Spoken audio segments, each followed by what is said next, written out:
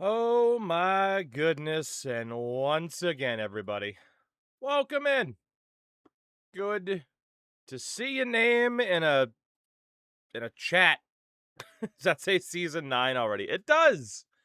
It does. We have actually made a hell of a lot of progress. We have been simulating one season per night.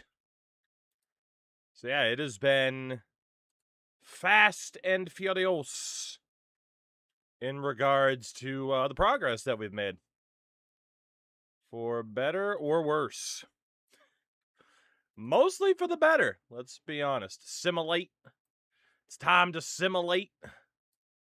All right, I need 1 second because, dare I say, we are going to get into a slight bit of team builder nonsense. Because Ripley sent along some of the assets that they used, which we saw last night and can make for some interesting alterations to the jerseys that we've been using. So, we're renaming the team, not the players. Yeah, there you go. There you go. We'll rename the entire team. We're no longer the Blue Moose. We're the Piss Boys. I don't know. We're the Piss Boys. We're the Piss Boys. All right.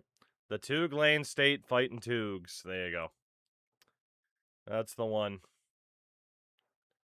That is the one. We outpiss the competition. Nobody can outpiss the boys of Toog Lane. Nobody. Alright, so it's not Toog Lane logos. It's this one. The Hornless Moose is off-putting. A little bit, but I mean, technically... number one, I didn't make it. But, you know, it does the job. It does the job.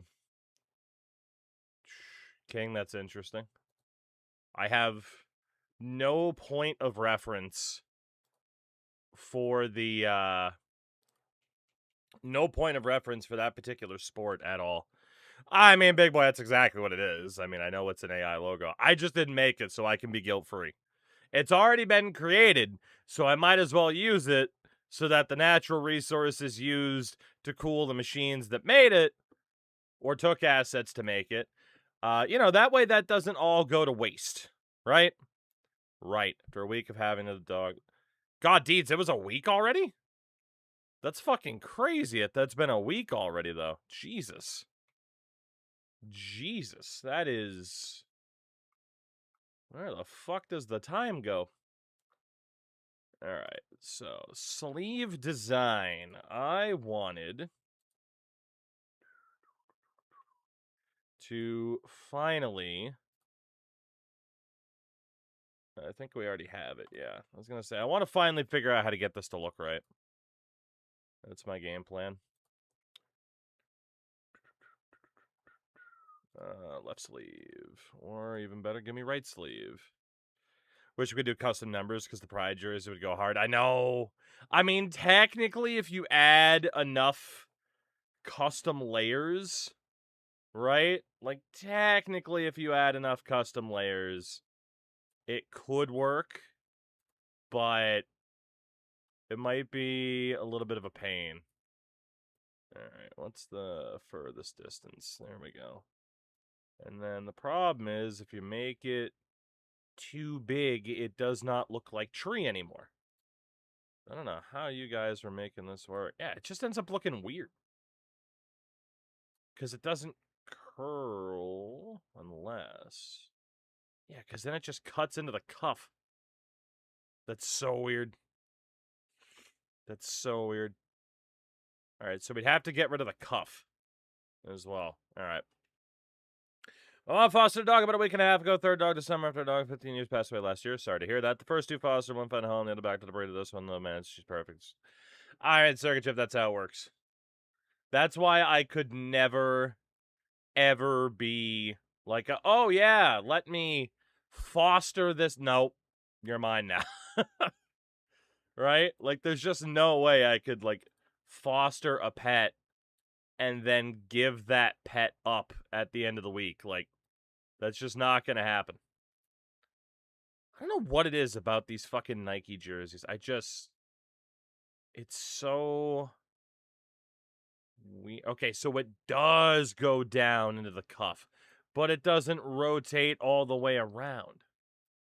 Unless I do this. Oh my god, it can go all the way down. Whoa. That is so weird. It's so weird how this tool works. The fact it can go all the way down the side as a stripe. That is bizarre. Big Ted, 20 months. Teddy. Thank you very, very much. My buddy's family fostered a lot of dogs, and it was the same. Dad thought, yeah, I mean, there's just no way. Do I like that? I mean, it is different. Looks like a big spiky cum. Yeah, honestly, I know that's kind of what I was thinking as well. Attack of the Splooge. Unfortunately. Other people have been able to put together some decent other options, but, I don't know. For some reason, whenever I get into Team Builder, I just feel like it ends up looking kind of weird. It ends up looking kind of weird. That's what the C stands for when we make you captain. Who comes on their own sleeve? Have some class. I know. With the trail. Oh, that's fair. I mean, you know what? Fuck. I mean, we could try it and see what it looks like in game. I'm not opposed. That's fine. Alright. And then left versus right. Woo! And connect them. You know what? I mean, I'm good to try it. Enough people have sent along some prospective deals. Tulane University at Cum Trail, man. There you go. Yeah, you know what? We'll give it a try. Why not? We'll give the old Cum Trail a try. It's a team effort at Tulane. Oh, goodness. Dare I say y'all are the worst. Alright, let's see. So the Y scale was not maxed out. Alright, so no Cum Trail. The fuck? What did I enter? You never know with this particular chat, right? You never know. You never know what is technically going to be happening in regards to this chat, do you? You never know. Fuck, I just realized in fairness, I want to use the dark blue on that one. I don't know, everyone in the Asher Cum Trail isn't that weird in this community. That's fair. That is fair. Alright, let's delete that for a second, though. I want to use the blue one for this particular jersey. Now, let me know what we're doing. Mostly.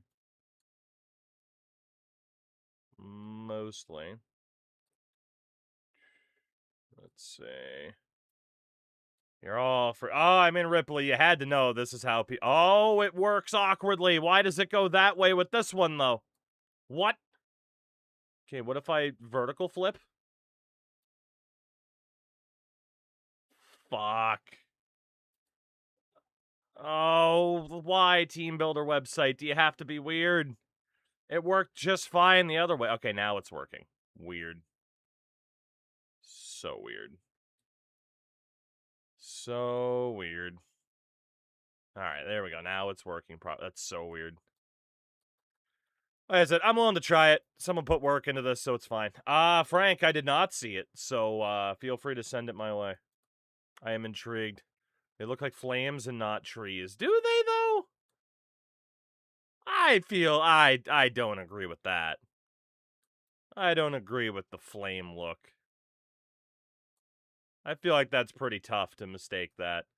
Regardless, people wanted jersey changes. These are the concepts that were sent my way. It's what we're doing. It's what we're doing. I said I wouldn't waste people's time if they went ahead and tried to put something together. Ripley put something together. So we're going for it. So we are going for it. Climate change, all the trees will be flames eventually anyway, it's true. Oh, this one. I mean, Frank, like, let's be honest, the Red Bull sponsor ruins it, right? The Red Bull sponsor ruins it. The blue and yellow is great, and then you just, like, bam, the Red Bull logo, like, it does kind of ruin it. I can't say I'm as big of a fan.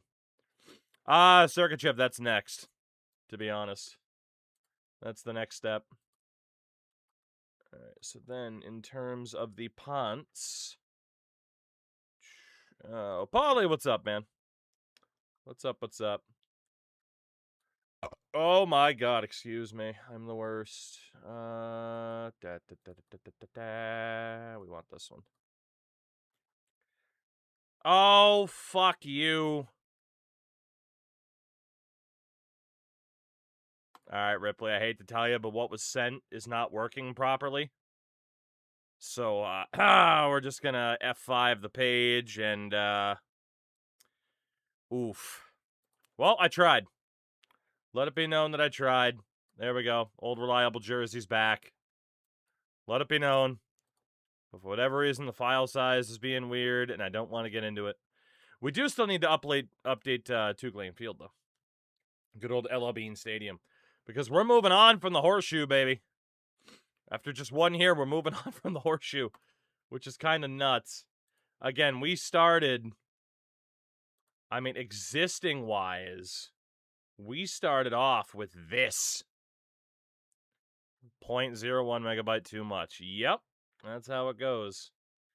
So high school stadium, that was 66,000 for the big-ass generic stadium. We've already had that one. So this is where we want to end up at the end, pretty much. That one stand is going wild. Hell yeah. Clear that out. So we had that one. We had the side stadium. We had that one. Okay, that's actually where we wanted to end up. That's fucking Michigan State, for fuck's sakes. Which is nuts. There's actually not enough stadiums to properly do, like, an upgrade a year. As I'm learning. So, but then again, once you get to the big four, right, it's kind of fine. So fuck it. We're going for this one. Why not? We're going for this one, baby. Now, of course, the question is to blurf or not to blurf. I don't think we'll blurf. I don't think we'll blurf. Honestly, I think we're okay. Is there anything else to customize the stadium? No, that was it. Fair enough. Fair enough. Yerf. No blurf. Off-white turf. No. You guys throw these ideas out. It's like, yeah, blurf. And then I add the blurf, and everyone's like, oh, fuck, it looks terrible. And I light it, oh, so fucking looks terrible. And then I put the green back. Oh, but where's the blurf? And then it's like, oh, well, make it white or off-white. You're out of your fucking minds. You are out of your fucking minds. You just ask for shit without thinking about the consequences. You're out of your goddamn minds. You just ask for things without thinking. It's unbelievable. It's unbelievable. Blurf it up, it's unique. No more blurfing. Blurf is dead. The blurf is dead. And you killed it, chat. You killed it. Whether you want to accept that reality or not, doesn't matter to me. You killed it. We could have had a nice thing. But no. Chat's gotta chat it up again.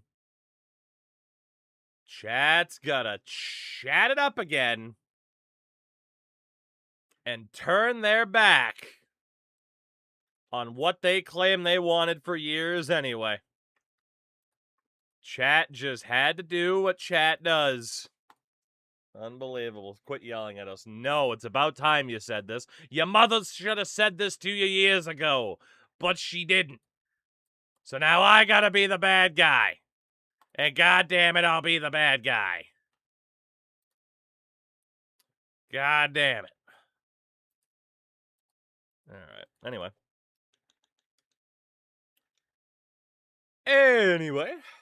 These game changes are all the same. It's true. It's true. We want Blurf. No, you don't. No, you don't. Not anymore, you don't. I don't care what you want. We're leaving the store. You're not getting a toy. We're going home and you're going to your room. I've had enough. I've had enough. I've had enough. Deke would blurf. Yeah, well, Deke would jump off a bridge, too, so would you do that, too? I like it better at Mom's. Good, go live with her. You know how much of a bitch it is to pay a mortgage? Oh, man. Fucking hell. Anyway. Blurf or I'll unfollow. Bye. Bye, but you promised us ice cream and Blurf. I didn't, though. I did no such thing. No such thing. Hell yeah, Lethal. Lethal always was my favorite. Lethal always was my favorite. Think about the Blurf ice cream bars. But where are my Blurf ice cream bars? Mom lets us have Blurf whenever we want. It's because she's a kiss ass. Somebody's got to be the adult in the relationship. Your mother ain't gonna do it, so I gotta do it. You can Blurf if you want. Or you can leave the Blurf behind. Alright. Look, it's not my fault some people are colorblind. Damn it. Hey, we don't have to get rid of anybody. Good. Alright, let's get the nonsense. When am I naming players? In about 10 minutes, you fuckface. Love you, Crash. Chat's turned me into a feisty son of a bitch already. Don't be blaming Connor for this. There was more than one person who was like, I can't see. Alright? Alright, there was more than one person. Don't you go blaming Connor for that. You people. You people. I see what's happening here. Proceed. I haven't thought about that in a long time. Holy shit. God, remember when Adam Sandler was funny? What a time. Either that or he was never funny, but I was immature enough to find it hilarious. Maybe column A, column B. But, goddamn, Billy Madison, what a movie. What a movie. Oh, where's Kent State at? Where is Kent State at? Gonna move them down. So sorry to interrupt. Probably the immaturity. But that's the thing, I'm still immature, so how do you explain that? It's not like I sit there and watch fucking Pixels laughing my ass off. That movie sucks. Remember Pixels? When Josh Gad... God damn it. When Josh Gad fucked Kubert and had kids. High comedy. Funny stuff. Funny stuff. Pixels was my son's favorite movie. Oof. Oof. Oof. Fucking oof. Don't you shit on Pixels. I don't need to shit on Pixels. It shits on itself. Call that movie The President because all it does is shit on itself, okay? Poor Monroe. Or El Paso. Wow. Hubert Farnsworth. What a character. What a character. And then Hawaii. Sunbelt for Army. Alright. Ah! Cooperate with me, Word Doc. Fuck. Pixels was my son's favorite movie. That's just bad parenting. I'm kidding. You're a tremendous father.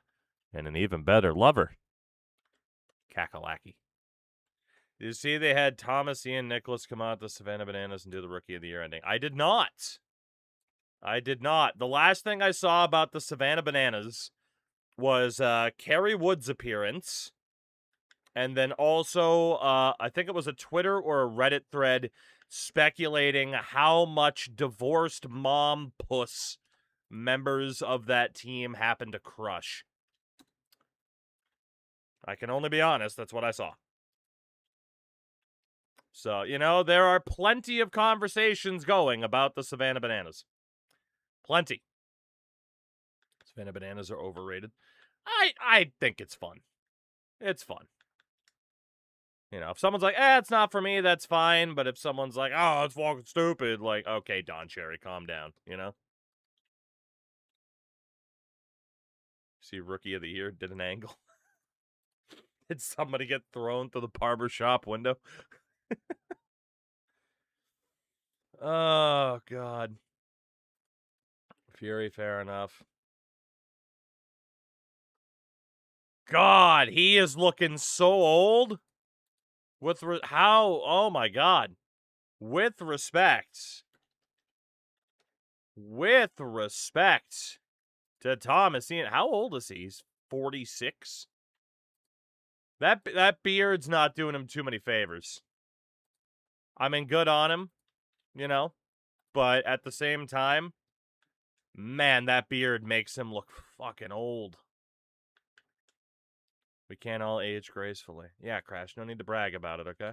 Like, oh, I'm not sitting here being like, oh my God, but like, the scraggly salt and pepper beard, you know, like, it makes him look so much older than 46. That's all I'm saying.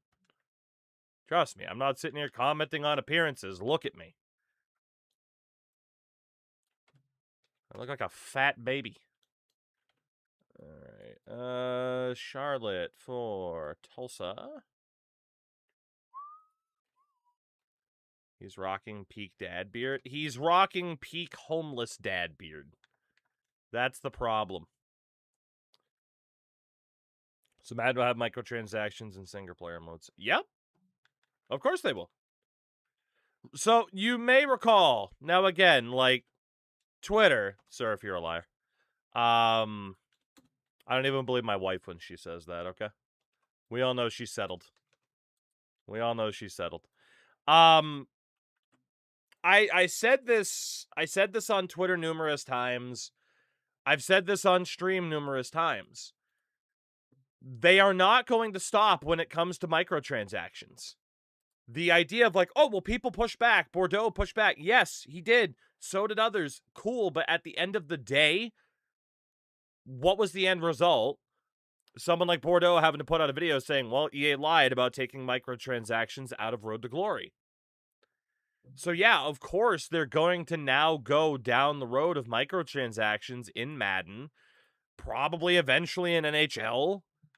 Like, again, the only way to truly voice your displeasure about that shit is to stop buying the video games. That's it. There are no amounts. There's no amount of tweets or video essays that people can put out that will stop the consistent microtransactions of these games. Or, yeah, buy the game and don't spend on the microtransactions, but if you are inherently against the microtransactions It's not going to change if you keep buying the game. Shout out to Bagel for the 86 months, the Anton Strawman. 86 months is a prison sentence. But yeah, I had a tweet about this the other day. And like I stand by this, right? I feel like this sums it up pretty well. There was this tweet. On the PlayStation Store, FC Ultimate Plus Edition, which the FC community has been like, what the fuck? You're charging this much for a game? It has been more highly pre-ordered in these countries than the fucking GTA Special Edition. Like, again, the only way to get the change you want of like pushing back against microtransactions and shit like that is if you and a large amount of people stop buying these games if you're actually that unhappy about it. That's the only way. Because that's who you're up against, are the people who are perfectly fine with the state of these games and will pay for them every year. So if you're just like, yeah, well, I complained on Reddit and then I still bought the game anyway, congratulations, you're fucked. Like, you're fucked. There's no way the change you're hoping for is going to happen. It is just not going to happen. Because those are the people that you're up against. EA is not going to give a shit if you still buy a game, but you say, yeah, but I'm unhappy about it. You still bought it. You're still giving them money. Those people are still giving them a lot of money. Like, it's one of those things. And it's like, I've seen a lot of people make the arguments of like, well, it's the only game. And if it bothers you that much, there are years worth of older games to play. You know? If it bothers you that much, don't play the brand new game. Wait until it's fucking $20 3 years down the road and then upgrade. Right? Like, but it's the same people being like, well, it's the only game that I can play. Those are the people that are addicted to the online modes, whether or not it's Ultimate Team or whatever else. And it's like, well, I can't play this because everyone just goes to that. Then it's like, well, then you have to decide what's more important to you. Taking a stand against the lower quality game, or making sure that you still get to play Ultimate Team, still get to play clubs, whatever else. And clearly enough people still say, oh, I'm not fucking happy about it. I'll still play it, though. Here we are. What incentive does EA have to change? Does 2K have to change in those instances? There is no incentive for them to change whatsoever. So, yeah, I mean, not to mention, right, Ripley? Exactly. Literally hundreds of thousands of other games exist. Even if you are ball and gun video game player, there are thousands of ball and gun games out there. You know? But again, like, unfortunately, the status quo is people do like to complain and hope that that's enough because it makes them feel all right about themselves. You know, hey, I'm not going to say, I'm not being hypocritical here. Like, yeah, I've spoken out about these games and still played them. Like, I'm a fucking hypocrite too, but at least I can recognize that I'm a hypocrite. Whereas a lot of people can't seem to do that, unfortunately. You know? So it's just, I don't know. I'm very exhausted by the conversations surrounding games. It's like, man, like, make a decision for yourself and proceed from there. You know? But yeah, at the same time, to Ripley's or to Lethal's point, even though I haven't read the whole message, I mean, the internet is an echo chamber. And saying this thing bad will always get a ton of interaction and a ton of views, you know? So, they had a rostering. I haven't seen a single person create year-to-year rosters in any of those games, if it's the same game. Yeah. I mean, the fact that they haven't been cross-plat either sucks. You know? Yeah, Smelly, and, you know, for that, like, I commend you, right? If you're just like, nah, man, these games aren't it. These games aren't worth my money. Like, fuck you, I'm not paying for it. Like, hell yeah. That's the attitude you should have.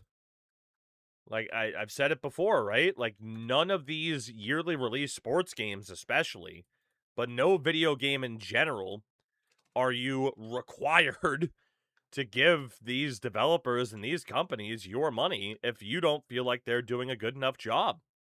You know? Like, it really is that simple. I get the idea of like, yeah, but I want it to be good. Okay. But let me tell you this. In life, eventually, you have to come to the conclusion that some things just are the way they are, and no amount of expressing your concern, frustration, etc., is going to change that thing. Eventually, you just got to accept it for the way it is. So, for example, that could be people.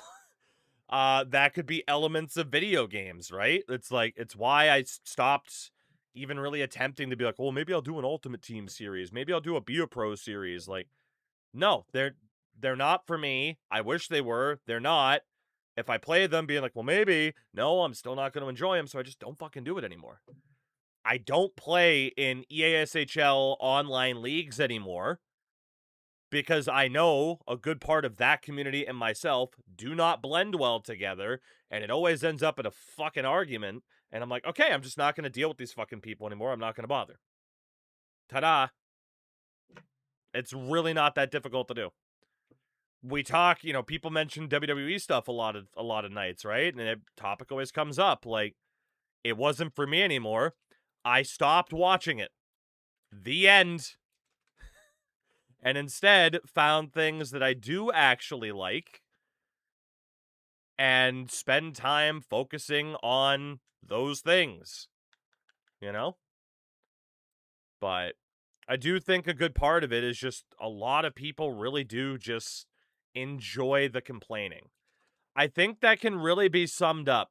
My wife and I actually had this conversation within the past month. And there's a saying, I don't remember where I first heard it, but it's very true.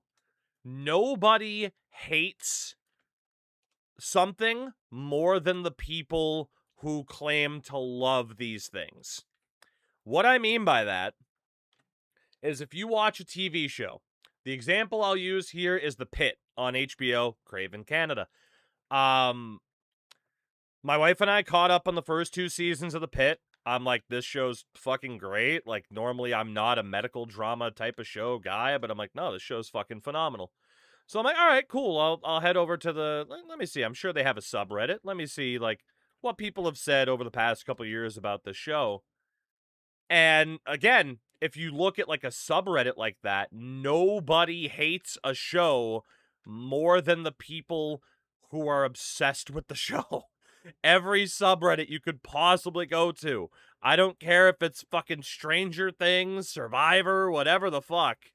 You go to that subreddit, and my God, it's nothing but fuck this, fuck that, fuck you, fuck him. Like, it's absurd. Like I said, like, it's just, there's so much currency, I guess, into being negative about something, even if you invest a ton of time into it. And I don't know, I guess just the older I get, I'm just like, either I accept something for what it is, or I don't, and I move on from it. Nobody hates a team more than its own fans. Right. And I mean, I'm not saying this is a new phenomenon, right? Like, I didn't fucking crack the Da Vinci Code here, right? Like, sports talk radio has been a thing for decades in terms of people calling in, yeah, I've been a Mets fan for 40 years. Fuck the Mets. Like, like, it's, that attitude persists. That's not going to change. Much like in a lot of ways, these video games aren't going to fucking change. So it's like, man, accept it for what it is or don't. Like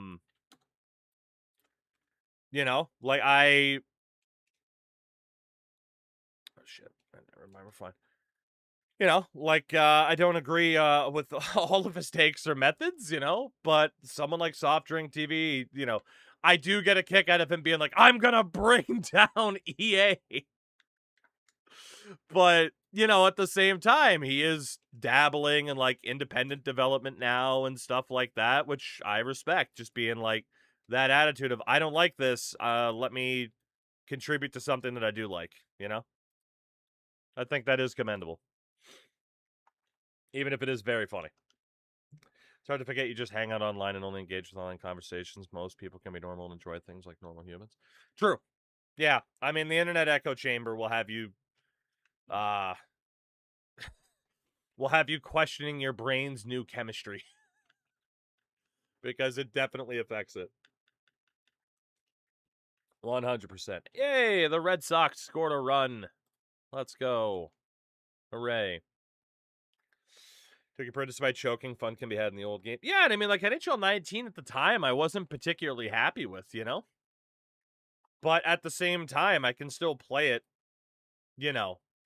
I can still play it nowadays and be like, I can still have fun with it, you know? I really liked and still like his documentary vids with the negative ones, 100 removed things. Same. Yeah, I mean, Surf, like, there is that element too, right? And again, like, I don't blame him for doing it. It'll get views. But, you know, every single year, you will have, you know, someone like Soft Drink or Angry Joe every year puts out his Madden video. Fuck this game, fuck that, fuck this. And it's like, again, you do it for the views and because you know people are going to watch. I would like to think, you know, he's at least aware of just like, yeah, I do it for the views because nothing's, nothing's going to change.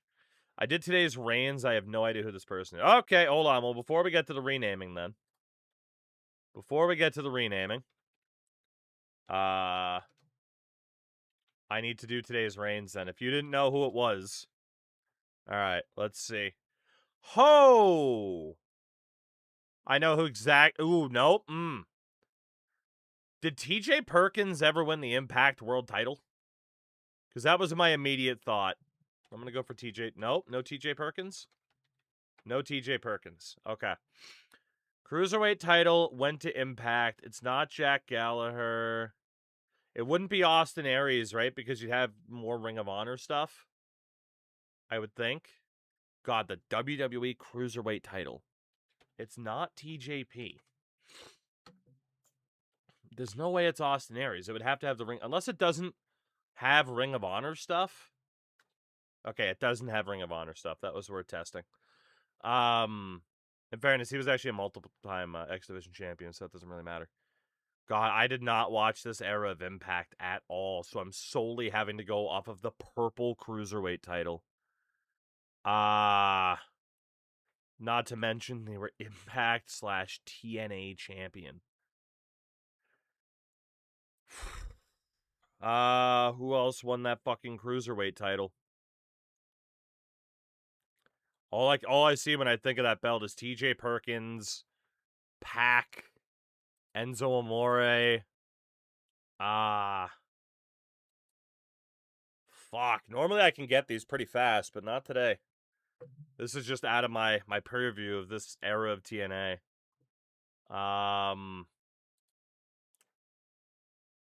Cruiserweight champion. TJP. Brian Kendrick.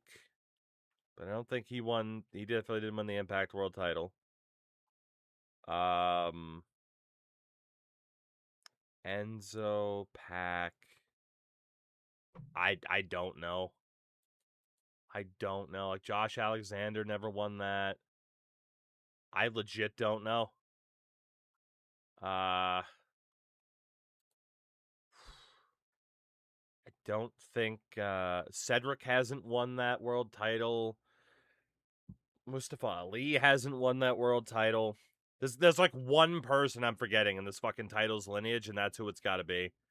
That's a fucking nightmare.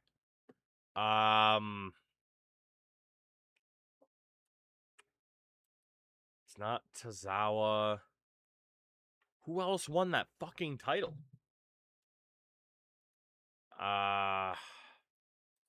Who ended up in TNA. And that's the most recent title that they won. Was the weird multi-version of the TNA title. Wouldn't be Sabin, wouldn't be Shelley, because more X Division titles.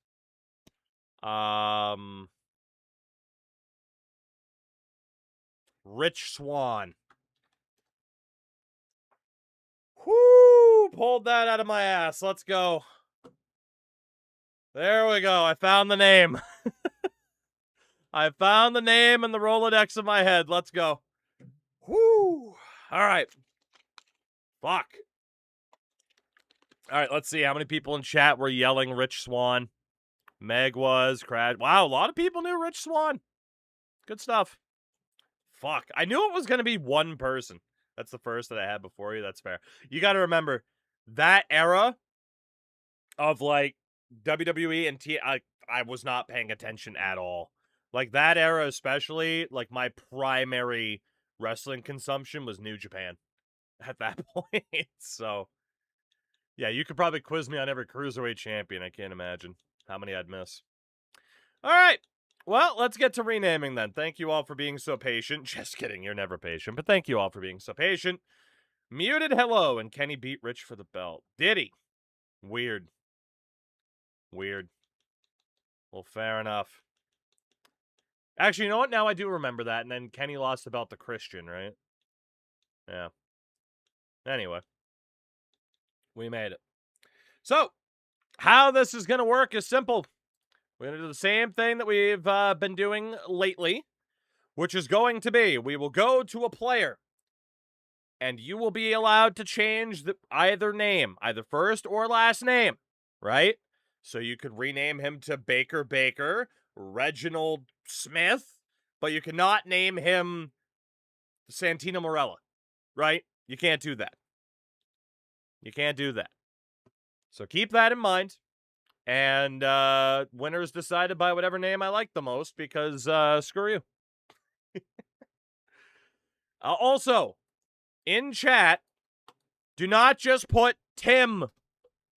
Do you want him to be Reginald Tim or Tim Baker? I don't know. Put the full thing. Otherwise, I'm just going to ignore you.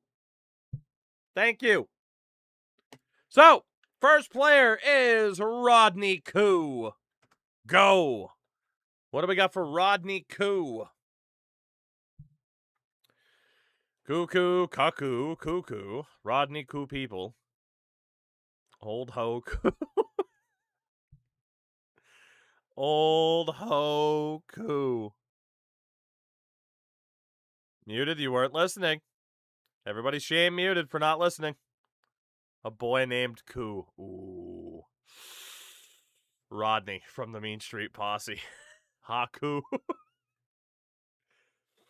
Oh, man. There's some good ones. Rodney, White Boy Challenge. Fuck, that's too many characters.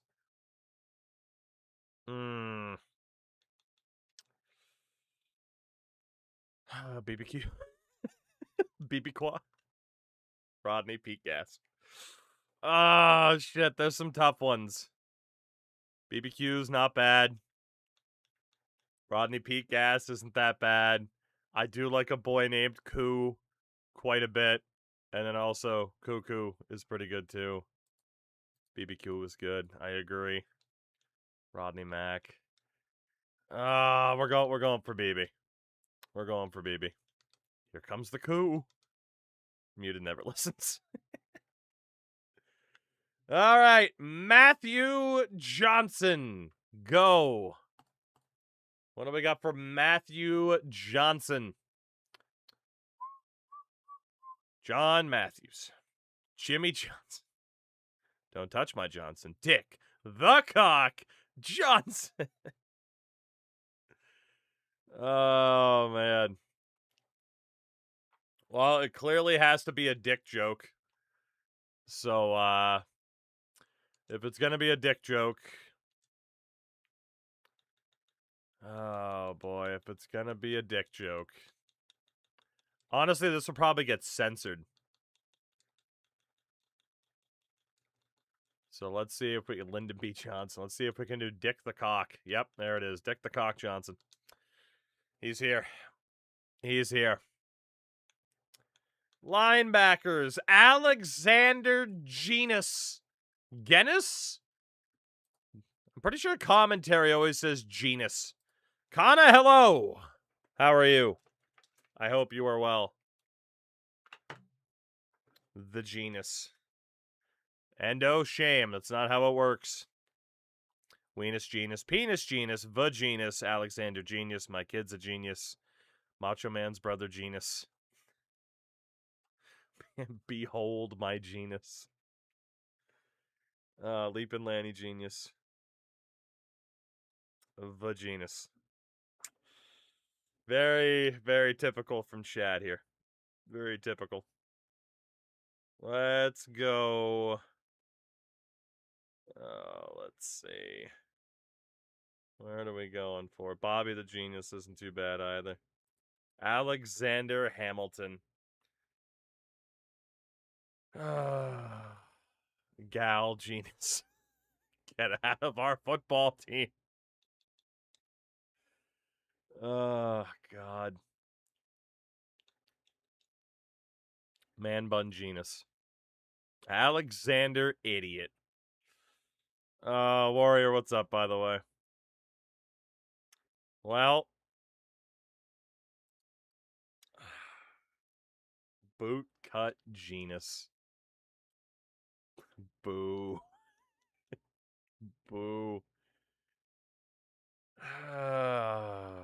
Gal Genus, since we have so many damn wrestlers. Chat's a genus. There you go. Oh, God. The Weenus genus. There's some options. There's some options. Oh, boy. I don't know who to go for. Alexander the OK. You know what? That's winning. That's winning. Screw it. That's winning. Baraka Ophadial. What do we got for Baraka Ophadial? Oh, Fury, don't worry. I saw. Also, by the way, I just remembered I had this on my desk. So while we're getting suggestions for Ophadial, let's see how much the 2 stitches in my thumb are going to cost me financially, because I got my medical bill today. All right, 2 stitches in the thumb. What's that going to cost me? What do we got? Where's the number? $75. You know, that's a hell of a lot less than I thought. Shout out to insurance, I guess. That's a medical bill, right? Yeah, only $75. Ha! My wife has good insurance through her job, and I'm allowed to be on the same plan, so it's delightful. We pay out the fucking ass for it, but you know. All right, Crash. What the hell did you send me 20 minutes ago? Oh, you gave me a clue. All right, well. All right, what do we got for names? What do we got for names? Baraka Obama.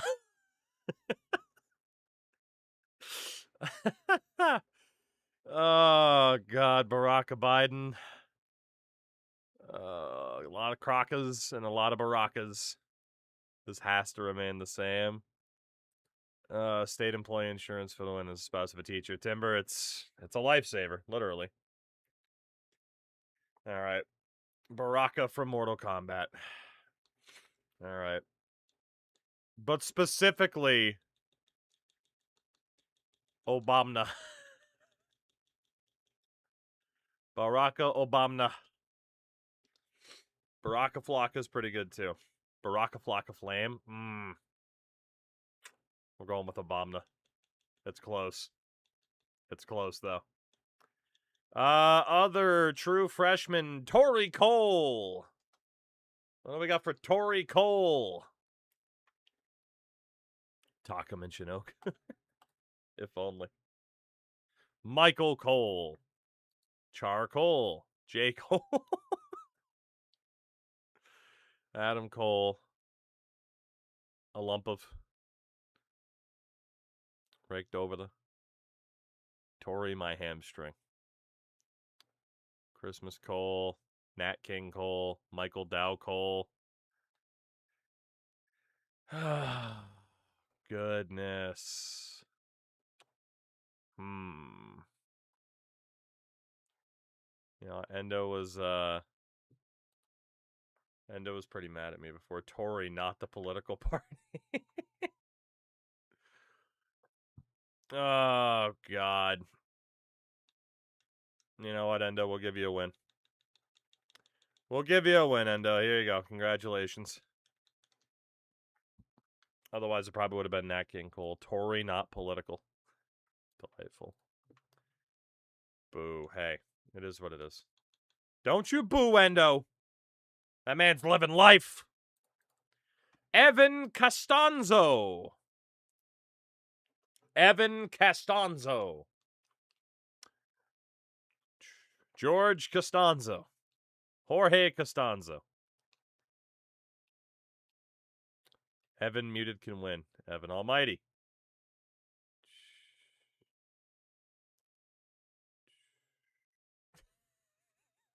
Anna with another brand new sentence. Evanescence. Not bad. He's... Ah, you're right. He is a junior. I hit the wrong guy. Oh, fuck. You're right. He is a junior. I lied. Sorry. He didn't have a red shirt, but he was a junior. My bad. We will look for a different freshman. It's good, though. You know, we're getting chat to use their brains. We know they don't use them that often, so... Giving you guys a chance to, you know, flex those muscles for once. All right, we got running backs and a couple of quarterbacks then. So instead, it's Adonis Michel. Adonis Michel. Our first elite dev. Not many freshmen on the team. That's just been the way it's gone. Adonis Thanasis. Oh, Adonis Graham. We're good.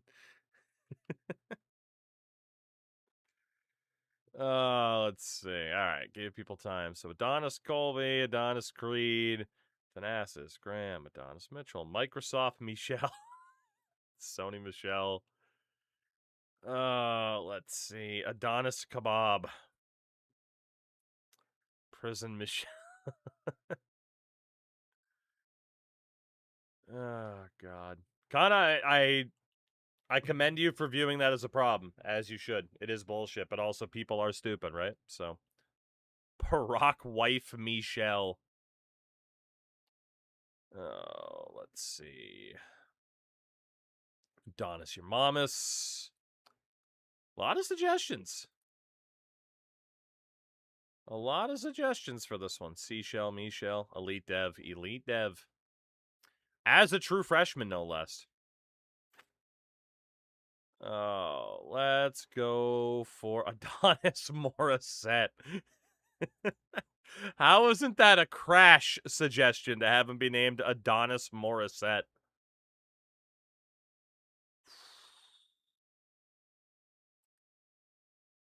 How wasn't that a crash suggestion, you know? Adonis Morissette is goated. We'll go for it. We'll go for it. I can't believe that wasn't a crash suggestion, honestly. Wasn't there 2 S's in Morissette? Yeah, there is. There we go. Works for me. No one's beating that. It's pretty good. Hey, look at the Red Sox staging a comeback just in time to probably lose. Let's be honest. Colton Ayu, this one was decided last night when we officially recruited him. So, you know.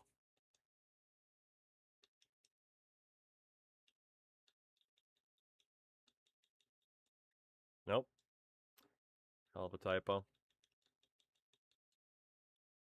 Oh, you can't put FUC? Can we do a Q? Fuck you! There he is. There he is. And then the quarterbacks. We start off with Damon Smith. Or Smythe if you are British, but I'm thinking of Ryan Smith, Oilers legend, Kings legend. What do we got for Damon Smith? Conn Smythe. You know what? Conn Smythe could be pretty good.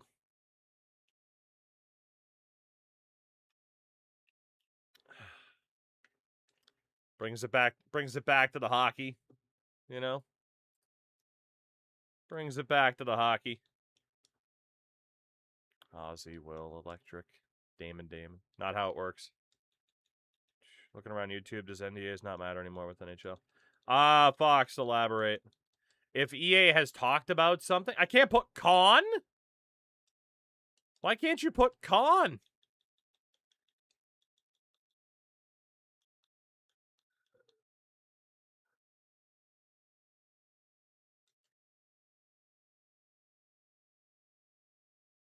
What's the... Corn smite. Like scamming people? I guess, yeah. Con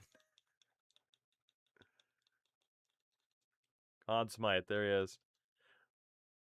But, like, why is that blocked, I wonder?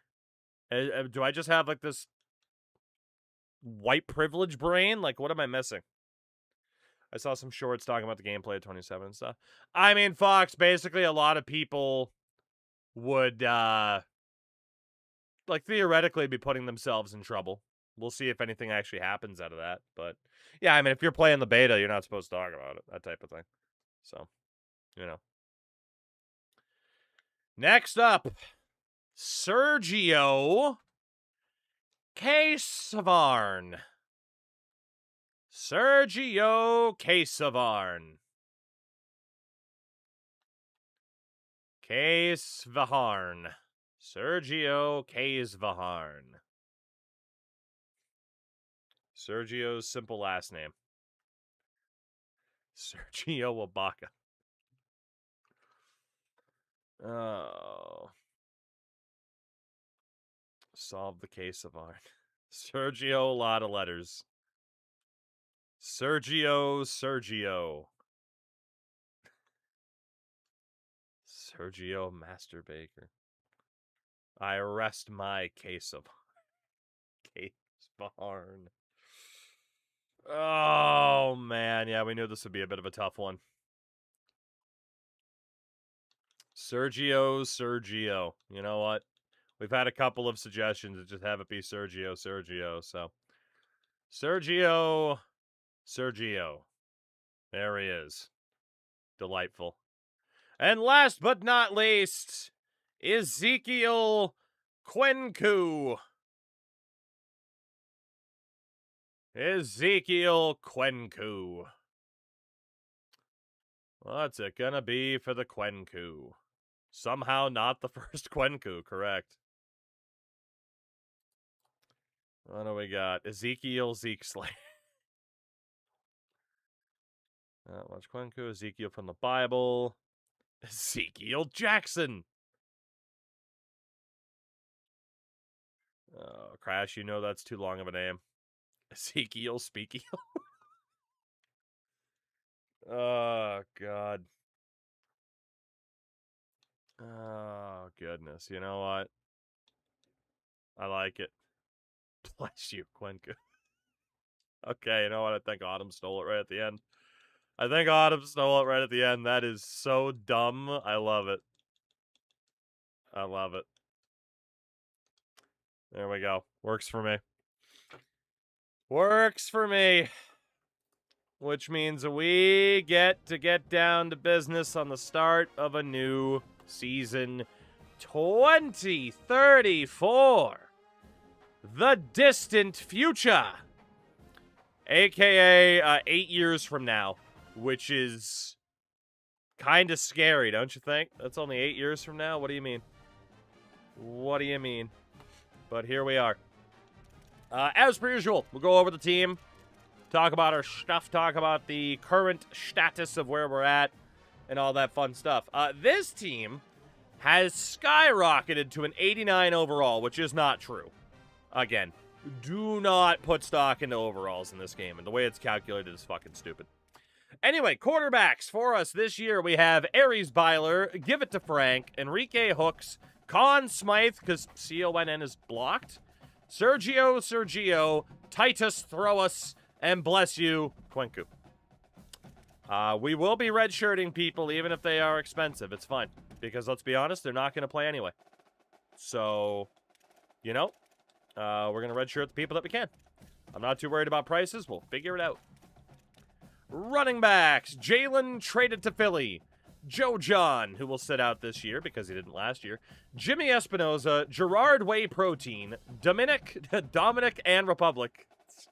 Still a good one. Adonis Morissette, and fuck IU. Which again, we knew that is the, that was going to be his name. No fullbacks are wideouts. We have Zach Ahmed, Kelvin Mallory, who honestly is too good to sit out. If you're about an 85, we can't really justify having you sit out because you could go pro at that level. So then we also have Napping on Couch for his senior year already. Dallas the TV show, Nasty Boy Skaggs, Oliver Lawsome Awasome, and Memba Matlock. I Memba.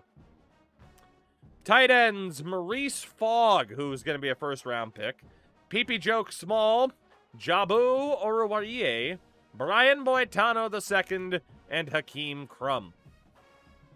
Left tackle is Matthew Griggs and Taylor Madden. We're going to need so many linemen this year. Oh, my God. Left guard, Josh Whitehurst and Mike Chase. Centers, Byron Get One Free, Jermaine Bourne, and Keenan Kell Jr. Right guards, Lindsey Graham's Ladybugs and Marcus Peppers. And right tackle, Jamal Stead with Glenn Awesome. We are going to need so many linemen this year. Oh, my God. Edge rushers, bet the under on FanDuel. Got Dang. And Chaz Hands, who's been moved over from tight end out of kind of necessity, really. And on the other side, Dennis Shaughnessy, Kaware Kwenku, the older brother of Bless You. Moses Split the Sea, and Shaq Roundtree. Defensive tackle, Tamise Knuckles, Hashim Olajuwon, Nick Virgin, Becky Lynch, and Evan Costanzo, who will sit out because, yeah. Linebackers, Joe NHL, J. Cole, Taylor Ackerman, and Charles in Charge. In the middle, Jeff McNally, Cam O'Flage, Trayvon Horan, and Gerlette Boyette. And on the right is Toby Banks, Agent Toby Banks, Tobias Vaughns, Quincy Sizemore, Alexander the OK, and Baraka Obama. Corners, Just Cut Me for his junior year. Reginald Baker, Cole Anoscopy, Lyle Crocodile, Roy Boito, BBQ, and Dick the Cock Johnson. Delightful. Safeties, Antoine Winfield Jr., Dill Pickles, and Tobias DeHigdon. And at strong safety, Juan Andun, George Harrison Garrison, F.U. Gallimore, and Jason Bloom. Your kickers, because we actually didn't have to cut anybody, we're 4 players under the max, is Jeff Barkow, Tyree Pepper, Eric Nunez, and at punter, Zach Booty, and Ryan Burks. Delightful. Yeah, there's no way this team's like actually worthy of an 89, but it is still a hell of a team on paper. We're going to need so many offensive linemen this year. So quarterback, shout out to Carson for the 48 months on the primer. Absolute ridiculousness. And Carson, I'm glad you have fun with it because I have fun with it too. I've had a lot of fun with this challenge, but that's because we've been successful, shockingly. So Aries Byler, going to be our starter again. Still feeling good about that. Running back will be Jalen traded to Philly and then Espinoza, but, you know, we're looking okay. We got some speed between the two of them. Whey protein is so fucking slow, though, so maybe the power back, but Dominic and Republic might get a chance. Fullback would be whey protein, so that's fine. The wideouts, I mean, Zach Ahmed and Kelvin Mallory are the top two. Like, that's very obvious. We will put Star Dev Dallas, the TV show, over Napping on Couch. Although Napping on is very good. But I'm sure those two will both still get plenty of time. That works for me. And then Lawsome Awasome. Unfortunately, Skaggs is slow as shit, but there's not much. There's not too much we can do there. There is the 75 overall down here, Memba Matlock, but he kinda sucks as well. He's at least faster, but yeah. Tight ends, again, Maurice Fogg, Pee Joke Small. Impact Dev for Boitano, so let's get Boitano in there. As much of a pain in the ass as it is, let me make sure left guards and right guards are on the proper side, because I swear that causes some of the issues. So right tackle, we'll go with that. Backup left tackle is going to be Madden. And then if we go left tackle, it is Madden. Griggs will be above him. And then if you need a backup tackle, it can be Mr. Awesome. Left guard. Let's get Whitehurst in there. And then we'll also bring this guard up as the other option. But I swear, when it puts like left tackle at right tackle, it does make players just terrible still. So I don't know why it does that by default. But it is very annoying. And maybe I'm wrong, and maybe just the O-line will still kind of suck this year for whatever reason. Edge rushers. Let's see. I mean, God dang and hands can certainly just be there. That's fine. Star Dev for God dang, and then the right side, Kwenku, Split the Sea, and Shaughnessy. Where Kwenku will be the starter there. I mean, even Moses Split the Sea will put him up over Shaughnessy here. You could argue for Moses over Kwenku because at least he has takedown. I think Moses is going to be the starting right side edge rusher. That works for me. Defensive tackle. Tamise Knuckles or Tamise Knuckles. Yeah, we're looking okay. We're looking okay there. Linebackers. Let's make sure the fucking strong side's actually on the strong side. I hate how it still does this. I really do. So weak side will be Banks, Sizemore. Did we have another weak side option? We did. That was Vaughn's. Will definitely be above Sizemore. In the middle. Definitely the most depth we have is in the middle. The question is whether or not we want to go 4-3, 3-4. I'd love to run the multiple to just be able to, like, properly take advantage of the depth that we have, but one of those zone pressures certainly seems to generate the best results, you know? Alright, so get Joe NHL in there. Do we have anybody else on the strong side? No, we did. Yeah, we did. Charles in charge. Alright, corners. Star Dev for Roy Boito, so we'll bump him up. Honestly, to the third best spot. That works for me. Eating a giant chocolate Easter bunny in July feels... Like, did you get it discounted today? Or were you just like, oh yeah, I have this. I'm going to eat it. That's the real question. Alright, kicker. God, who is the best kicker that we have? Definitely Tyree Pepper for the power. And if not him, these guys are both pretty close, but we'll go with Barcow as backup. And then punter, definitely go with the guy that has the better power. Zach Booty. Return man, Roy Boito. Looking like the best of the bunch. And if it's not him, it can be Jaden traded to Philly. Get it discounted a few days after Easter just eating. Okay, so you definitely forgot about it. Fair. Fair enough. Kickoffs are good. Long snappers good. Third down back can just be the highest rated guys. Although whey protein, yeah, you know, it's fine. Slot receivers, same thing. Like, we have plenty of depth. We should just be able to get away with using the highest rated player at all time. And what else do we have? Left edge. Left edge, left edge. I mean, we might as well just go with guys in that proper position. It's fine. I'm really trying to make sure we avoid any sort of, like, penalty that I swear the game likes handing out for playing people in the wrong spot unless they have that team player trade, right? Alright, that's looking good. Let's go Split the Sea again. And then defensive tackle. Don't know why we just wouldn't have that guy in there. Linebacker. Let's just always make sure it's one of the best. And same at corner.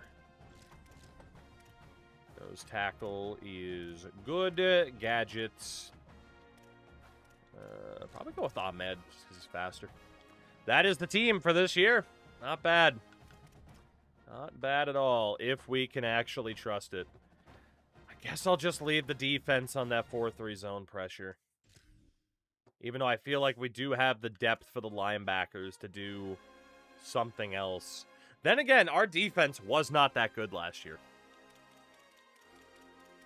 So maybe we do just switch to the multiple, knowing that it kind of allows us to run whatever we might want to run at the time, you know?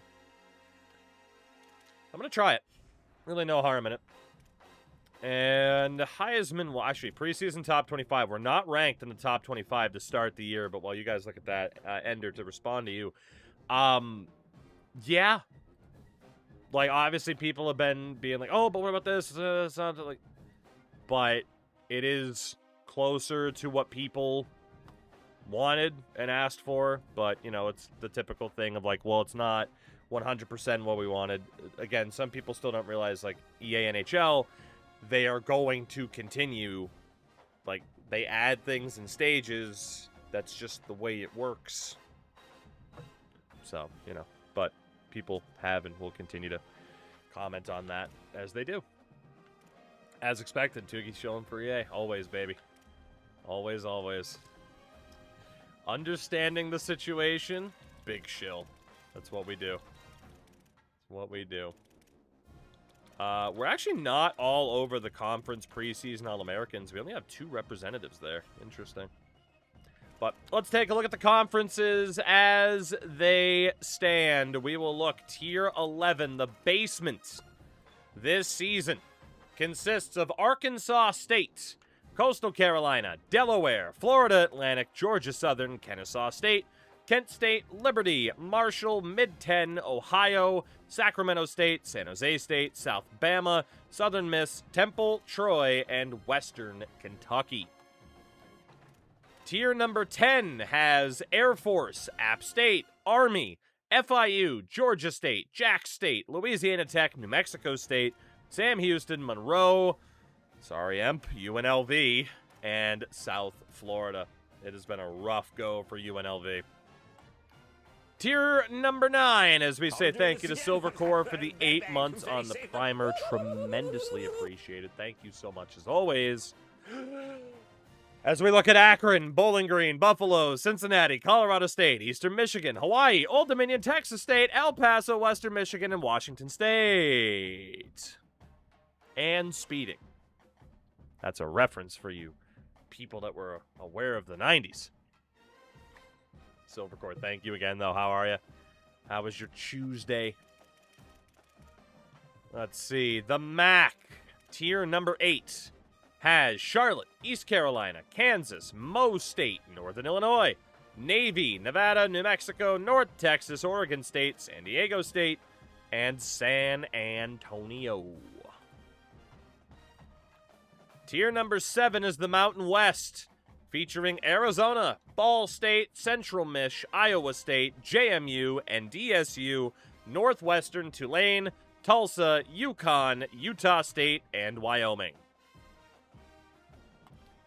Tier number 6 has Baylor, California, Fresno State, Houston, K-State, Kentucky, Miami of Ohio, Rice, Toledo, UAB, Vanderbilt, and Virginia Tech. Tier number 5 has Boston College, Maryland, UNC, Oklahoma State, Pittsburgh, Purdue, Rutgers, Stanford, Texas Tech, Tulane, Wake Forest, and West Virginia. Tier number 4 has Duke, Illinois, Iowa, Louisiana in Tier 4. They are a 3.5-star program. Memphis, Michigan, Michigan State, Mississippi State, Mizzou, NC State, SMU, and Wisconsin. Louisiana has to be one of, if not the biggest stories I've ever seen in one of these pro rels. Tier number 3 is Alabama, Arkansas, Auburn, Clemson, Colorado, Georgia, Oregon, Syracuse. They've done a really good job of hanging around up there. TCU, Central Florida, UCLA, and Virginia. Tier number 2 is Arizona State, Florida, Florida State, Georgia Tech, LSU, Minnesota, Notre Dame, Ohio State, Ole Miss, Penn State, South Carolina, and Utah. And your top tier in the Big Ten, BYU, Boise State, Indiana, Louisville, Miami, Nebraska, Oklahoma, Tennessee, Texas, Texas A&M, USC, and the Washington Huskies. Damn.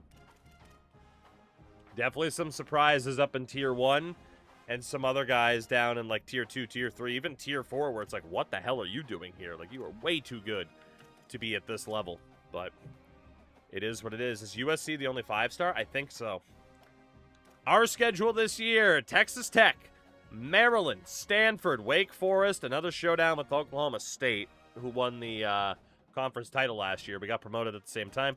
The rivalry game against Boston College, North Carolina, West Virginia, and Rutgers on top of whatever other games that we schedule. So let us take a look. Of course, Louisiana beat us last year, so it won't be them. It's got to be Toledo, right? It's got to be UConn as well. UConn's an actual rivalry game. We'll see if we can also schedule Toledo. But we're trying to find the highest star ratings of teams that might be susceptible, and there's Toledo as well. So Boston College, Toledo, UConn, Rutgers, all in the same season. Texas Tech. A lot of teams that we will play this year, we have a lot of history against. And perhaps the Green Wave of Tulane. It's either Tulane or Tulsa. I'd rather try to hand Tulsa a loss, I gotta be honest. We need FIU. Yeah, you know what? Screw it. Why not? Let's go super crazy on the rivalries, right? Oh, they're not available. Well, we tried. They're not available that week. All right, and again, we'll play home games because we still really need to improve our home atmosphere. So, that'll be the game plan there. In terms of the staff, again, not much we can do. Even if we get rid of this specialist, I don't think we can afford the next tier. We cannot. So we will stick with reducing NIL expectations over the recruiting hours. Thank you very much. Thank you very much. So, our first look at the recruitment board this season. Let's see what we got. Also, in terms of our school, it's a C grade for contender status, D- for program tradition, which is brutal. Killer Sox remembered his password. Unbelievable. 74 months. Sox, thank you very much. It is good to see you. How have you been? Brand exposure is a C. Stadium atmosphere is a D-. Campus lifestyle and academic prestige, we just can't improve at all, even through Team Builder after the fact. So, yeah, maybe put those on grades that you're okay with before you start with your Team Builder. B- conference prestige, C+ coach stability. Been better, but been worse. I mean, that's life, isn't it? That's how it goes, isn't it? Alright. We don't have any 5-stars that are interested in us. So we won't go after anybody there immediately. We also no longer have 4-stars that are interested in us because we dropped from a 2.5 to a 2-star. Fuck. Alright, it looks like we're going to be back towards trying to scout out the 3s. It looks like we are back to trying to sort and scout out the 3-stars. That is a lot more people interested in us than I thought. Yeah, Sox, fair enough. A couple people have mentioned that coming out. Okay. So quarterback, obviously not the biggest of needs. Running back, I mean, it says we need wideouts. I don't know if I believe that. Who do we have on the O-line?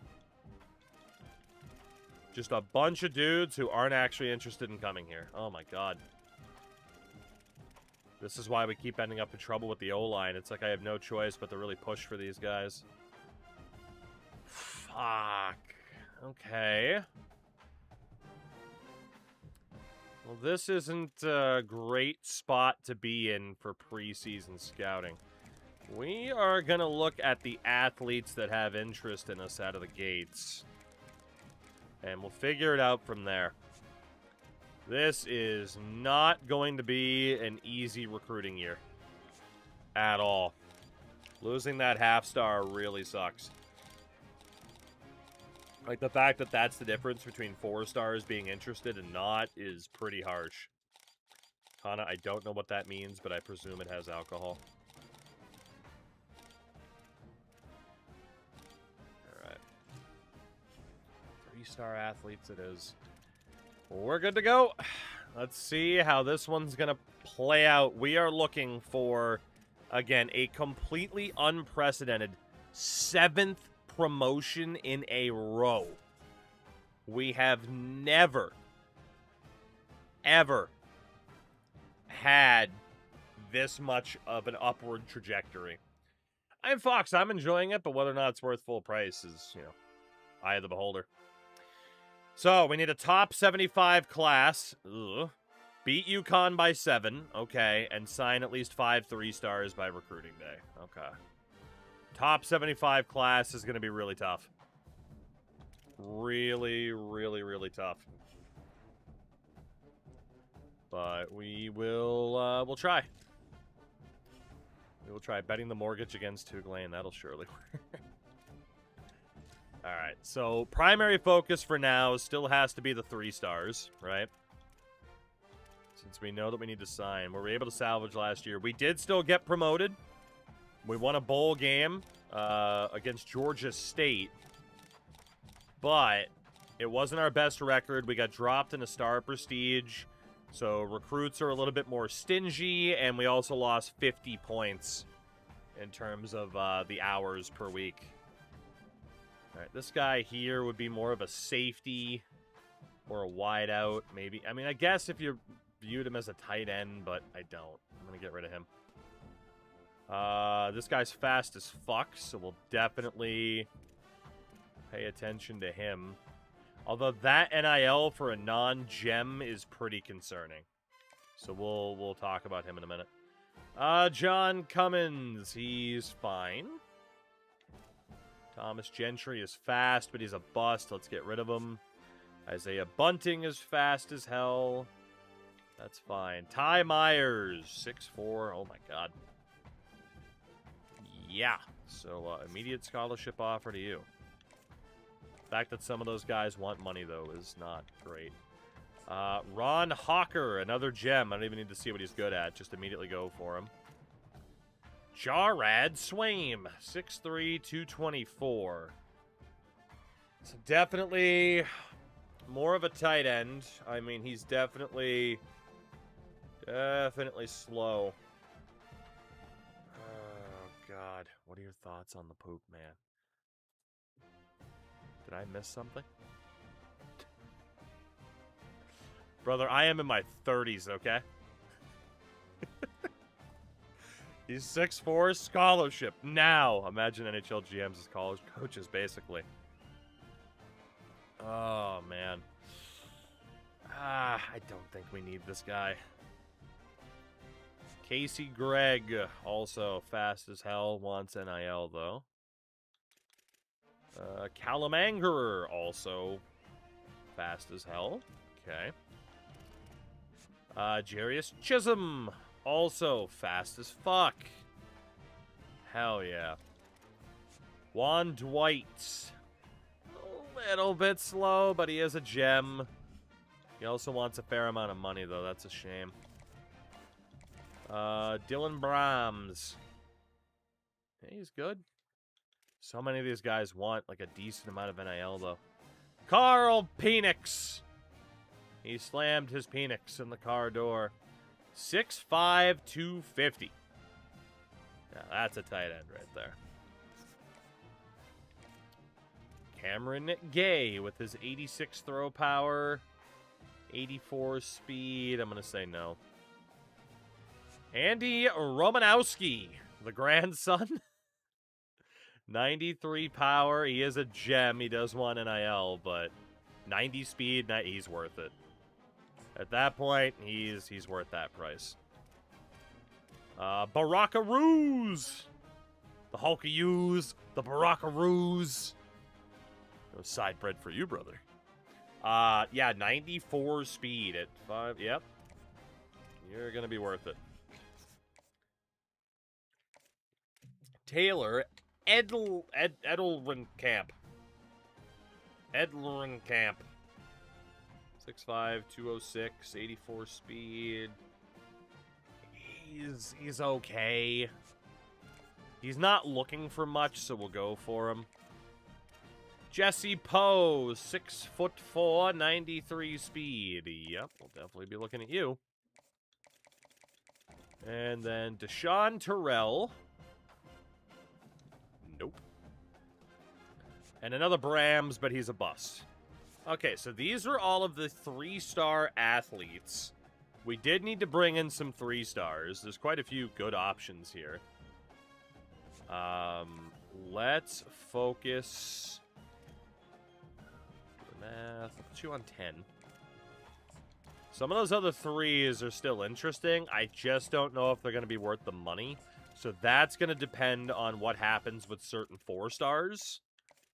And we're not going to know about the 4-stars until next week, once the AI have had a week to send out their scholarship offers. But yeah, like Poe, some of these other guys, like, they're good. I just don't know if I want to commit that scholarship money, but maybe we will, at least to start. I'm going to be a little bit short on being able to offer out all of the scholarships, but that's okay. We'll work on it. Is Edgar Allan already off the table? I mean, yes. Ty, not yet. We're about to, though. Man, I didn't think dropping down to a 2-star was going to be that devastating, but apparently it is. Texas Tech to start the year. Good chance of rain, as we will again be in another much larger stadium. We're almost into the max level. Biggest of Williams. 30 months on the primer. Billy, thank you very, very much as always. Welcome back.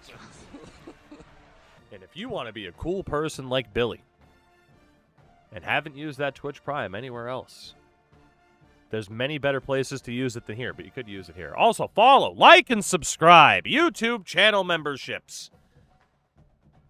I think that's everything. Second YouTube channel. The Twitch. The Discord. There's links everywhere. I keep getting emails from Kick being like, hey, do you want to stream on Kick? No! But, I don't know, the extra ad revenue could be nice. There's also Rets everywhere. All the links are here. There you go. All right, so for the guys that we had started talking to, we can compete with Air Force. We're good there. We're good there. ASU, that's a bit of a tough competition, but we'll try. Wisconsin's also a bit tough. Oof. Okay. So, first things first. Are there any 5-stars that did not get a scholarship offer from a team? Is there any 5-star being left out in the cold? No, so we're not getting a 5-star this year. So then 4-stars, particularly on the offensive line, is where I need to start. Did any of you guys not get offers? Antoine Macklin, we got to be all in for that guy. What about a guard? What about a guard? We have Tevin Otis, Kevin Spoon, and a tackle, Pat Bayer, I don't know. Anybody else, since we are in desperate need of offensive linemen. Last guy, Alani Osika. Okay. So then, back to the top of the board. We're not going to be able to compete with UCLA for that guy. We're out. Bowling Green and Tulane, we could compete for this guy. Okay, I mean, we're looking all right. Angerer, let's up to 5 points. And then Cummins, let's give you that basic level scholarship, at least for the moment. So let me scroll down further. And it's these offensive linemen that we need to be all in on. Even if it means we need to take other guys off the board to be able to afford them. We are so desperate for some top tier. Yeah, we're going to have to get rid of somebody. Shit.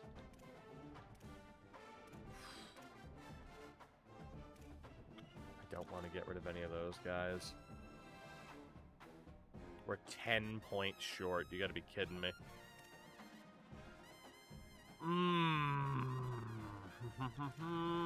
There's nobody where it makes sense to immediately take them off the board. That's the problem. I mean, aside from just maybe like the worst of the bunch, I mean, Cummins was fine, but he wasn't anything special. So you know what? Let's drop him. That way we can send an offer out to Osika.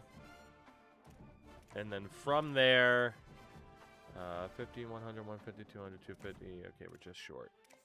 Let's do 25 points on each of these linemen, plus the scholarship offers, to try to make up some ground. I mean, obviously they're all expensive as shit, but the only other alternative is some 3-star linemen, and it's like we'll probably have to fall back and do that anyway. Then Poe, let's put 10 points. 10 points. These will probably just end up being our initial recruits as it stands. I am okay with this. That works for now. Definitely going to be a stressful recruiting year, though. That is for sure. Our first game in the Pac-12, tier number 5, is against our old pals, Texas Tech. Let's do it. Let's do it. Let's do it. I don't know what to expect from us this year. Apparently, we're highly rated. I don't know how well you can trust that, but we'll see. No matter what else is going We'll see. We'll see. We'll see. Saturday. At the brand new Tulane. We have a legitimate stadium now. Look at us. And it's the second biggest stadium you can get, because it turns out doing an upgrade every year means we're going to run out of stadiums by the time we hit tier 4. But if we're a part of the big 4, then hey, we should have a big stadium, you know? But if we start falling down the orders, we'll probably keep this stadium and then it'll be empty as fuck. So that'll be sad. Gone are the days of one-row chairs, yeah. We have improved this place just a little bit. Just a little bit over the years have we improved the outlook of this program. Could also help with the stadium grade if we keep going, yeah. Very true. Fastest construction ever. Look, man, you give some guys, well, I don't want to say what the common construction worker up in New England probably does for energy, but, you know. That is a victory in game number 1. 27-3, just dominant. 2 interceptions on the night for Antoine Winfield Jr. And we send our old friends in Texas Tech packing. See you later, mama. And the boys of Tulane starting very, very strongly here, especially defensively. Just 167 yards of offense for Tech. We didn't do really that much better. We were kind of below average at 237. But we did well. If I donate all my channel points, can we watch Arrested Development for the rest of the stream? No, we can't because of DMCA claims. But awful game for Byler. Awful. Absolutely awful. But we did win. So there's that. Rushing touchdowns for Whey Protein and Jalen traded to Philly. Would your stadium be the largest capacity building in Maine? Yes. Yes, it would. And then through the air, Dallas, the TV show, was the guy getting that one touchdown. O-line didn't do too badly. Briggs allowed the only sack. And then defensively, wow, yeah, we got to the quarterback quite a bit. Knuckles, Lynch, Split the Sea, FanDuel, Roy Boito.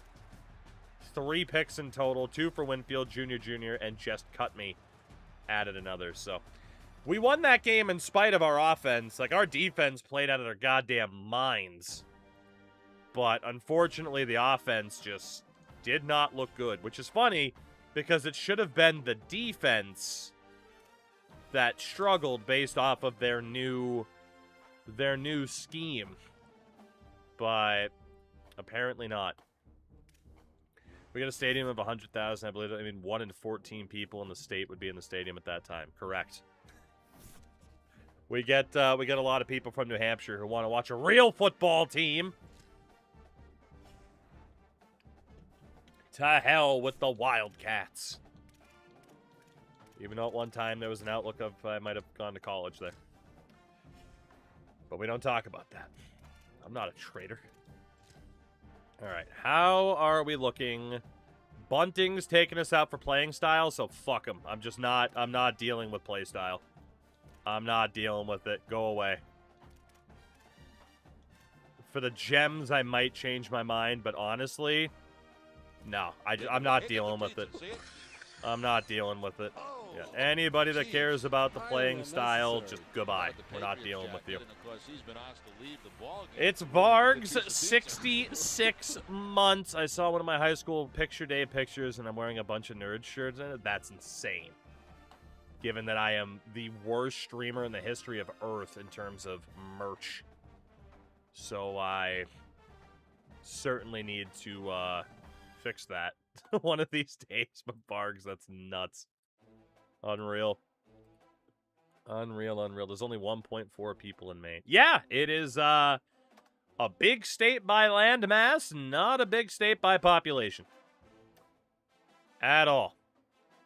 Yeah, there are definitely people watching the stream right now who live in cities with more people than my state has people. I think we're I think by density we're in the low 30s, technically the high 30s. So yeah, when you only have a better population density than like the Dakotas, you know? All right, Elanio Seco we can definitely go in for. Pat Beyer we're not gonna get. All right, so if we want these guys, we gotta fight like hell. A no-touching shirt would go crazy. It's true. It's true. Well, the thing is, right, I could put a section in the Discord to be like, hey, what should I do for merch? And then the problem is a lot of people are like, this! And then they'd be like, never mind, I'm not buying that shit. So, you know. But also, you never know, maybe it would be worth it. Alright, how are we looking? Eldrin Camp we can fight for. I don't know if we can properly fight Wisconsin, but the guy's a gems, so we might as well try. The Tug Lane State fighting Tugs merch. Alright, so you know what? Out of these guys here, I don't have enough to put everybody on 25. I wish I did. But as long as we are up there in the open stage. Ty Myers, though. We're going to get this guy. We actually definitely have to start fighting for him. Schedule you for a visit next week against Tulsa, but there's really nothing we can schedule you on a visit for. So Hawker, you know what? I mean, we're looking okay for him. We can drop him down to 10 for now. I probably should have gone with the support staff that gave us more points at this stage because, oof. Ruse will put on 10. Eldrin Camp is fine, and then we're trying to build up with those guys. All right, how many other 4 stars might we be able to talk to? And the answer's still quite a few. Let's start on the defensive side, because they do disappear quite quickly. We'll actually start with the athletes. Do any of these guys show up without an offer? Bruce Cleveland, Zach Reed, Anthony Fucha, Drew Kavka, and Tobias Corner. That is a lot of athletes, all of whom are expensive as fuck. Well, let's be honest, we want to go after the best players that we can get and then fill out the rest with, 3 stars, right? That aren't looking for anything. So, the problem is I can't offer all of these guys at once. They are just too damn expensive. But that is what every 4-star is going to look like, is just being too damn expensive. So the question is this worth it? Is it worth it to go after these players? The linemen, sure, but is it worth it to go after these guys?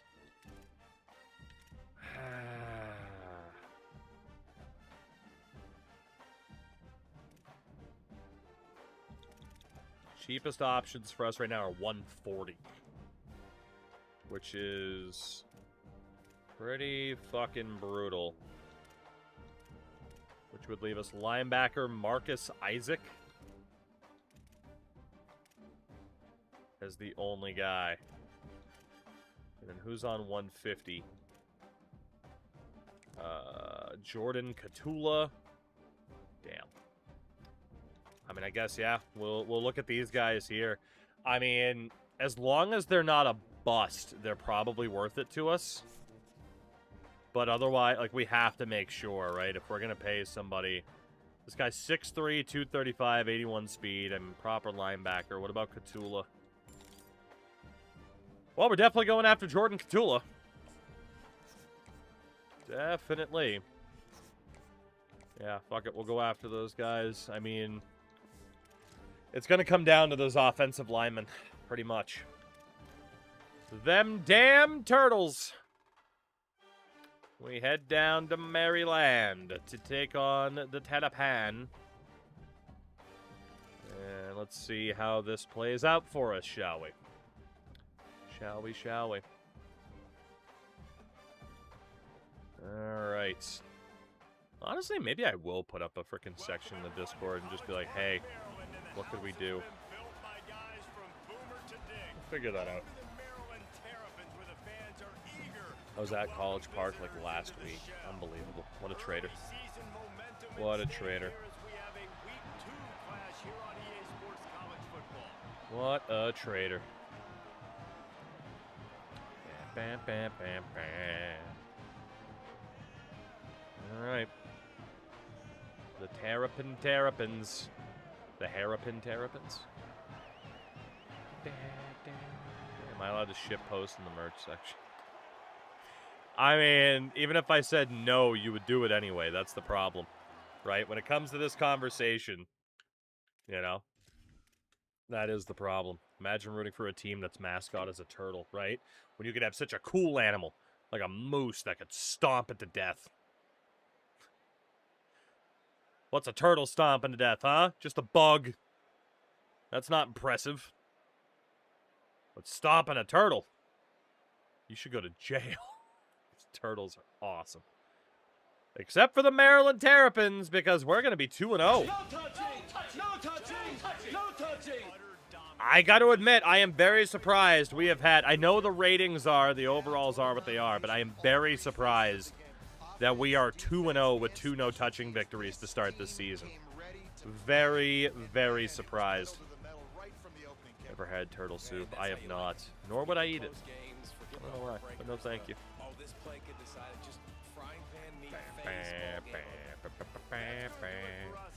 Bagel that they did. They did 40-7. Defense allowing just 222 yards. We were at 402. Their quarterback was awful. Aries Byler was phenomenal. Yes, the completion percentage kind of sucks, But the yardage, the touchdowns, no picks, I'll take that. Running game between Whey Protein and Traded to Philly was pretty good.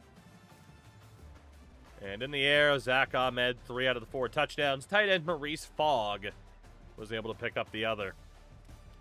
The O-line, couple sacks allowed as per usual.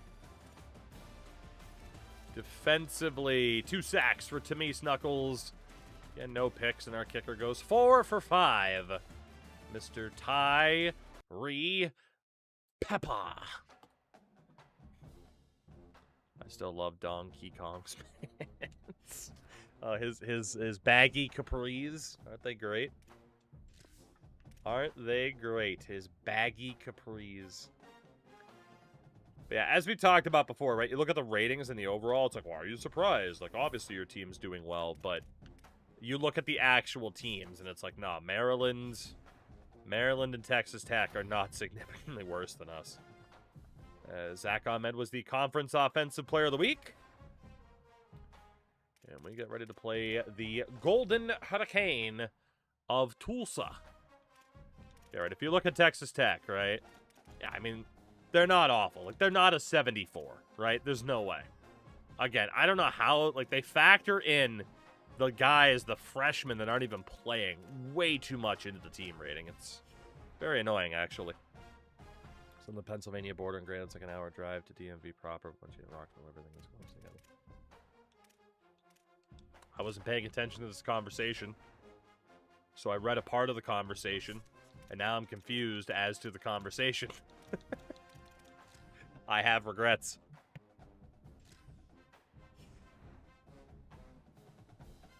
All right, recruitment-wise, what are we dealing with? We're talking about Maryland. Oh, okay. Yeah, I definitely don't need to be involved in that conversation. I'm good. All right, Marcus Isaac's probably going to go to Georgia. Okay.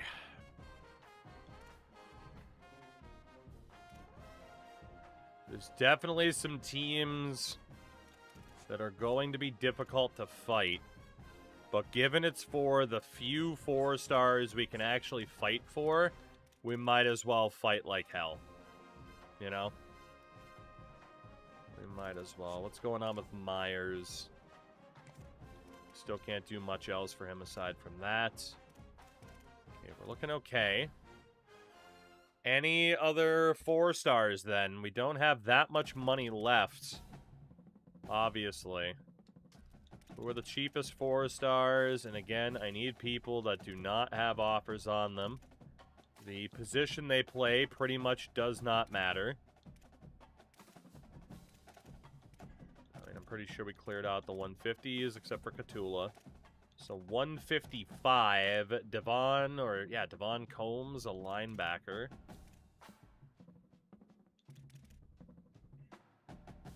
Anybody else at 155? Evan Robbins, another linebacker. Skylar Waitman, another linebacker. Linebackers love to glean.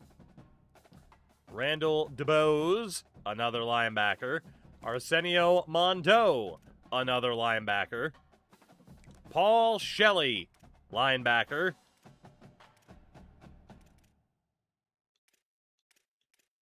Oscar Winbush, linebacker.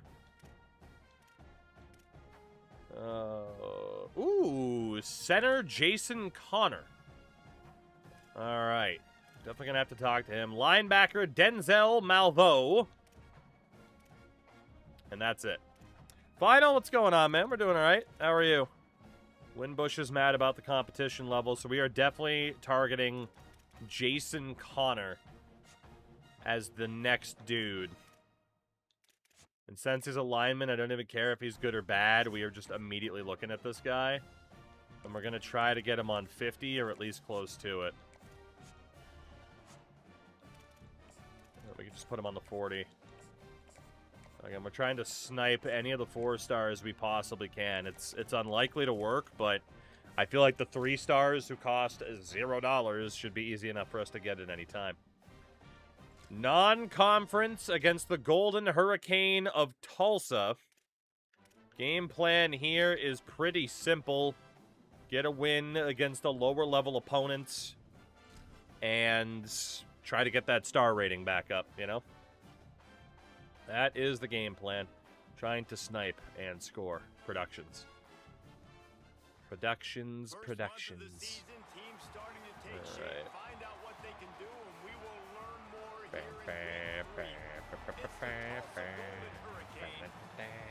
It's very weird having us actually play in a legit stadium. It's so weird. Look at us in an actual football stadium.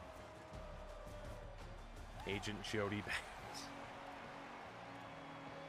Alright, it's hurricane season. And duck season. And rabbit season. All at the same time. Well, this game's over. GG's.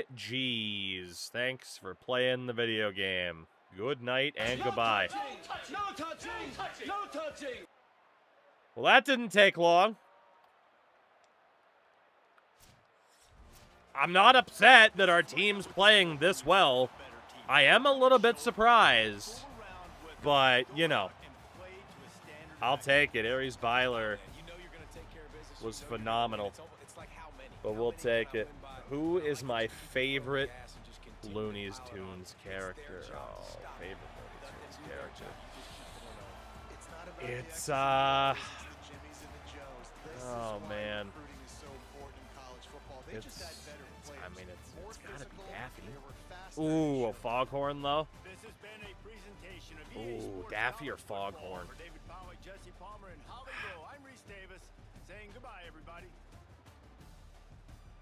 I mean, Daffy is definitely, I'm trying to think, I mean, if there's anybody else who's, like, way up there. The problem is, right, there's, like, 500 goddamn characters or some shit. But, you know. Way to go, Mr. Byler. I think that's his first game of the season, over 50% completion. Rushing wise, man, 3 touchdowns. Protein, Philly, Espinoza. Protein did fumble, but that's okay. The one voiced by Mel Blanc, yeah. Med, 2 more touchdowns. TV show gets 1. O-line, as per usual, allows a couple of sacks. Matthew Griggs has been awful. 1 sack for Nick Virgin. A pick for Antoine Winfield, Jr. Tyree Pepper, our kicker, went 1 for 3, yet we still managed to win 45-13. Foghorn's barely in anything. Well, you know. It doesn't matter, though. It's not about the screen time. Did you notice at all depth chart changes don't stick? Let's see.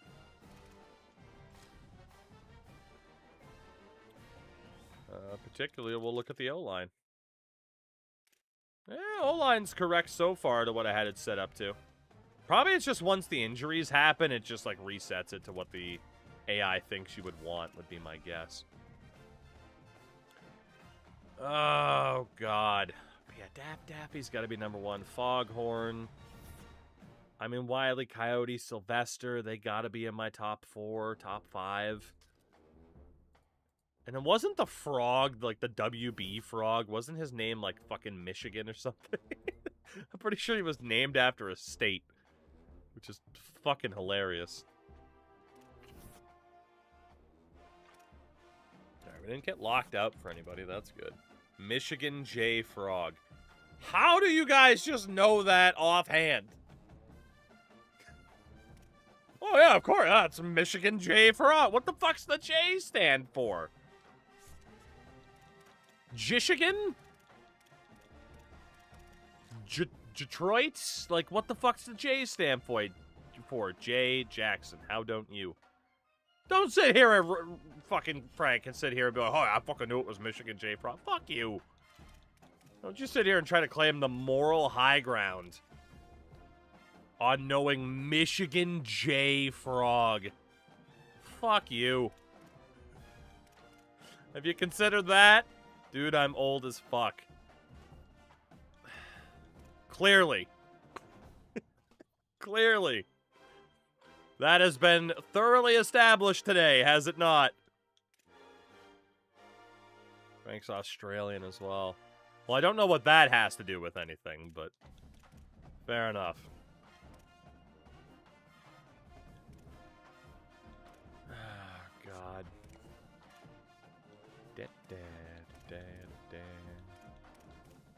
Alright. Starting to get some people into the top 5 roll, which is not good. It means we gotta start working on these guys a bit sooner. So Tevin Otis, we're looking okay for now. You're at least in first. We should be able to fight with the vast majority of people. Spoon we're in first for, but he's still in his open phase. Alani Osika. Then we have Jordan Catula. I warned you about Catula. And then we're in 9th for Connor. So Connor needs a bunch of points. Okay. You just pronounce Otis as Otis. I don't think so. I think I said Otis. As in Milo and Otis, the movie I watched all the time as a kid and then learned that it's actually one of the saddest movies ever made. But as a kid, I was like, ooh, a dog and a cat. That's cute. Anyway. Well, not to ruin the funny moment about the frog, but guess who just got broken up with?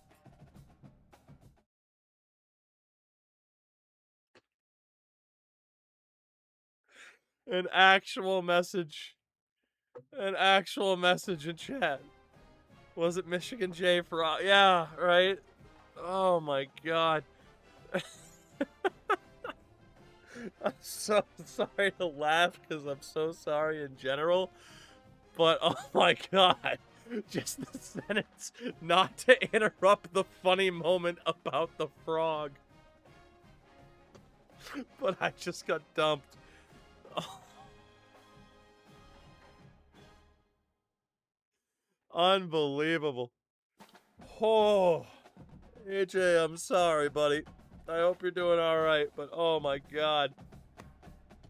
Whew.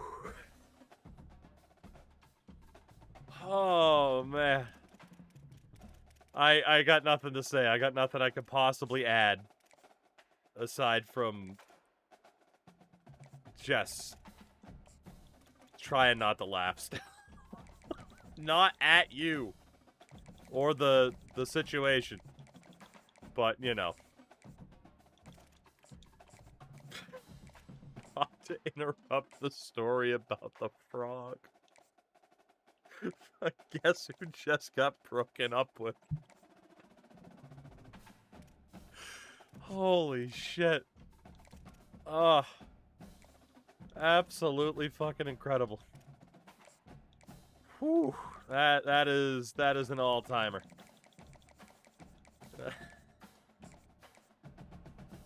God damn it.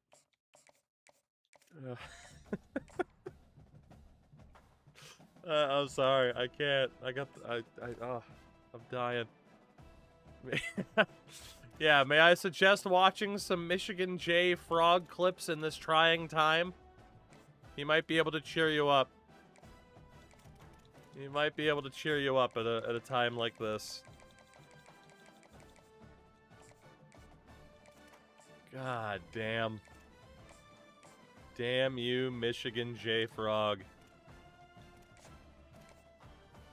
Fucking insane.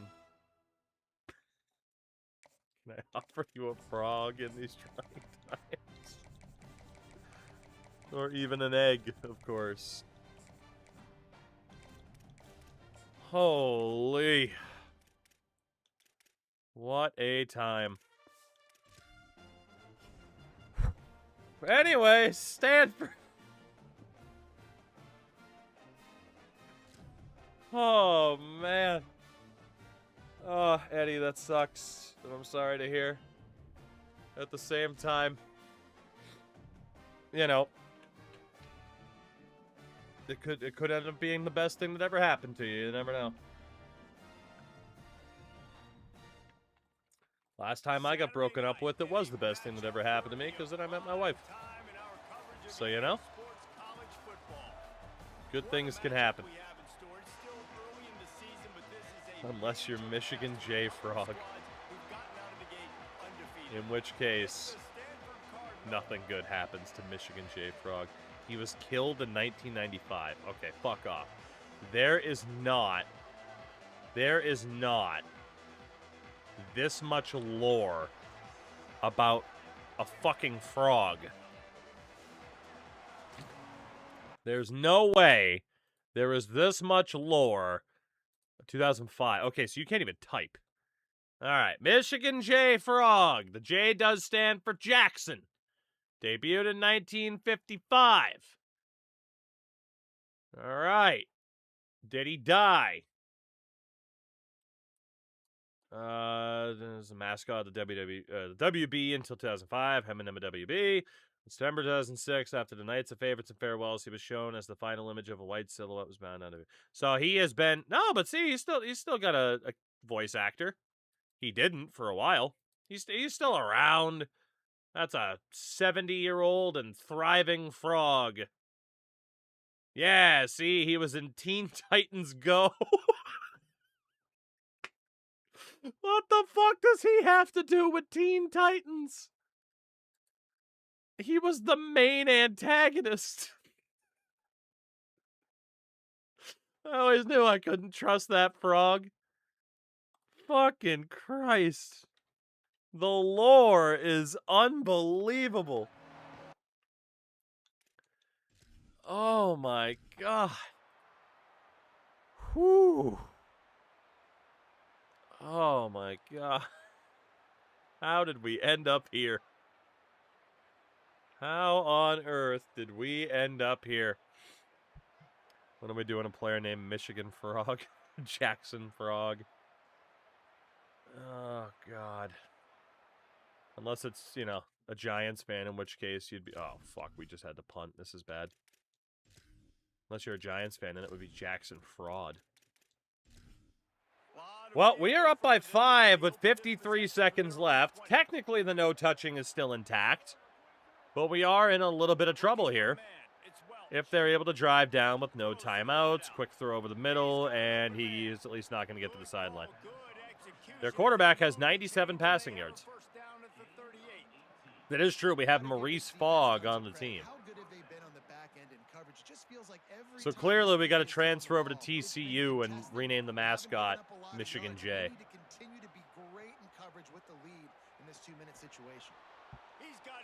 Not a great start, gentlemen. Not a great start.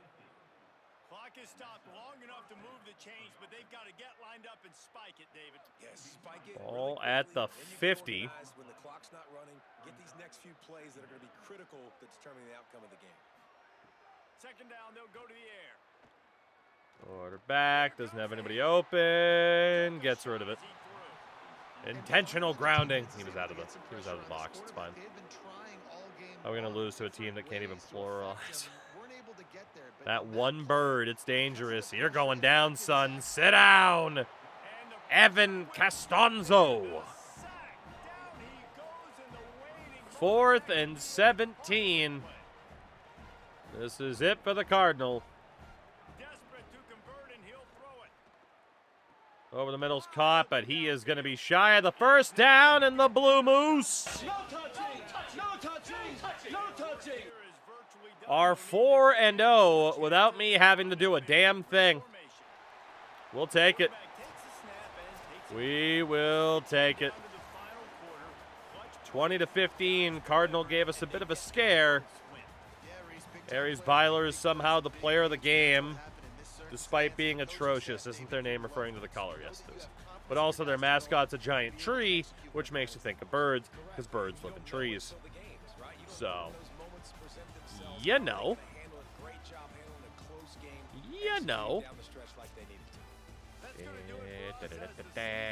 Their mascot's horrifying. Yeah, it really is.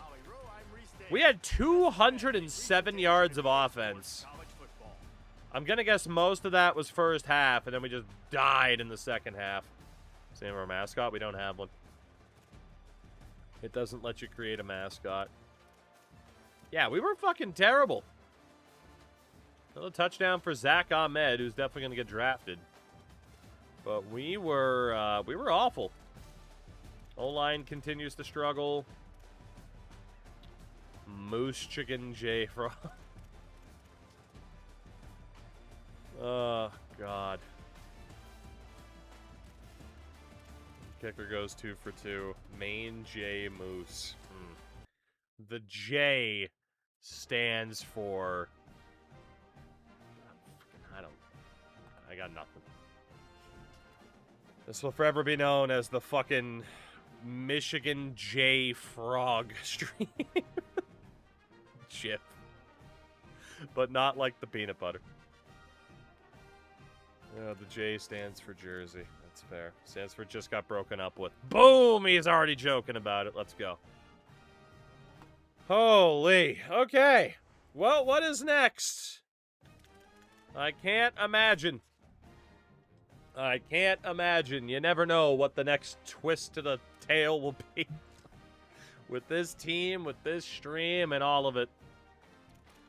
Goodness. We did lose our top defensive tackle to injury. We need to see how bad that is. It's a partial PCL tear. Oh, that's bad. That is real bad. Yep. He's not done for the year, but he's damn close to it. Damn. Damn. Well, do we at least have good news recruitment-wise? Mondo and DeBose we haven't looked at yet. So Connor, we're up in the first. That's good news. Right? At least we're in the conversation for these guys, as expensive as they may be. We gotta move old Otis up there. Now that he's in the top 5 role. So, Juan Dwight. Really nothing else we can do for you except schedule a visit against Oklahoma, who will probably beat us because they beat us last year. Ty Myers. You don't want to go to frickin' South Florida, do you? I know you're from Florida. Come on. What does Florida have that Maine doesn't? Huh? Think about that. You think about that. Some of these guys we might have to offer up more money, unfortunately. Mr. Greg Coke. Oh, there's cocaine up here. Don't you worry about it. Don't you worry about it. Hurricanes? Oh, I mean, the Hurricanes could end up this way, too. I have definitely had my power knocked out a couple times in my life, thanks to a hurricane going up the coastline. Nightlife? How dare you? How dare you? You haven't lived until you've gone to fucking Bubba's Sulky Lounge in Portland, Maine, okay? That's a real place, by the way. That's a real place. Oh, fucking hell. Oh, Thule, what's going on? How are you? Maine has a Portland, too. It's the country's most famous Portland. Get out of here. Oh, Portland, Oregon. Nobody cares about Portland, Oregon. Nobody cares. This is a stream where we find out I have a cocaine addiction. What do you mean, find out? Hasn't it been obvious? They have the Blazers there. Not for much longer. Sorry. Tom Dundon can go fuck himself. But yeah, I don't think Portland, Oregon could be like, oh yeah, well we have an NBA team. Like, do you? Do you though? And if you do, for how much longer? Is the question. Oh, we gotta start scouting these guys, or at least I can't send them both the scholarship. I need to know if these guys are busts or not, so. Soon to be the Kansas City Trailblazers. There you go. All right. So when do we rename the Blue Moose to the Massachusetts to Moose? Okay. 4 undefeated teams so far in conference. Fair enough. Fair enough. Wake Forest in conference competition. Let's run it. Let's run it. We haven't had to jump in yet this year, so.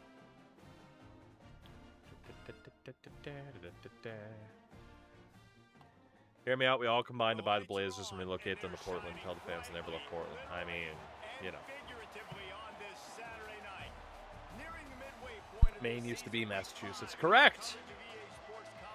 Also, the United States used to be Mexico. So, you know, things change.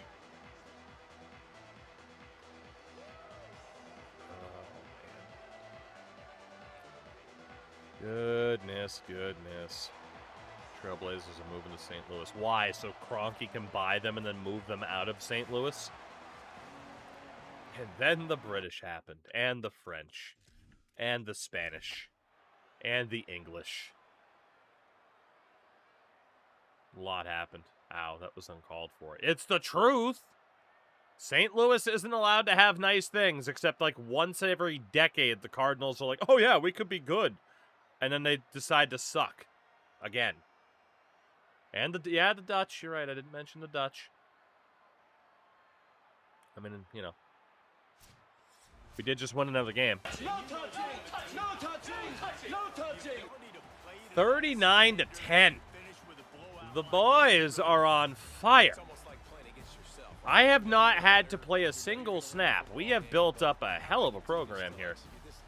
I mean, granted, we're not playing the craziest of opposition, but, you know. We're doing pretty damn well. They have the Battlehawks. They sure do. They sure do. Who would immediately have to fold if an NFL team ever came back to town. You know? I do appreciate the effort of St. Louis football fans being like, you know what? See, this is how much we'll support a team. Please come back. We don't want the NFL. You're a fucking liar. You're a liar. You would trade everything except the Cardinals. Maybe you'd keep the Blues. But you would trade the Battlehawks. You would trade the fucking Arch. You'd trade everything to get the NFL back. You know you would.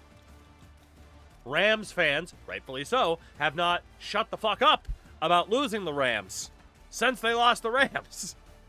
You know? You guys got jobbed, but the second the NFL is like, all right, here's a new team, you'd be like, fuck yeah, let's go. Dude, Matthew Griggs fucking sucks. He's like my highest rated lineman. He's terrible. He is terrible. The man with the sack and Juan Andon and the man with the sack. I could have phrased that differently, huh? At least our kicker went 6 for 6. And we are already 5-0 this year, which is crazy. 3-0 in conference. Now, this is the second year in a row that we started off 5-0. And the back half of last season, we were awful. So there is no guarantees of things going well for us here. We need one more player drafted in the first round to get talent developer. That should happen at the end of this season. So it does make sense to start saving up to be able to unlock talent developer. I think about half the city does want the NFL back, but I don't foresee it ever happening, considering the billion-dollar lawsuit we brought against them and the fact St. Louis is rotting. Okay, now see, that's a different conversation. If you're like, I don't think they'll ever come back, fair. But the conversation of, again, if the NFL tomorrow is like, St. Louis, we're coming back, that city would explode. You know? It's two different conversations. Fortunately, we missed out on Ty Myers wanting to stay in Florida, bastard. If we stay healthy. Well, unfortunately, Oklahoma State, who again dominated our conference last year, they're next in line. They're off to a bit more of a difficult start this year, but, you know, we shall see. Just move the Cowboys to St. Louis. I mean, Dallas fans have suffered enough. They had to watch the Mavericks get ripped apart. The Cowboys stomp on their hopes and dreams every year. Alright, so Juan Dwight. Nothing else we got to do for you. Myers, if we want you, we got to offer you more money, which we can't. We do have a visit coming up. We'll save. Ron Hawker. Nothing else to do for you. Edlin. Shouldn't that be Eldrin Camp, not Edlin Camp? The hell is that? Missing a damn vowel. Casey Clegg. Get the base, 10 points on you. Although now we can do more. Tom Eldenring. I mean, that's kind of how I read it every time, honestly. Alright, shit, it's 1 of 2. Proximity to home, let's hope it's that. Otis is now in a top 5 role. We'll put him on 25 because we can't do the... Well, I mean, I guess we could risk it. Figure out at least what the soft sell is right now. And actually with Glegg and Dwight, we can do the same thing. So Myers is on 40, Hawker, Elden Ring. So Casey Glegg being in a top 5. Let's put you on the soft sell. Dwight is a gamer, and since he's only in the top 5 role right now, soft sell gamer. Otis, soft sell, and we'll just see if you care about being a gamer. And then Mr. Angerer, we will do the same thing. You can double soft sell. I don't think we need to, though. Right? I mean, just based on the role that, or the phase that this guy's in, we can kind of take our time here, and we'll schedule this guy for a visit on playing time. So Brahms, all these guys can stay on 10 for now. Mondo got an offer from BYU. So Dubose, are you worth us spending that amount of money on? Yeah. Yeah, he is. Very much so. The pride of Livonia, Michigan. And we'll only be able to put 10 points on you for this week, but that's fine. So yeah, I don't know if we'll be able to go after any more 4 stars after this, but I mean, we're off to a decent start in terms of targets. Oklahoma State, who beat us last year. We'll see if they can do so again this year. Eddie, take care of yourself, buddy. My only advice is let yourself feel the emotions, but don't let the emotions consume you. Week 6 of the That's all I got for you. That's all I got. Summers, what's up, dude? How are you? Hopefully better than Eddie. We got a Utah. This is the place. Maybe if we beat Utah this year. Maybe we'll make our own version and say Tulane, this is the place. You ever think about that? We'll have a rivalry with Utah over the rights to being the place. Utah, with its mountains and valleys. Utah. Well, I thought for sure this would be the first game of the year where we'd absolutely have to jump in and play to secure the win. But it would take a hell of a comeback from Oklahoma State here, and that's not going to happen. Good Lord. No touching! 41-20. We are 6-0. I have not had to jump in at all. This team is cooking. This team is absolutely cooking. I mean, again, normally, like in the past, we've just gotten stuck trying to build our way up, but not this time. Right on cue for the wall to come. Yeah. Indeed, brother. I mean, our defense definitely allowed some yards that game, but Byler had a pretty solid game. Rushing-wise, 2 touchdowns for Gerard Whey Protein. Traded to Philly, had one as well. And then in the air, touchdowns for Maurice Fogg and Zach Ahmed. And along with Dallas, the TV show. Passing game is sick. O-line, Matt Griggs allows another sack, as he does every game, despite being an 85-rated double platinum offensive lineman. It's annoying, but okay. Defensively, Virgin, Deng, and Split the C getting to the opposing quarterback. And our kicker, Tyree Pepper, goes 2 for 2. Damn. 6-0, 4-0 in conference. Not bad at all. This can still go terribly well.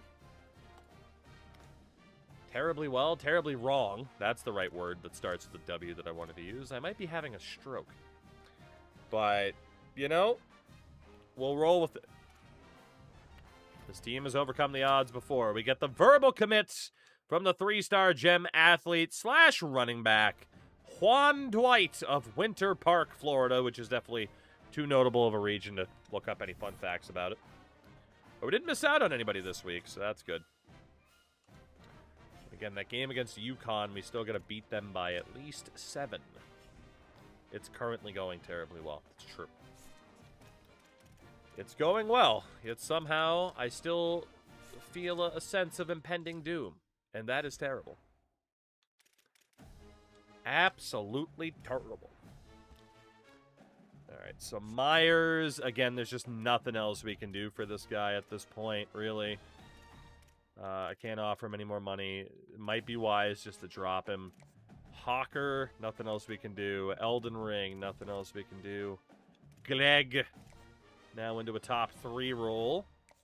So we will switch him over to Hard Sell, Conference Legend. Dwight, we got the verbal commit without really even having to do much. Let's put him on... Oh, shit, what was he? He was a gamer. Let's put him on the most amount of points. Otis. Given that he's in the top 5, he can be on 20. He can be on 20. And let's see if we can figure out what's going on with Brams. What do we know about Brams? He's probably a football influencer, but we can no longer afford a visit. Bagel fun fact, I had never seen that up until like 3 years ago. At least I had no recollection of it whatsoever, I should say. Fucking old Greg. And the only reason I found out was because my wife always watches the freaking Great British Baking Show. And she's like, oh yeah, you should have seen this guy before. If you think he's weird now. So, you know. Honestly, we should be okay. You know what, Brams, let's take the football influencer away from you and get your visit scheduled on Playing Time. I had heard of it, but I also watched it like 4 or 5 years ago. I always forget about it until I hear the name Greg. That's fair. That is fair. I mean, with every name, like you hear the name and there's going to be one person above all that you associate with that name. We got the verbal commit from tight end Ron Hawker, another athlete from Barnesville, Minnesota. Population 2,765, which means we absolutely need to look up what's up with Barnesville, part of the Fargo metropolitan area. It was founded after George Barnes. They've had a post office since 1877. Also, they have potato days, apparently, because what else would you have in Minnesota? Barnesville Potato Days, held in August, draws 14,000 people a year. Includes potato picking and peeling contests and food booths. I read that as food broths. They also have a county fair. Neat. Notable people. What the hell's a Ziegfeld girl? Do I want to know? Singers, showgirls who appeared in a okay, cool. Basketball coach David Moe. A far-left activist, Sarah Jane Olsen. Arlen Strangeland and Neil. Okay. Legislator, football, basketball coach. Hell yeah. So nothing too crazy is what I'm seeing. We have potato days in my house. We also get the verbal commit from Taylor Elden Ring of West Lafayette, Indiana, which is notable for a college, of course. And we get the verbal commit from the pride of Princeton, Casey Glegg. We do miss out on Myers, who officially commits to South Florida. Does mean that we get some points back, at least. And now it is time for the showdown, the rivalry. guys versus dudes. To determine once and for all what is better than guys being dudes. It's guys versus dudes. Hell yeah. We played Boston College twice and beaten them both times, so I can't wait for this to have officially jinxed us. All right, so Myers is gone. That's a bit of a shame. Ron Hawker is on the verbal commit. North Dakota State might push a little bit, so Elden Ring, we should be fine. There's no competition from anybody else right now. We'll just drop him down to 5 points. Old Greg, there is some competition from Rutgers, but we should be okay. Sorry, I can check. I think they do. No competition for Dwight, so we can just drop him down to 5 points. Otis needs to be on the soft cell, but the correct soft cell. Angerer needs to be on the soft cell, and he is. Brahms. Let's figure out the soft cell for you, since you're in a top 5 role. What do we got for Brahms? Football influencer or star search? I'm gonna guess it's the influencer. And then Barakaroos. Your Hulkaroos. Your Hulkayoos. Your Barakaroos. Side bread for you, brother. Schedule you against UNC on conference prestige. Alright, and then Osika, one of the tackles. We are primarily competing with Louisville, which is not an easy team to compete against in our current stage, but we will put up as good of a fight as we possibly can. Then DuBose now has an offer from ASU, but it's not way up there. Oof. Let me see if there's any other 5s or 4s. 5s, it was, yeah, empty anyway. What about 4s? Mainly dudes that have no other offers. How many more 4s are still there that haven't commit yet? A lot. Okay. Anybody that does not currently have an offer on them. So we're looking at Jamal Ferris, Philip Jetty. Ken Dart's got an offer from Memphis, but we might be able to outduel them. Same for Tyler Delmas. Terrence Sylvester. Ronnie Fritz. Obviously, being able to afford these guys is a different question. Lamar Ali. Bobby Smoots. Carlos Goodley. We're not outdoing Alabama there, though. Juan Gomes, or Gomez. Ryan Dykes from Watertown, Connecticut. Shakir Dobbs. Doobs. Landon with 2 N's. Hagens, okay. Tobias Corner. J.D. Spear. Marquise Allers. Zach Reed. Nate Branson. Jerry Bugs. Jamichael Lobato. Jaron Keglar, and then we are almost out of room.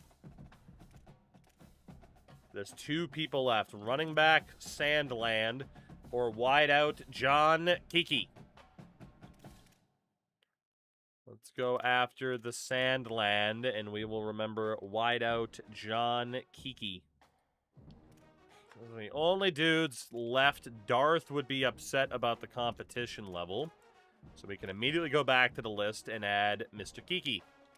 And then that is it for the 4 stars that we could theoretically get. Obviously, right now, we do not have the money for any of them available.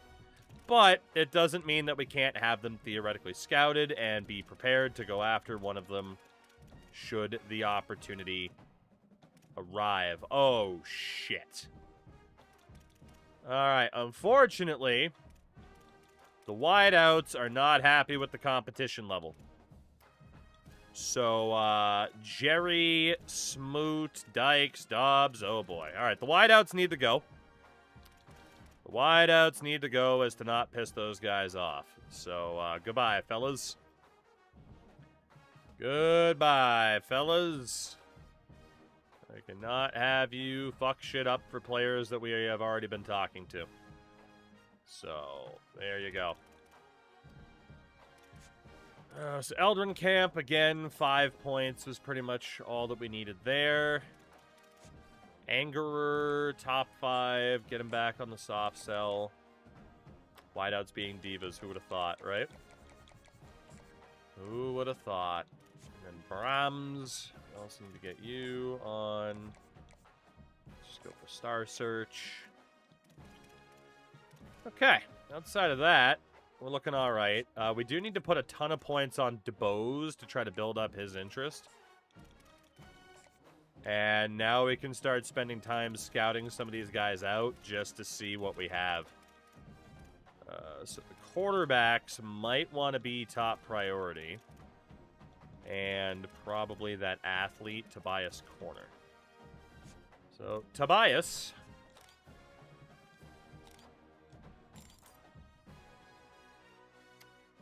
is immediately a gem. Fuck. The question is, do we get rid of Randall DeBose because he's not a gem, because Corner is a gem? I don't know. I don't know about that. I'm just going to put 5 points on Tobias Corner for the moment. This is the problem with not having as much money available this year. The BC Eagles are next. We are on the road. And we'll see what we can do with the old bandana alternate, since that was asked about. And, yeah, we'll wear the blues for this one. Let's do it. Let's do it. Let's do it. Let's do it. Looking to win yet another game if we can. Burritos, breakups, Michigan J Frog, undefeated start. That sums up the, that does sum up the stream pretty well. That does sum it up pretty well.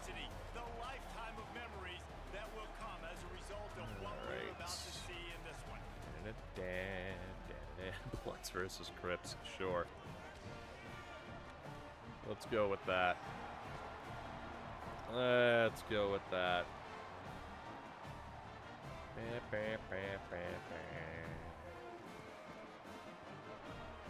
Sounds like a lyric and we didn't start the fire. I mean, it could be. It could be. You could rewrite that whole song to the lore of Tulane.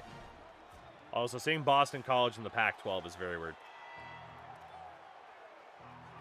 Very, very weird indeed. What will it be against BC? We have done very, very well for ourselves this season. And that is looking like it's going to continue. Or maybe not, dude. Or maybe yes, brother. Or maybe not, dude. Game over. Jack. No touching! No touching! No touching! Guys versus dudes. And the boys in blue win again. Aries, Byler, have my children. Good Lord. Fallout Boy made a sequel. It was fine, I guess. It was, they definitely had some, like, let's focus, let's really force some lyrics in there that didn't quite work, you know. Jake Opotamus, good night, good sir. We will catch you next time. Hell of a game, 52-38. Thankfully, 35 points in the second quarter was enough to nearly propel us to victory on its own. Their quarterback only threw 1 pick today. They rhymed George Floyd with Metroid. They sure fucking did. Oh, they sure did. There was that one, And then there's also... There was something else. There were a couple other things where it's like, this really doesn't fit. Or just mentioning certain things where it's like, you really didn't need to mention it, right? Like, don't get me wrong, I love Stranger Things, but, like, did Stranger Things deserve the shout-out? You know? You know?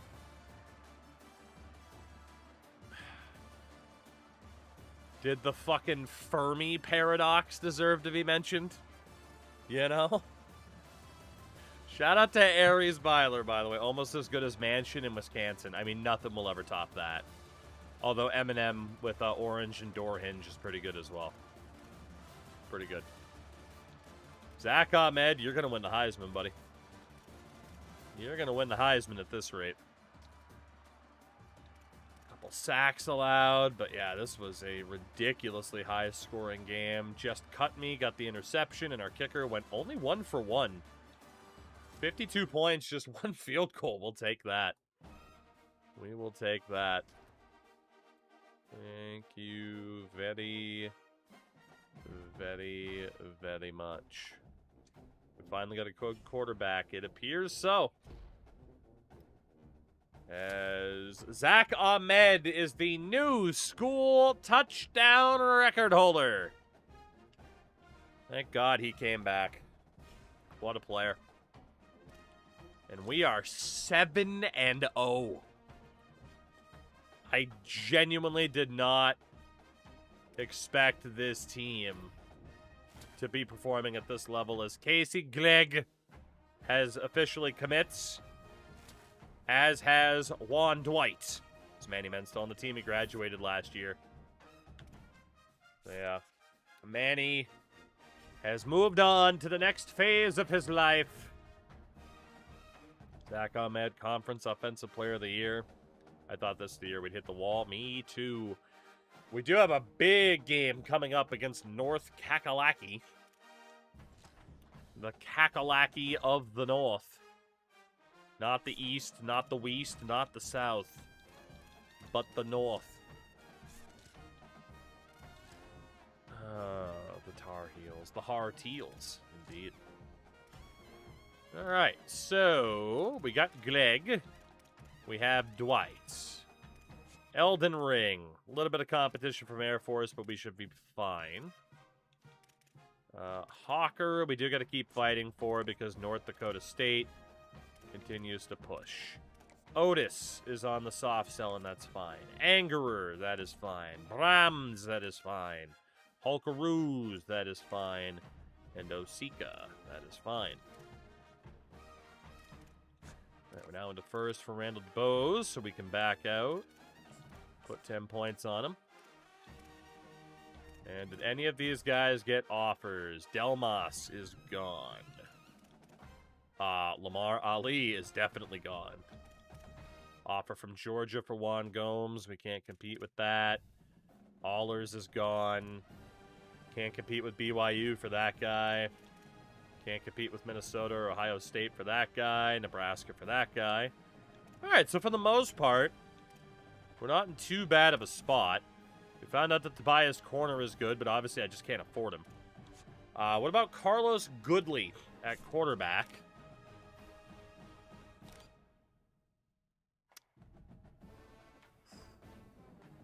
Is anybody here going to be good enough that we take somebody else off the board to free up that money that we're already looking good for? That's the question. Otherwise, we hold on to these guys and hope for the best. Ronnie Fritz, 88 power, 86 speed. I'd rather go for the other guy. I'd rather have that extra throw power than the extra speed because of the training. What about running back Jamal Ferris? Whoo! So many gems. What about running back Terrence Sylvester? Too slow. Edge rusher Nate Branson.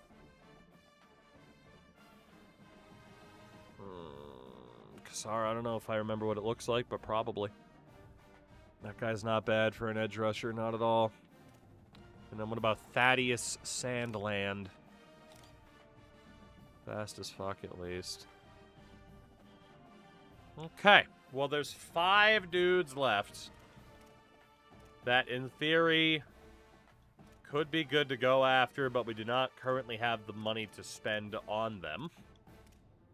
So the game plan will be to at least keep tabs, right? Even if it's just 5 points. You know, just get them thinking about us a little bit.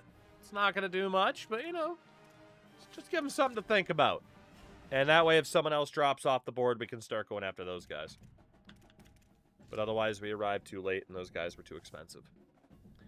Conference-wise, pretty big game here. Pittsburgh's still undefeated. North Carolina's at 5-1. But the 3 of us are a step ahead of everybody else with those 5 wins. As per usual. Somehow, as per usual, we find ourselves in a good position here. Playing the freaking game of the week. But we do find ourselves in a good position here to potentially somehow, again, like, I don't understand how we're getting these promotions. Like, I understand it, but I'm just shocked. Because so many times, 2 years ago, especially when we did this challenge, like, we would just hit the wall by this point and just not be able to improve. But somehow, some way, we are still improving. Why is the sky cackalacky blue? That's a great question. I had the y'all, but couldn't think of another heels type rhyme. Heels. Meals. Veals. Deals. Reels. On the Instagram.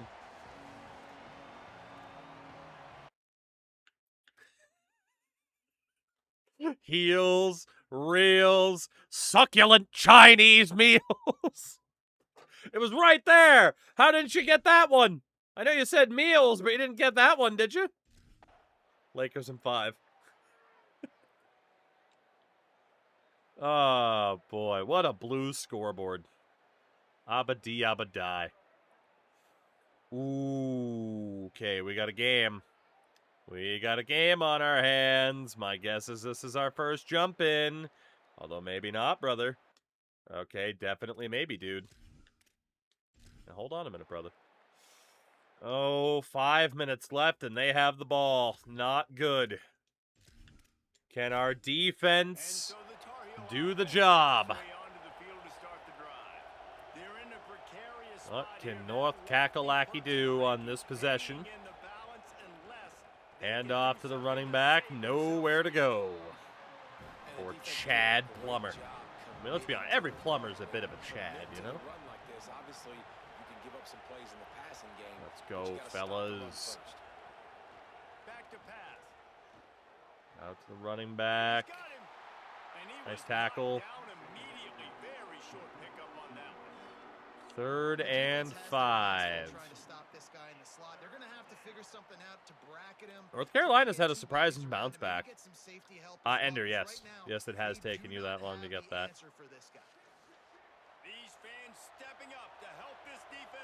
Big moment in this game.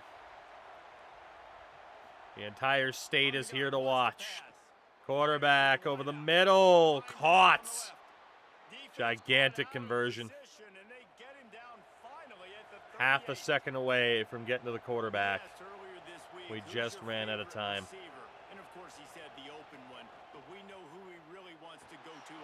Another dump off to the running back. I think the open one, obviously the politically correct answer, but you want to find the guy that you got that great chemistry with. You know exactly where he's going to be. You got that spurred tackle. I mean, North Carolina, like, they've just, it's been, oh, get him. Yo, you got to pick that. Like, Kakalaki is just an actual nickname for Carolina. It is. It's been a thing. There's a whole history. Read a book, people. Like another 3rd down conversion. I've never heard of that. How is that possible?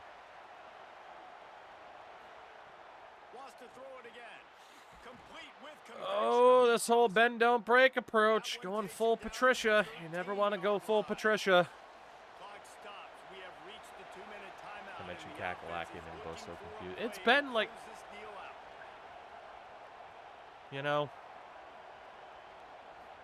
Off the play fake on first down, wants to throw. Touchdown, Tar Well, They've got the lead here in the we will indeed have to jump in for the first time this year. But really quickly, Kakalaki is a fun, informal nickname for North Carolina. While the locals now use it with pride, it started off as a playful, teasing word. Some experts think soldiers stationed at bases like Fort Bragg in the 1960s used the word to poke fun at rural Southern speech. So, you know, I can see why some would just be like, yeah, don't make fun of me. Get me a stop. They are obviously going for 2. No surprise there. So now an extra point really doesn't help you much. Might as well go for 2 and try to make the lead 3. I have not played... Oh, that's not what I wanted. I have not had to play a second of this season. On the option. Nice. We need a field goal to win. 1:57 to go with 2 timeouts. Oh, look at LL Bean Field. It's beautiful. Statuesque, Rubenesque. Okay.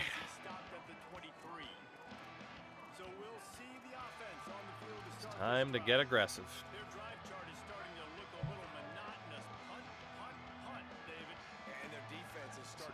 Oh man, now we got audible out of this.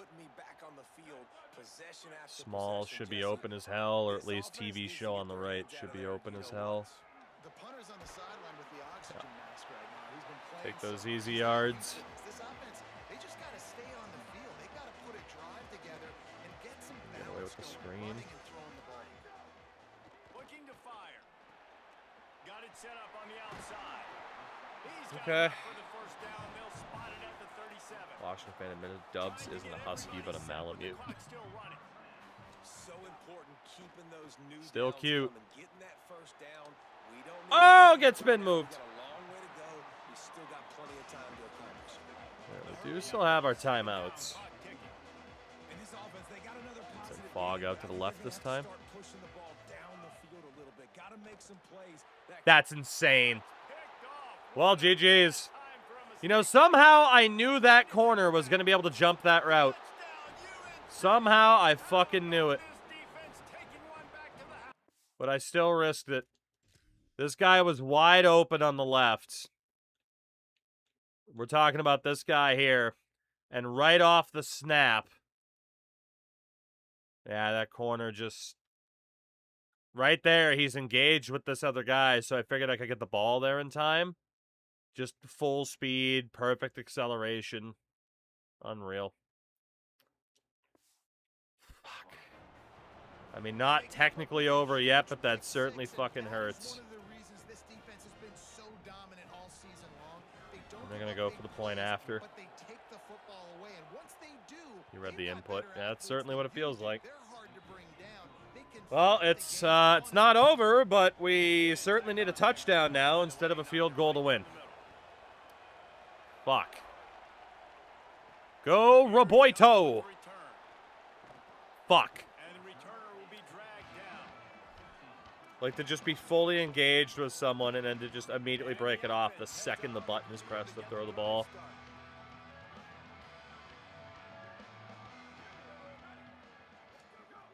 Looking to throw on first down. Still moving to his right, trying to make a big play. Turning it on. Attaboy, Byler. We do still have timeouts, but man, we got a long way to go. And we need a 2-point at the end of this. Might have been able to hit right bumper there.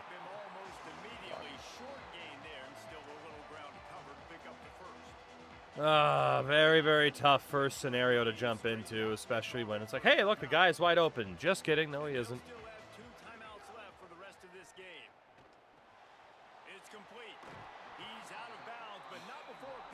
We know they're going to back up, so again, just stretch the defense, open up underneath, and what we got to do. Picked. Yeah. GG's. Well, you can tell I was ice cold. Just completely misread that fucking linebacker. Completely fucking misread him. Right here, he is just running out to the other side of the field. So it looks like underneath, A is going to be open. And the second I go to throw, plants his feet and is set up right there. Fuck me.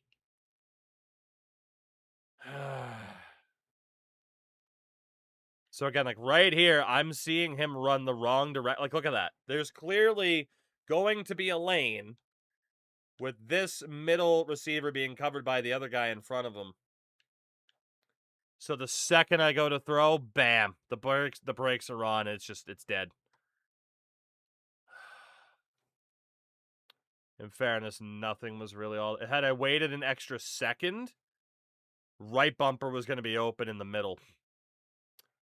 But, yeah, I read the play, had to react fast, and he fucking jebaited me.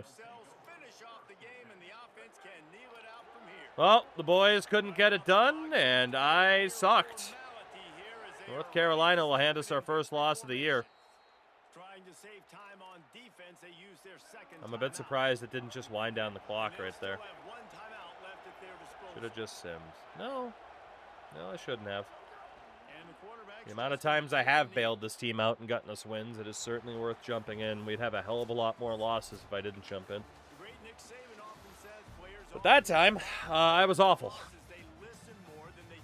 We got 20 points in that fourth quarter. Obviously, 7 off of me, but it's not as if the boys didn't choke it away before I jumped in either. So, not like we jumped into a tie scenario. Fuck.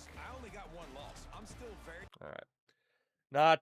Not devastating, but definitely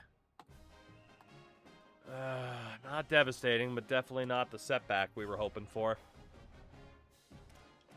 The first interception I'm pretty salty about because it does feel like the AI cheated, but the second one I just got fucking jebaited on this coverage.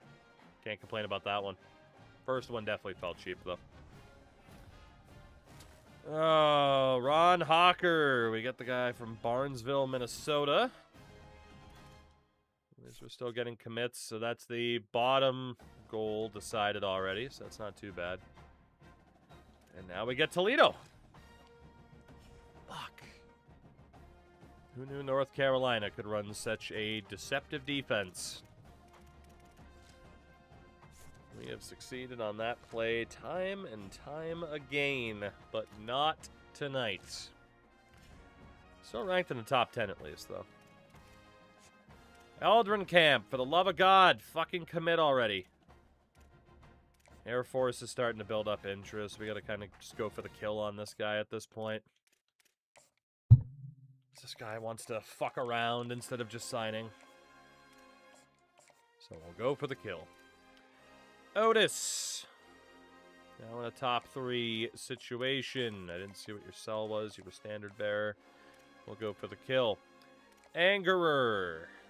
Clocked in is the deal for him. There we go. Extra 5 on him. Rom's on 20. Roos, Osika. Everything's good there. And then these other guys are still looking okay. Again, though, it just means we do not have any NIL to battle. See, like Jamal Ferris is already gone. Still a couple of these dudes left, but all I can do right now is just put points on them to hope for the best, you know? We do not have the money to spend on them. So the gems of the bunch, Branson and Corner, we'll just slap 50 points on. Yeah, Moki, I can tell. And then the quarterback, Goodley, we'll put you on 10, and we'll put Sandland on 10. Because for the moment, NIL-wise, we're fucking broke. So, how bad was that for conference standings purposes? Pretty bad, but not a disaster. You know, Stanford's the closest team to being able to put us at risk of not finishing top 3 because this is a pretty weak conference this year. So we're okay. And at least this time we lost to one of the top teams in the conference, not one of the bottom, at least yet. Non-conference game against our pals, the Toledo Rocket. An unofficial rivalry game. We would have made it one if it would let you dynamically change the rivalries, but it doesn't. Which is annoying.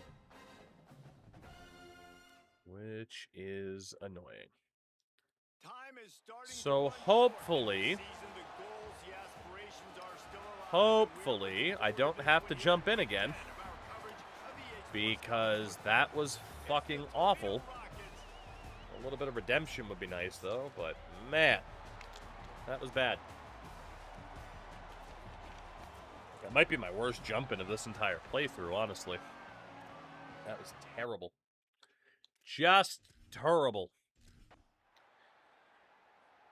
Toldo, Ohio. Toldo. Toldon't. Okay, see, it's not just me, right? The offense is stalling out a little bit.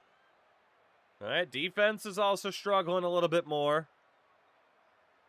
All right, I'm not going crazy. We kind of struggled against North Carolina. Now we're letting Toledo hang around way too long. I'm not just interpolating here as we get a penalty. BC was a shootout. Yeah, they scored over 30 points on us. All right, I think we're going to hold on thanks to the interception from Just Cut Me. It is a 14-point lead. This game is over, thank God. No touching! No touching! I'm not going crazy. This team over the last couple of weeks, they've struggled a little bit. We do beat Toledo 37-30, but the defense has definitely started to slip up. It's understandable now that North Carolina beat us last week if we were going to struggle that much against Toledo. So we'll take it. We will take it.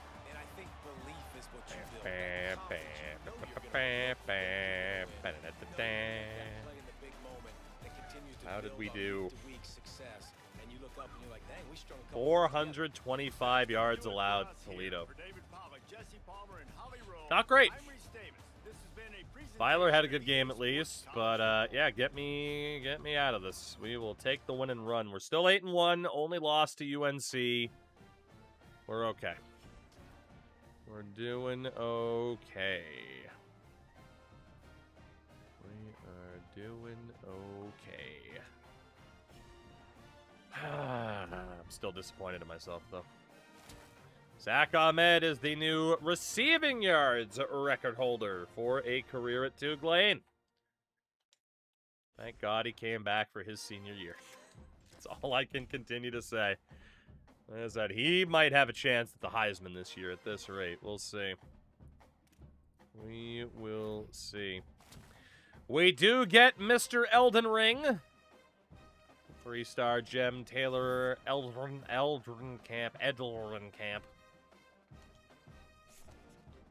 We'll take that. This will be our first playoff appearance. We did make the playoffs 2 years ago, and Nebraska front kicked us. Peggy, we did. And his name is what you would expect it to be. 8-1.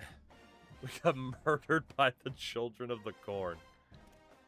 Apparently, Tamise Knuckles at defensive tackle is that big of a difference maker for us. Which you hate to see him injured, but... Raiders! What's going on, man? How you feeling about #1 quarterback, Kirk Cousins? Whatever the hell that news was today. Suplexed by farmers, indeed. All right, Otis. Let's get a few more points on Otis. Angerer. A few more points. Just try to get you signed up as soon as possible. Brahms, you are not going to fucking UConn. Come on now. No disrespect, Beck. You are not going to fucking UConn. Get out of here. You can fucking slap yourself in the head if you think you're going to the Huskies. Roos, not bad. And then Osika is in the top 3 role. Don't know if we're getting him over Louisville. But it is an offensive lineman. Fuck, they got a visit coming up. Yeah, we're dead. We're dead. He's going to Louisville. We can't compete. So Roos is okay from there. We have started to dip a bit for Catula. So we got to start putting more points on Catula now if we can. And then Connor's in a top 5 role. Honestly, I don't think we're going to be able to outduel for fucking Jordan Catula. But again, we might as well just try, because the other thing to look at is just scouting out 3 stars. So even Jason Connor against Texas A&M, like, there's a real chance we're going to fall out of this, but we will continue to at least try. I don't like the way try is speaking here. All right, you know, Catula, if we fall off the board into the top 5 phase, so be it. Connor will schedule for a visit against UConn. Actually, Conference Legend, we can confirm that, right? Yeah, we're good. Alright, we got Spoon, Dubois. DeBose is up there, then Connor. Branson, we're out on. Boise State, USC, I can't compete with that. Corner, not Connor. We're out for Goodley. And we're going to be out for the Sandland. Okay. Well, there's really nothing left then in terms of 4 stars to fight for, so we just fight like hell for the people on the board here. And sooner these guys sign, we can start looking at 3-star gems again. So all these guys in the top 3 roll, just maximize the points that they're on. And go for it. I'm a little bit worried about some of the 3s we're still looking for, but we know that the grades were okay. Well, this guy is a standard bearer. Let's just get him onto the most amount of points already. And then Connor cares about Conference Legend. We'll get him on 45. Cool. Oh, that UNC game, man. Yeah, we do have some NIL now. We'll have more, too, because there are players we signed last year who are not worth what we signed them for. West Virginia. How is this gonna go against the Mountaineers? Wear the whiteouts for the first time pretty much all year. That USC game, or that UNC game. Fuck. So mad at myself for that bad of a read. I got jebaited so badly by those fucking shells. Great to have you with us from Milan Puskar Stadium in Morgantown. Hopefully by the end of the season, there'll be no reason to remember that mistake. You've seen this script before. Top 10 teams. Ah, yes. Look at this animal I killed for a hat. Just like the olden times, where we still had to do that. Instead of now, where we kind of don't.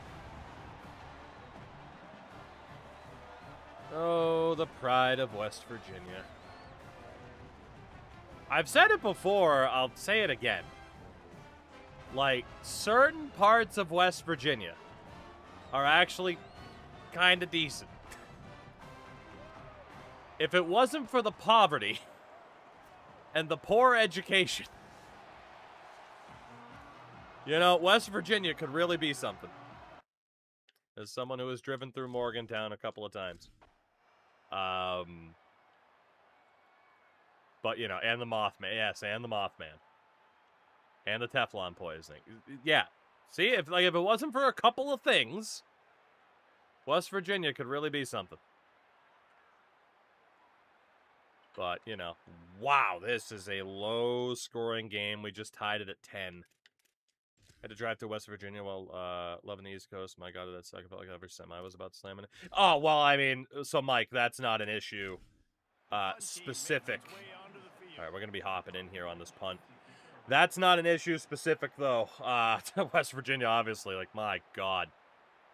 Truck drivers all over the place are fucking madmen, but that's also because they have to drive like madmen if they want to get fucking paid. A chance at redemption. John Denver lied his ass off. A chance at redemption against West Virginia here. Not quite North Carolina.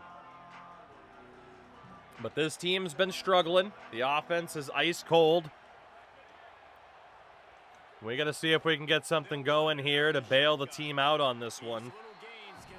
And hopefully kick a field goal for the win like I could not do previously. We're also immediately going to start time killing. Best part about West Virginia is when the Rock leads West Virginia. If you smell. Just immediately end the promo.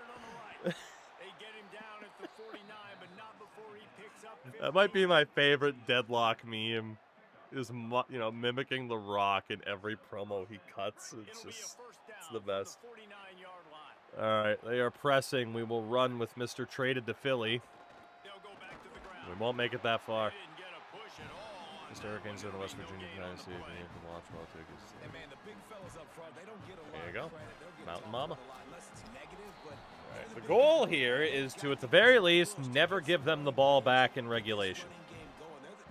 If I do, I have failed miserably. Fuck. You know what? I don't know if I can get away with the audible, but we'll try. No, wrong button. Fuck me. Oh my god, I'm ass tonight. I'm so fucking bad tonight. I wanted to go to fucking right bumper. Holy shit, I am throwing directly to the other team. I just wanted to drop off to fucking right bumper, and for some reason I thought he was A. Probably because right here their fucking buttons were overlapped, and I thought the running back was A. Fuck me. And then I honestly should have just let him score, because now they're going to be able to fucking kill us on time. Wow, I'm playing like trash tonight. This is easily the worst I've ever fucking played in this playthrough. Holy. God damn, Byfield, I am sorry. Well, they scored. Couldn't get back there in time. They scored. How about this offense in crunch time, doing what they do, getting 6 on the board. Now I turn to my defense right now. Said, boys, fuck. One more stop. Go out there. All right, idiot. Figure your shit out here, please. You know you're better than this. We wouldn't be in this division if I wasn't better than what I'm playing like right now. Holy shit, we'd still be in tier 11. Dominic and Republic. Go, Dominic. Go, Dominic. Good man. Okay. We're certainly not looking to kill time now.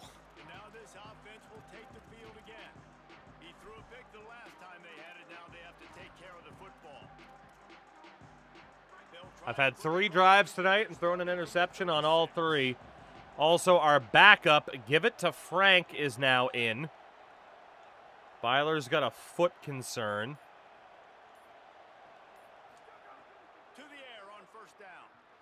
But Give It to Frank can at least run. So we got that going for us. Holy. And now Barcow is in, so I got to call a timeout because I accidentally subbed out the quarterback. Fucking whoops. Substitutions. Where the fuck's the substitution button? Thank you. Yeah, I do not want Barcow at quarterback. Thank you. All right, Frankie boy. You have no goddamn throw power, but you are slightly accurate. I might have gone to right bumper there if it was a different quarterback.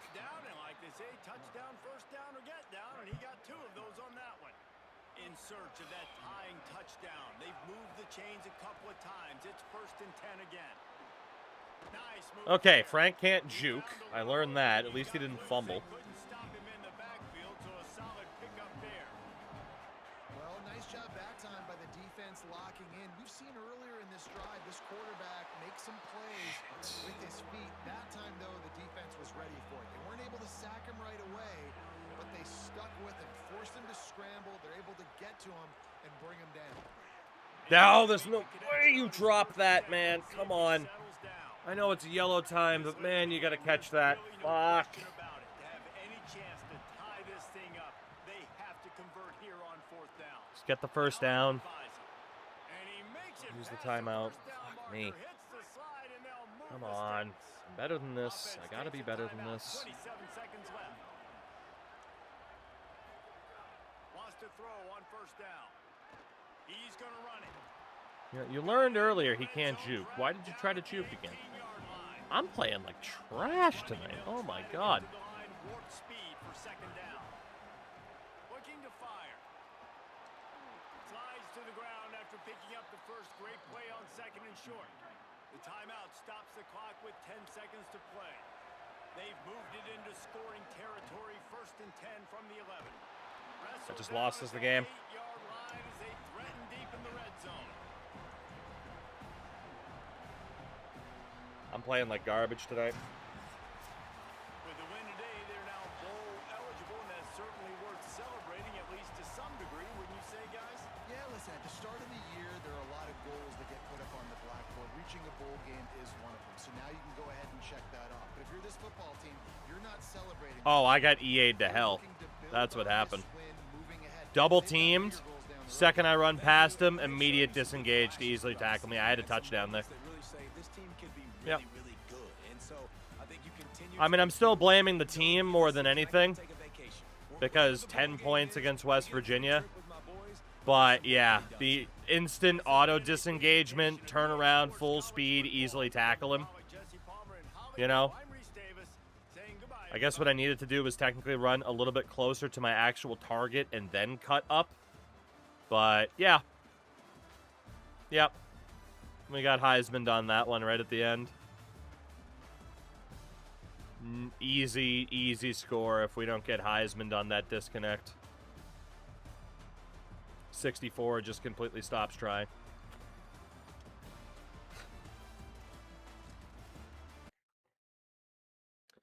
Well, I mean, the first interception, obviously, like I said, I just accidentally fucking hit the wrong button. And, right there at the end, it was risky to run, but, like, clearly I have that touchdown if a double team block doesn't instantly disengage like that.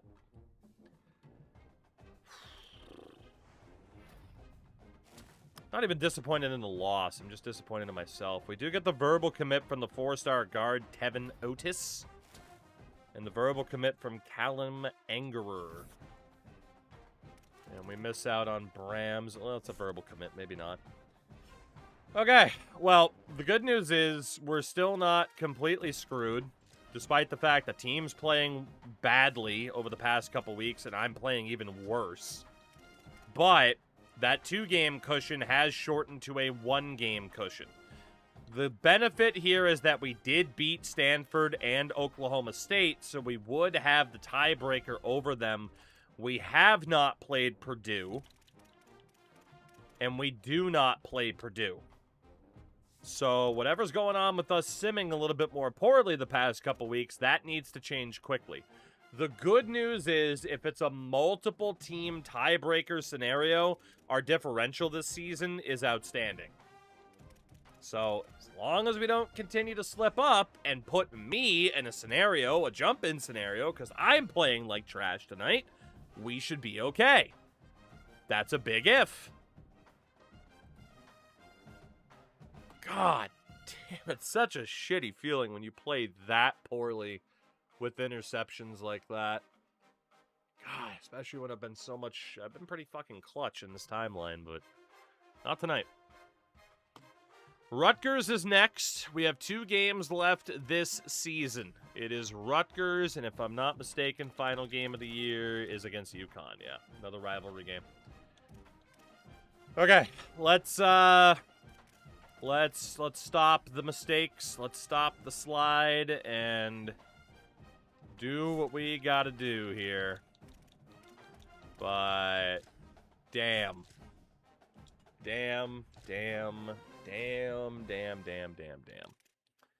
All right.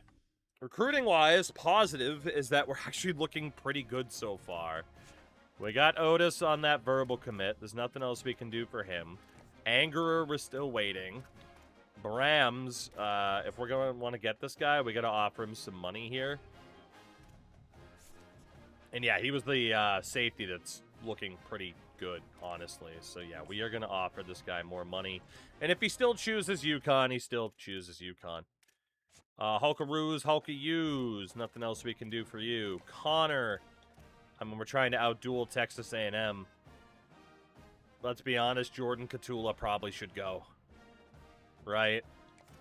He probably should go. Then again, he has only been on 10 points. So maybe not. And now corner has us higher up, although I do not have the money for him yet. But we can drop him down to 10 points. DeBose has offers from LSU. All right, so Catula and Spoon. Let's put up as good of a fight as we possibly can for Jordan Catula. Because he is very, very good. And if it turns out we can't get him, then we can't get him. But let's do what we can. I don't want to give up on that guy yet. And then Spoon can get an extra 5 points. Okay. Rutgers. Gentlemen, I need you to please beat this team without any threat of user interference. I beg of you. My confidence is shattered right now after the UNC and West Virginia experience. So, can we not? Can we not put Streamer into a unfortunate position here? Please. Please, please, please, please. Because I'm going to want a chance at redemption again. And that last chance at redemption for West Virginia, yeah, that didn't work out well. So, you know, I'm a little bit scared. I'm a little bit scared. Just a little bit. But it is Rutgers, right? We should be fine. Please, let us be okay. How about a nice 50 points for game again, shall we? It's been a little bit since we put up 30, 40, 50 points. I don't know why the back half of the season we always start to slow down. So maybe tonight we don't have to. Maybe tonight's our night to get a quick and easy win against Rutgers and potentially already seal our promotion yet again. Oh my God, they're making it kind of close. No touching! No touching! No touching! No points scored in the second half, but it is a 20-9 victory over Rutgers. Samuel, it is an early stream end for you tonight, sir. I hope all is well. How is your face? And how'd the stream go? Get me the hell out of Rutgers. Oh my God. Whew. Sammy, this has been, you ever have one of those nights where you're just like, I'm playing like garbage and I can't stop playing like garbage? I have to get ready for work? Ah, fair enough. Fair enough. Fair enough. This is one of those nights where I have just turned into Nathan Peterman. Alright, now I can go against teams that should be easy wins. Yes, but also, I mean, our AI, you know, just one. I feel your pain. Yeah, only one. Only one of them, though. Jeff McNally was the Conference Defensive Player of the Week in that game, which is pretty good. And it is our final regular season game, the rivalry game against UConn, where, again, we will have the goal to beat them by at least 700 points. Or 7 works. My goal is 700. We would get 200 points of NIL if we succeed here, so that would be pretty nice. Offense started to struggle after we lost our right tackle. That is true. Especially because the left tackle was awful. The drawstring trousers make the man. Baffle, what's up? The best part is they stop right after the knees, so it's drawstring capris. He is a beacon of fashion. Every time he steps on the field, it's a statement. Oh, goodness. Well, hell, Baffles here, too. You know. True European icon. The Hulk shorts. Basically, yeah. So, Tevin Otis. We might actually be able to get this guy, which is kind of crazy. Angerer. We're just kind of waiting. The longer you wait, the more Angerer I'm getting. You know what I mean? But since there's no competition, let's just drop him down to basic clocked in. That should be more than, I mean, in general, it should be more than enough. But just, you know, fuck it, 50 points. Just sign. Please just sign. Get it over with. Brams has not really changed his mind about wanting to go to UConn. Maybe if we beat them this week, he will change his mind. Roos, we look okay. Connor, we look okay. Did I just see ASU beat LSU and possibly a top 5 team? Arizona State is very good in this timeline. I regret to inform ye. Drop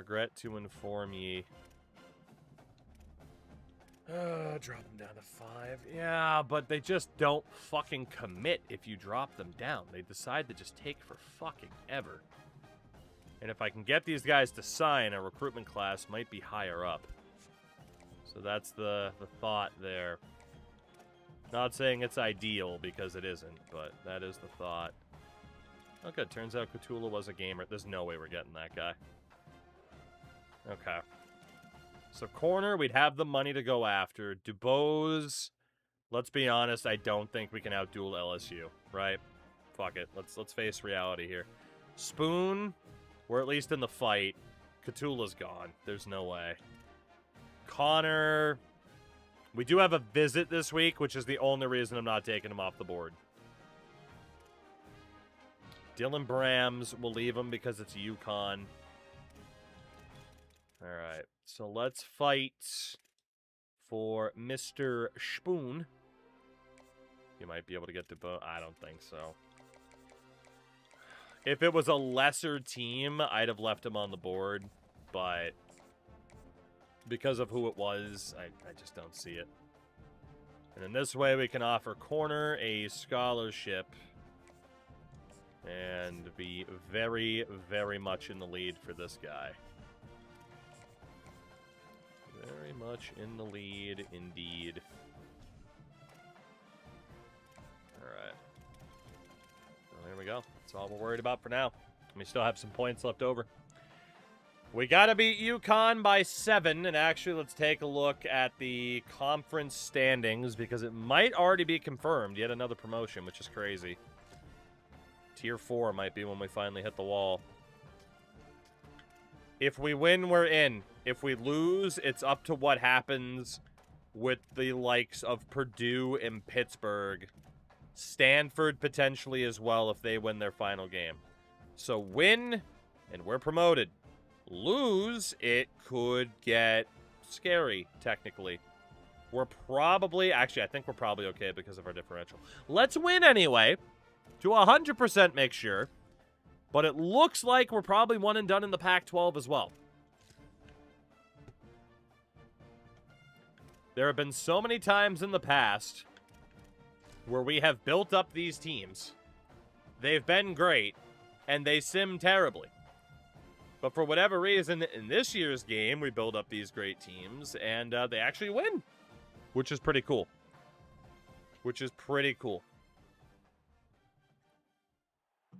Moki, I know that, but don't say that too loudly that we're in, because something goofy might still happen anyway, and we want the players to be motivated to beat UConn. So don't worry about it. Everything's fine. I'm trying to motivate the players. It's reverse psychology. And now if we lose, I'm blaming you and Mikey. Okay? Just be prepared for that.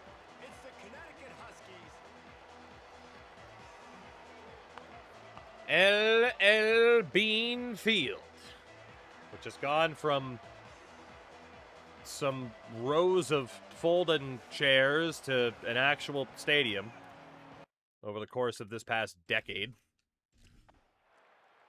Can we beat the Con of You to win this rivalry game? And ideally, we win it by at least 7 points. to secure some extra NIL funding. And we enlisted the Amish to build the stadium. Dude, they're fast as fuck. And this game is over. Calm the Slump Busters. The Yukon Huskies lose the main event / highway battle. Aries Byler, not too bad. And we end our regular season on a damn high note. We won't look at the stats for the game because we're going to look at the end of season stats here momentarily. But we'll take that. Do we get 400 since we beat them by 14? I wish it was a multiplier for sure. For sure. At least we get to end the season at 10-2. Don't know if we'll make the playoffs or anything goofy like that. Maybe if we win the conference title. Hard commit from the 4-star guard, Tevin Otis. We had to fight like hell for this guy. But that is a great pickup for us. We also get the hard commit from the 3-star athlete, Callum Angerer. While Dylan Brams has still elected to go to UConn, despite that result. Fair enough.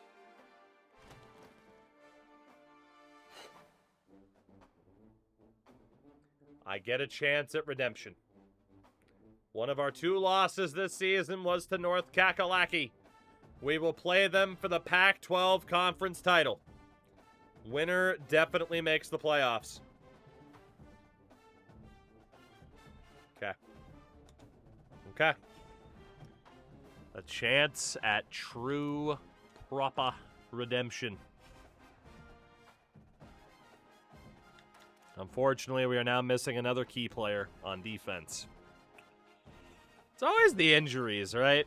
This team's not too great in terms of, despite the depth that we have, man. These star players get hurt, and that's consistently a problem, isn't it? Consistently a problem. All right, recruiting-wise, so Brams took us out of the equation, so that leaves Barakaroos, Barakayus, Hulkios, Connor, we will still fight like hell for. Mr. Spoon, we'll still try. And then Tobias Corner is definitely going to be on our side. Now, so we did already look at 3-star athletes. But if we look at the 5 stars, has anybody changed their mind? Of course not. If we look at the 4 stars, there are still some players, but I'm pretty sure these guys have offers. Although, Michel at quarterback, it's an offer from Memphis and SMU, but it's pretty low. Ryan Dykes at wideout has no offers on him. Maybe we could fight for Armand Jasmine? I mean, SMU's up there, but they're not the only ones. They're not way up there. Anybody else we could fight for? Maybe this guy, Bruce Cleveland. Terrence Sylvester. I mean, Alabama's been interested in him all year, but it hasn't happened. Steve Bellamy.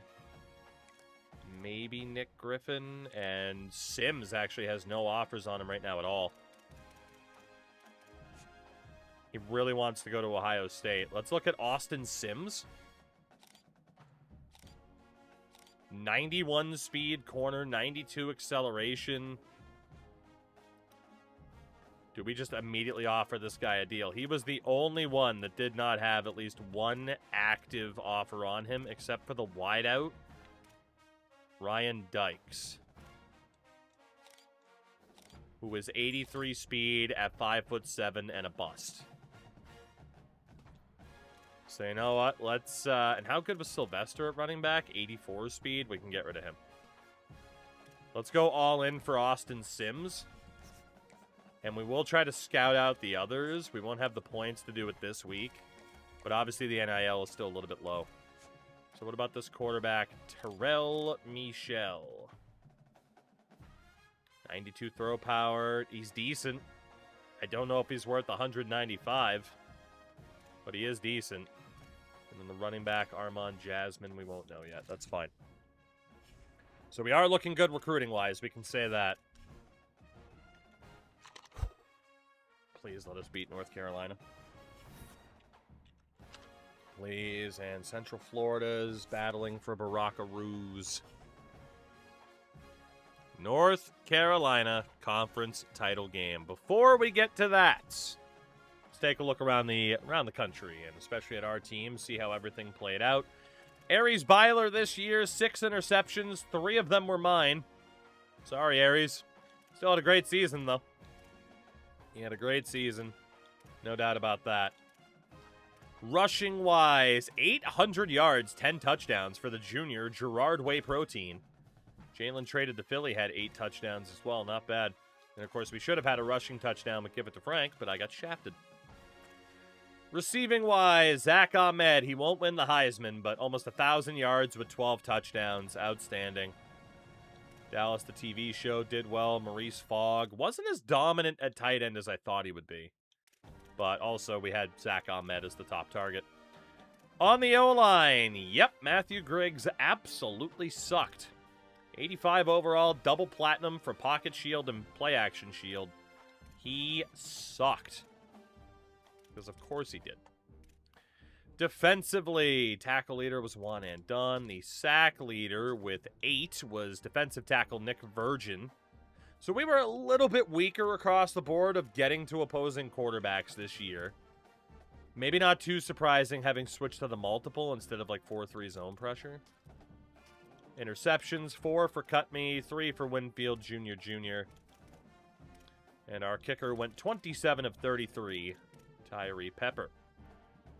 If we look, do we care nationwide on offense? Probably. What do we got? Passing king, you had 3 guys with at least 4,000 yards. The touchdown leader with 35, Leonard Vigil and Raheem Dwumfor. And the most interceptions was me. It was J.J. Sizemore, 16 for Duke. Michigan might not have had a great year either. Running back, almost 1,700 yards for Brendan Kennedy of Alabama. And the touchdown leader on the ground, 17 for quarterback Courtney Singletary. I imagine you will be a Heisman finalist with numbers like that. And then receiving-wise, quite a few at least 1,200 yards, including Scooby Cherry. Tremendous name. He had 10 touchdowns. The nationwide leader had 18. Ahmad Brady of Mizzou. Fair enough. So let us find out now. Actually, really quickly, injury report for our team. So Knuckles will be back next week for the bowl game. McNally might be back if there's a big enough delay. Okay, at least we got that right tackle back. Your promotions and relegations. We will start at the independent level. The bottom tier, where 4 teams go up to keep it interesting. So, Sacramento State, Delaware, Coastal Carolina, and on point differential tiebreaker with a +5, Florida Atlantic, once again out of the bottom tier. Tier number 10, Conference USA, South Florida, off of a great season, have been promoted. App State is going up, I believe, for the 2nd year in a row, and same for Florida International. Whereas the bottom 4 teams all... Oh, my God, Emperor, I'm so sorry. Monroe, 2 relegations in a row.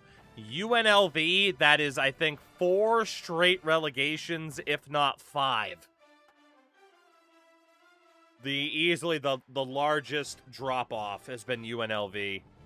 Sam Houston goes back down to the bottom tier. And Army will go back down to the bottom tier. Damn, man. Poor UNLV. They have just gotten obliterated in this timeline.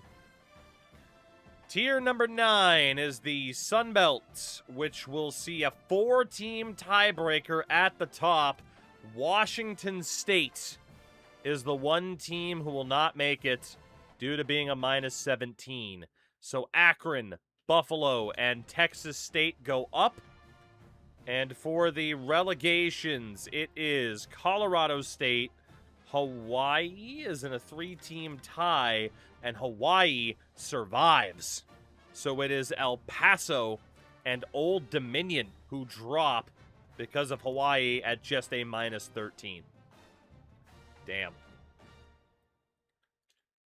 Tier number 8 is the MAC. San Diego State. There you go, Sammy. San Diego State is up.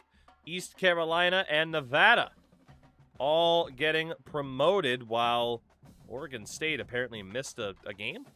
Interesting. But it'll be San Antonio, Oregon State, and Missouri State getting dropped.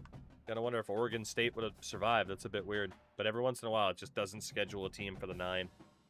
So it is what it is. Tier number 7, the Mountain West. Utah State going up again, as will Iowa State and James Madison, continuing to kind of build some momentum here. Not bad. Relegated will be Tulsa, Tulane, and Bagel already saw it, the Arizona Wildcats. Your bottom 3. Arizona relegated over the likes of Wyoming and Ball State. Oof. Sad for Tulane, definitely. Tier number 6, the American, sees the Rice Owls get promoted. And then there is a 6-team tiebreaker that will see Baylor and Fresno State on differential make it. On a +84 and a +95, respectively. Relegated will be UAB. And maybe finally we are leaving Toledo behind. And then on a 3-team tiebreaker, Vanderbilt is relegated again. Maybe the top team that can rival UNLV with these relegations. Vanderbilt will drop down to Tier 7. Kentucky survives on a -36. Poor Vandy. Tier number 5, the Pac-12, sees Pittsburgh, North Carolina, and the Blue Moose of Tulane secure promotion. I'm a bit surprised it's not Pittsburgh versus UNC, but I'll take it for the conference title game. I'll take it. We have gone up again. Cannot believe it. But we have officially gone up 7 years in a row. Completely unprecedented. Relegated will be Rutgers, Wake Forest, and on 3-team tiebreaker, the Maryland Terrapins go down on a -82. A +181 is diabolical. It really is. Tier number 4 sees Michigan promoted back up into the top 3.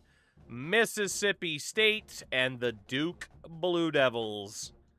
While your relegated sides are NC State, who are the #1 team in the country at one point, Michigan State, and Wisconsin continues to fall. The Ragin' Cajuns hold as a top 4 program. They have to be the biggest surprise of the bunch. They have to be. Crazy what they've been able to pull off. Tier number 3 is the Big 12, which sees Georgia and Oregon once again promoted, while on tiebreaker, it is either TCU or Alabama. It will be the Horned Frogs on differential unless Alabama beat them. And Alabama did beat them. The Crimson Tide join Georgia and Oregon in promotion, while the Colorado Buffalo, the Syracuse Orange, and the UCF Knights have been relegated. The Wisconsin Badgers. Tier number 2 sees Mississippi LSU and Notre Dame, after like 5 years out of the top tier, the Fighting Irish will be back in the top flight. Oregon, of course, moved up as well. Like, they've been moving back up. You had teams that were up there that got dropped. Case in point, Ohio State, Penn State, Florida. Like, they haven't worked their way back up. Relegated down to Tier 3 will be Georgia Tech, who are not all that far removed from a Tier 1 stint. And on 3-team tiebreaker, Utah survives, dropping Florida State and South Carolina down to Tier 3. And then a look at how Tier 1 went this season. Washington, Nebraska, Oklahoma, Louisville, Tennessee, all at 6-3. We have a 4-team relegation battle, and off of tiebreaker 124 differential, the Hoosiers will survive, sending Texas, Boise State, and for the first time, the USC Trojans have been relegated. I'm not sure how many teams left haven't been relegated. I think Miami and Tennessee are like the sole survivors at this point who haven't been relegated at least once. And USC, who was the only 5-star program in the top flight, they will go down this year. Craziness.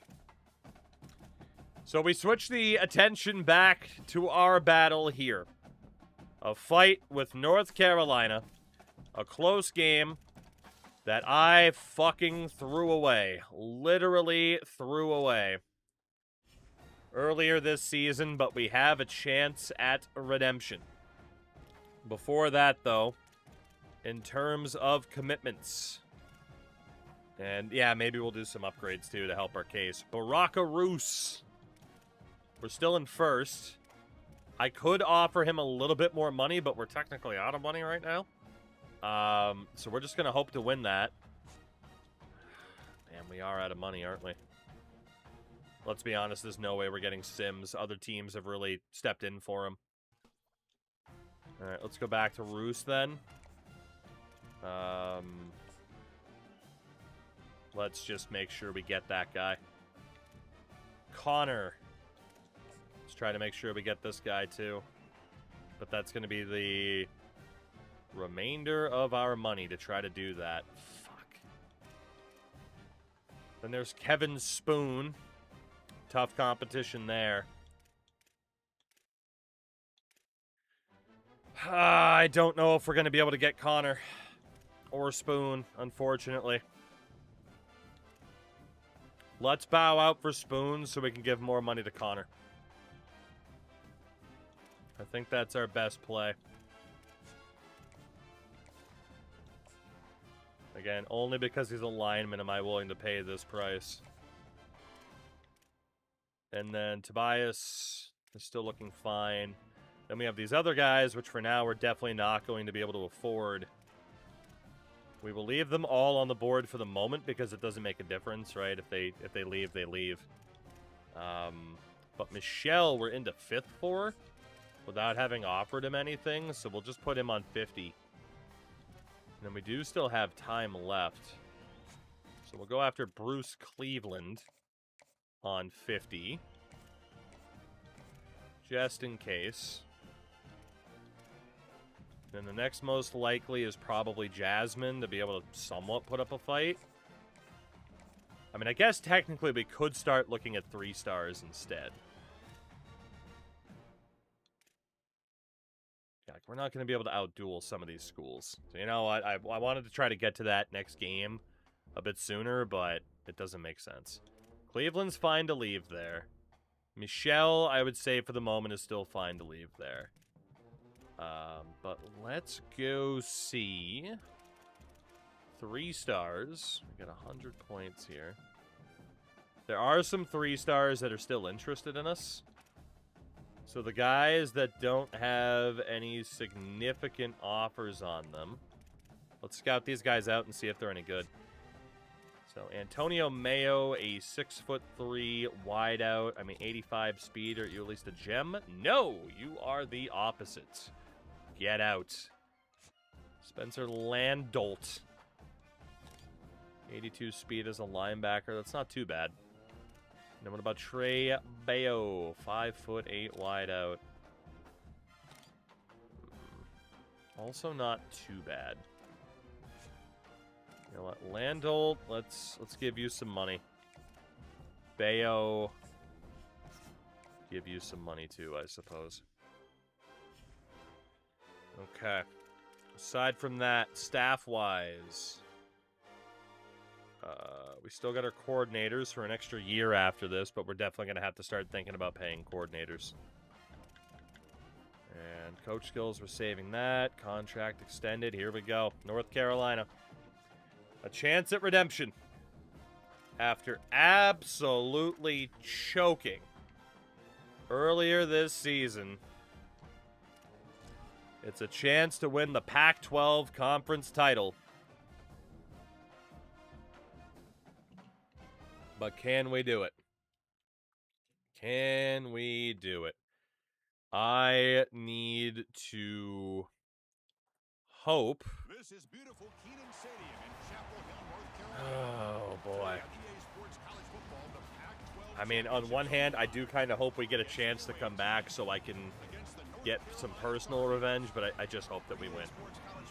Man, what is their pyro budget? Jesus Christ.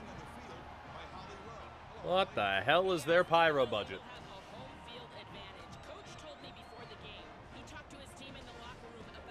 I believe in you, fellas. I believe in you.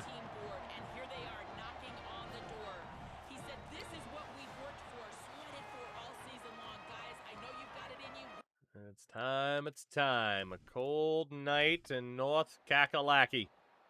The Pac-12 conference title on the line. Or as we know it, the Tier 5 conference championship is on the line. We are trying to work our way into the top 4, the football league, as it were.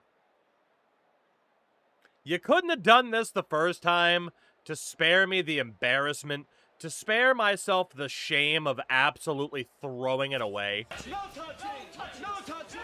No touching! The Blue Moose of Tulane have won the Tier 5 Conference Championship in a no-touching win over North Carolina. We get our revenge from the regular season. As our fellas said, there's no way we're letting this idiot take the controls. We got this. And thankfully we did. I think that's our 3rd ever conference title. Maybe our 4th. I mean, I know before, like, we had done some restrictions on, like, okay, we could only get, like, these level of guys or these level of guys up to a certain point. But, man, I started off humbly in that way. Like, we were definitely targeting some 3-stars, especially in the portal, but, like, I'm still just genuinely shocked at how well this has gone for us. Their quarterback threw a pick today. Byler did as well, but had 2 touchdowns, 60% completion. Very nice. Running game, not the strongest, but Jalen traded to Philly. Did have a touchdown today. Receiving-wise, a big game from Maurice Fogg at tight end. Traded to Philly, also had a touchdown through the air. O-line, 4 sacks allowed. The better I make the O-line, the worse they play. Love it. Love that for me. Defensively, 3 sacks alone for Nick Virgin. He's been a really good player for us. And then agent Toby Banks had the interception. Our kicker, Tyree Pepper, went 4 for 4. Sounds like the New York Giants. Well, after all the hits he's taken this year, our quarterback might have as much CTE as the Giants quarterback, so it makes sense. It makes sense. And with that, we should be heading to the playoffs for the 2nd time in our history, which it's a bit of a catch-22. Like, it's not the worst thing in the world, but also, like, getting more winnable bowl games would be really nice so we can get some coach unlocks. We do land Baraka Roos, the 3-star gem. Welcome in, Baraka. While missing out on Landolt and Connor, which was to be expected. As Maurice Fogg was the conference player of the week. More CT than Dart, probably. More than Scata. But, well, yeah, we weren't talking about fucking backflip on a broken leg. Fun fact, Silvercore. Barack Roos, the future Barack Obama. Fun fact. Say hello to linebacker Barack Obama. President Obama. He's already here. Yeah, we're up to the number 3 team in the country after beating North Carolina. We are definitely a playoff team. That's not even a question. That is not even a question. Hopefully those injuries can clear up before our first game. We need more Obamas. All the Obamas. All right, those conference title games. It was App State winning Conference USA. We, of course, took home the Pac-12. James Madison wins the Mountain West. They are really making some strides here. Michigan wins the ACC, while Oregon narrowly holds off Georgia to win the Big 12. San Diego State with a very close win over East Carolina for the MAC, while Akron wins the Sun Belt. Baylor wins the American. Mississippi wins the SEC, and Nebraska wins the Big 10. Not too shabby. Yeah, we are definitely going to be in a playoff game for the second time in our history, and we might even get a first-round bye, which is astonishing, given the circumstances. Here comes the Heisman. Which chair wins? You decide. Well, you don't get to decide, but you get to gamble. Everybody loves to gamble. Welcome to a very special moment on the annual sports calendar. The Heisman Trophy ceremony. Number 1 time on the annual sports calendar. Junior quarterback from Oregon, Juan Mayers. So many memories come out of this night. Each of these guys have hung out together, got to know each other better. What else here? Junior wide receiver from Oregon, Denard Galladay. And forever be known as a Heisman Trophy winner. Junior wideout from Michigan, Corey Shelby.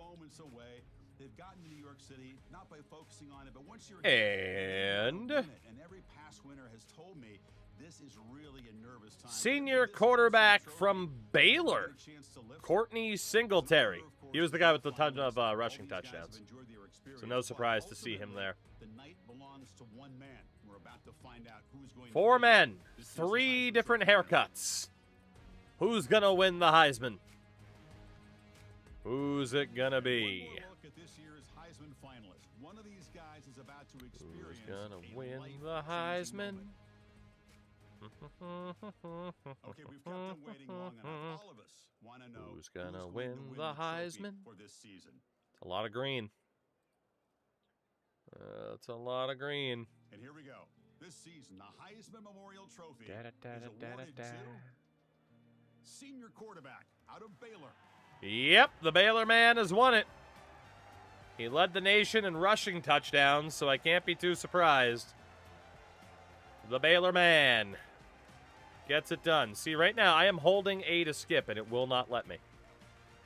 It will. Aha, now it will. Okay, you got to wait until he gets on stage. That's the problem.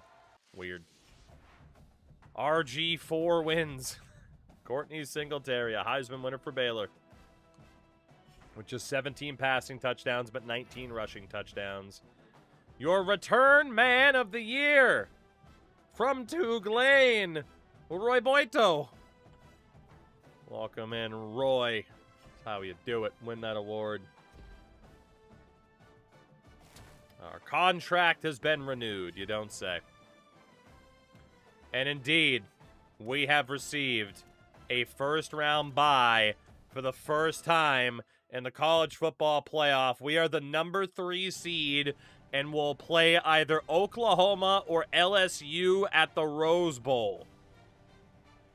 While Louisville and Mississippi will play for the right to take on Washington in the Cotton Bowl, Oregon will play either North Carolina or Michigan at the Sugar Bowl, and Nebraska will take on Tennessee or Georgia at the Orange Bowl. That is a big step forward for us, our first ever first-round bye. I mean, regardless, this is a tough damn bracket. This is a tough bracket, regardless of where we ended up. There wasn't really this, this great spot to be in. So, Maxwell Player of the Year, Courtney Singletary. Walter Camp Player of the Year, Courtney Singletary. Head Coach of the Year, Lou Hernandez of the Oregon Ducks. Marcus Freeman at Bama, Lane Kiffin at Michigan. What a time. Quarterback of the Year, Courtney Singletary. Best Defensive Player, Dylan Johns of LSU. Linebacker, Jeff McNally for us. Number 8, and he missed time due to injury as well. The Nagurski for Best Defensive Player, Dylan Johns, but McNally moved up to number 7. The Defensive Back of the Year, Taryn Grimes of Michigan. Running Back of the Year, Julius Marable of Nebraska. Wide Out of the Year, Corey Shelby at Michigan. Defensive Lineman of the Year, George Stoudemire of Nebraska. Senior Quarterback of the Year, Courtney Singletary. Defensive End of the Year, George Stoudemire. Interior Lineman of the Year, Micah Branham of the Florida Gators. And Tight End of the Year, Malik Falk of Oklahoma. Unfortunately, Maurice Fogg only finished 6th, despite being significantly higher rated than some of these guys. Assistant Coach of the Year, Glenn Schumann at Georgia. Linebacker of the Year, Dylan Johns. McNally finished 6th. Center of the Year, Juan Hendricks of Nebraska. Fucking Nebraska, man. Oh my god, just the ultimate running team. Kicker of the Year, David Kwenku over Tyree Pepper. Pepper was so close to winning the Groza. Punter of the Year is Vernon Talib of Sacramento State, meaning he just had to punt a lot. Return Man of the Year, Roy Boito. Freshman of the Year, Lorenzo Willingham at South Kakalaki. And most versatile, Corey Shelby of Michigan. So a first round bye. That is a new experience for us. You can see some of the teams offering us a head coaching position. Obviously, we're not going to leave, but interesting to see where we could have gone. For now, we get to focus on the task at hand, which is preparing to die. Because I cannot imagine, regardless of who we draw in the quarterfinal, that it's going to go that well for us. Based off of some of the slip-ups against some of the teams in conference, like, we're just still not at that level yet where I can expect us to succeed from a playoff perspective, you know? I just don't see it. But let's find out who it's going to be. Our second ever playoff appearance. Again, the first time was a couple of years ago against Nebraska, and they kicked the corn out of us. They kicked the corn out of us. To win this challenge, we need to win it all or make it to the top conference. I'd prefer to make it to the top conference and win the top conference. National title would be great as well. Rose Bowl will be Tulane versus Oklahoma. I mean, it wasn't going to be easy regardless, right? It was not going to be easy regardless. Hey, look, we could go to the Florida Gators. We won't. But we could. Nebraska? Imagine we left for Nebraska. Ah, if only. If only, if only. Or we just start all over with UNLV. All right, the only injury for this game is the man, Becky Lynch, with a dislocated ankle, but that's our second, if not actually third string defensive tackle. So we're okay, right? I don't think that's going to be much of an issue. So aside from that, we have nothing to worry about except for this game and knowing that this is going to go poorly. It'll be Louisville, Washington, Michigan, Oregon, Oklahoma, Tulane, Georgia, and Nebraska. Right. You know what? The fact we've made it to the quarterfinal is unbelievable. Genuinely unbelievable. We shouldn't be here. I'm glad that we are. We are going to go through with our upgrades to try to help us a little bit. But at least to the seniors, right? We don't want to make someone like Aries Byler more expensive to retain at the end of the year.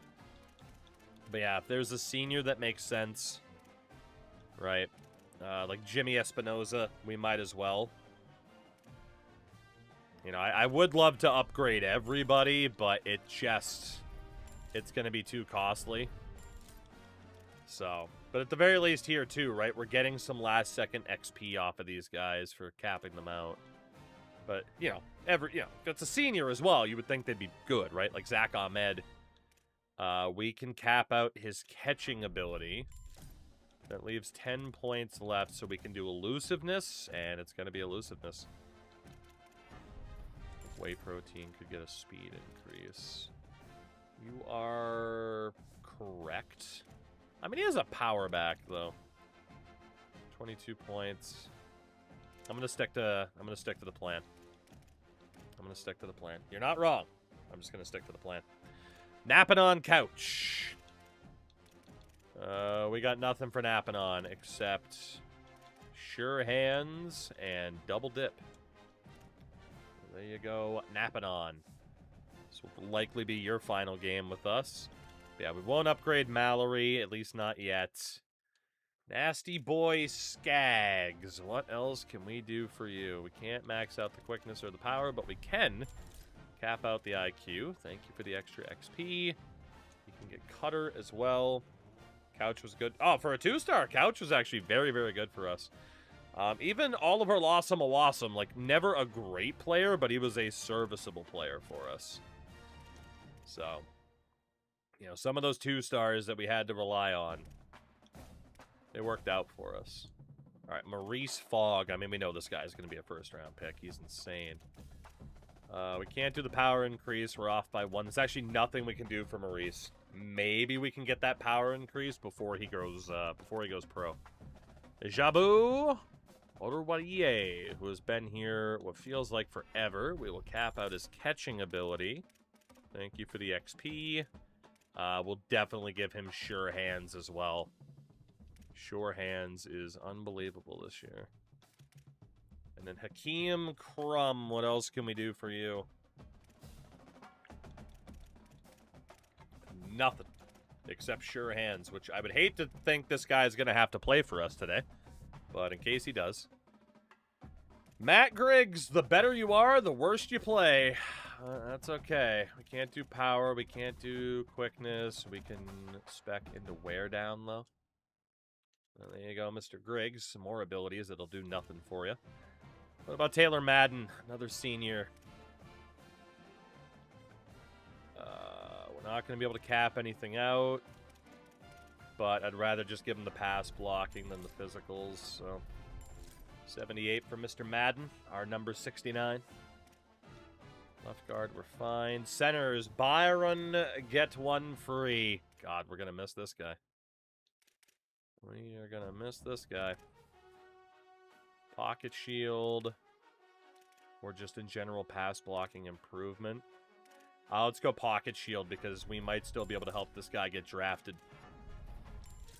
We won't get the cap out, but we can get the overall up, and that's important. Any other seniors? Yes, Glenn Awesome. We are definitely going to have to spec into getting some linemen here. Alright, Mr. Awesome. Who's not so. We'll add to his quickness, I guess. He'll go in the 3rd. I mean, hey. As long as he gets drafted, we'll take it. Dennis Shaughnessy, also a senior. Can't do anything with power or quickness. Seeing so many names for the first time, it's a hell of a squad. We've had some legends on this team, that is for sure. And there's some players that we are definitely going to miss. We're definitely going to miss a lot of these guys. Nick Virgin, we should be able to cap out the IQ. So we are going to prioritize that. We won't be able to cap out his health, but we'll focus on getting the rating up. So let's go with the pass rushing. And just put Workhorse on him because we got nothing left. Any other seniors? Joe NHL. Oh, wow. He's already looking at leaving. We'll cap out the run stopping. And we'll go for wrap up twice over. For Joe NHL. It's one of my favorite names so far. Weak side, Tobias Vaughns, who was just never anything special for you. He was one of those one stars we had to bring in a panic just to get people on the frickin' roster. Go zone chuck, or we can go quickness. Let's give him a little bit more quickness. Yeah, that's fair. That's platinum house call, though, which is really weird. And then Quincy Sizemore was another one of those guys we just had to panic for at a certain point. Any physicals? I can't imagine. Alright, we'll go for the power. Roster filler, Mr. Sizemore. Corners, no seniors. Free safety, no seniors. Strong side, no seniors. Kicker, punter, we're good. Okay. It is what it is. The fricking Sooners. I know we're the higher rated team, but let's be honest. No, we're not. No, we are not. We are definitely not. The game of the week, the Rose Bowl. Yeah, it's been a good season, everybody. It's been a good season. It's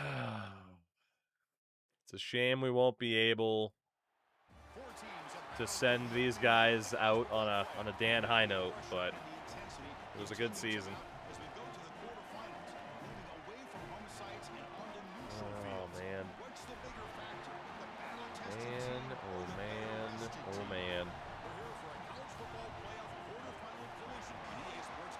God damn. It's going to be bad. This is going to be real bad. Okay. Well, here we go. 47 degrees in Pasadena. How is our second ever playoff experience and our first ever quarterfinal matchup going to go as we play the Sooners? And, well, we started the battle back a little bit towards the end of the first half. We are down 31-13, everybody. 31-13. It's over. I have played like garbage tonight. That's an amazing coffin corner. Yep. Unless I pull off the miracle of all miracles when I have played like absolute trash tonight. This one is all but over. And our left tackle got obliterated. I couldn't get around him. Let's be honest, we kind of knew this would likely be the case. Right? This was the expectation. They snap it, quarterback looking to throw the ball. Here comes the pressure. I barely got away from that lineman. To the point where the last time I got sacked when we took off, the fact the guy didn't do the same thing is crazy.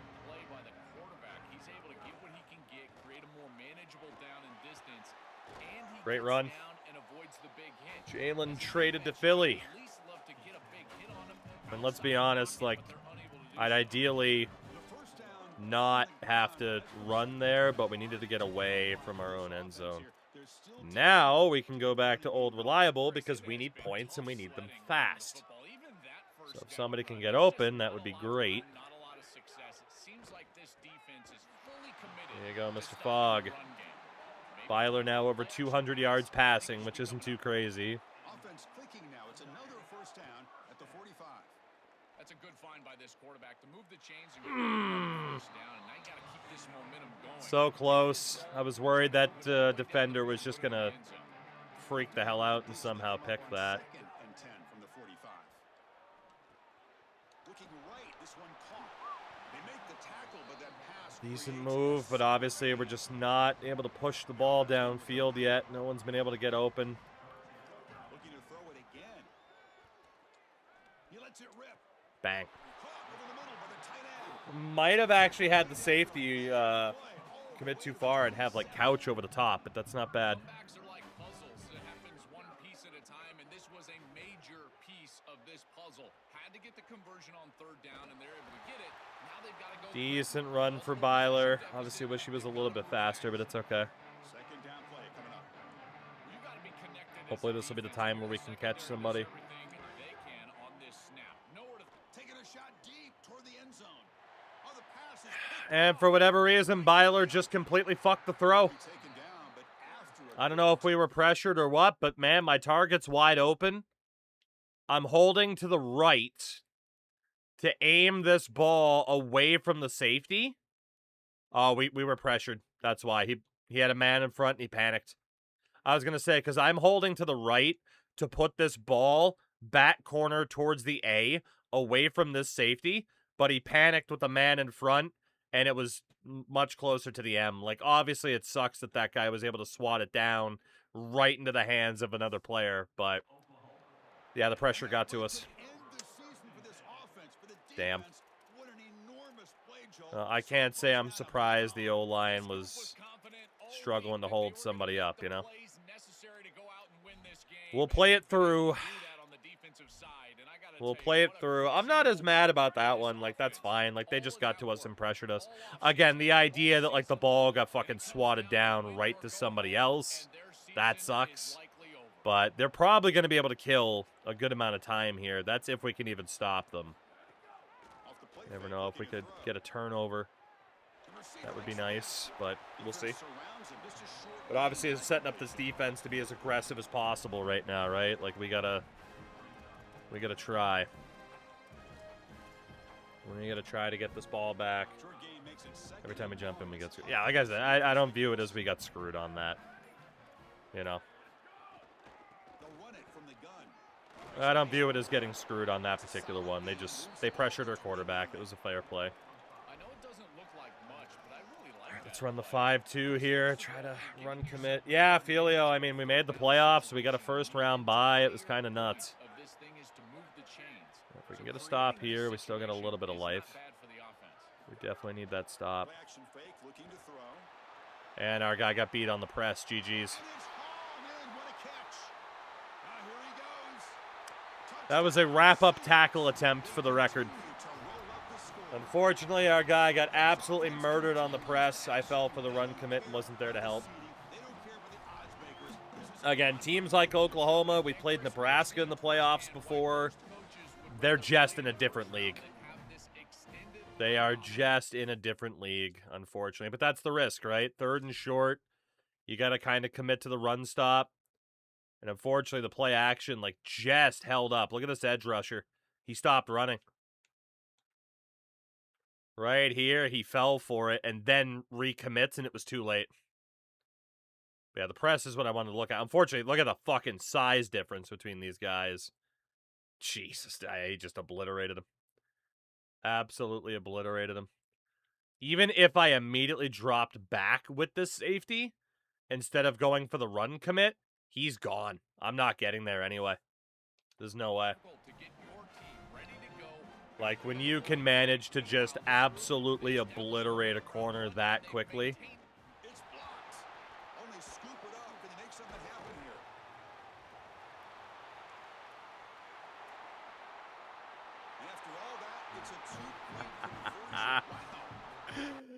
So what I tried to do there was when this kick was accidentally blocked by one of their own guys, we got it with one of our big fellas and weren't going to be able to return it. I tried to drop it back to number 11, who the second we picked it up, turned around and ran the other way. So the ball ends up in open space. This guy doesn't run for it at all and then just stands still. I don't know if that was me or not. It might have been. But, yeah, shout out to that little dude who decided to run and block for the big guy behind the play instead of staying behind me and giving me a nice lateral option. Yeah, I tried to get to the corner. It wasn't there. Yeah. Oh, this is going about as poorly as we expected. It's okay. First play of the drive, they'll come out throwing. We're going to get hit as we throw. That's okay. No one was really all that open. Lane getting beaten like a government mule. So what we're good at. Again, we are a rising program for sure. Hit again. Yeah, we'll just keep throwing waves at their defense. Hopefully tire them out. Get the fresh legs out there, and maybe somebody can get in over the top. But gotta be Frank is now in. Who's a lot more of a stealth option, and even then, a double team of their defensive tackle, we immediately crumbled. We immediately crumbled. Our third string quarterback, Titus Throwus, is in on 4th and 14. And we didn't green it, and unfortunately he dropped it. Well, that is highly, highly unfortunate.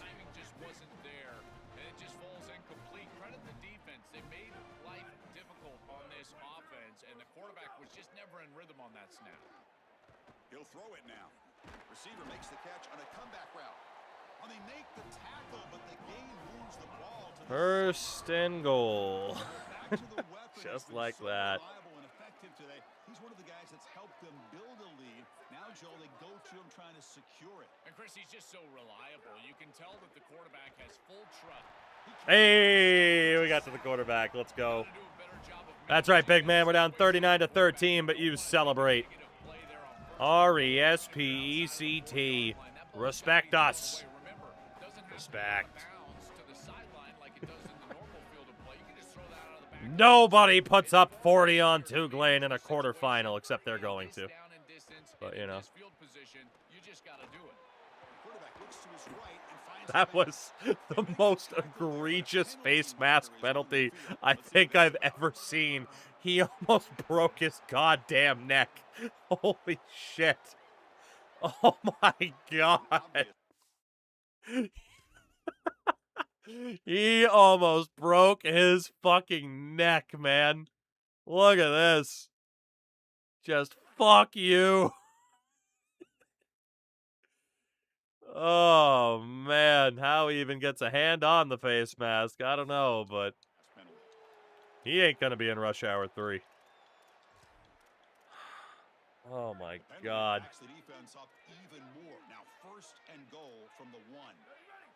Well, option run, and he gets in. Another touchdown for the Sooners. The boys tried their best, but again, we are just not at this level yet. Absolutely not.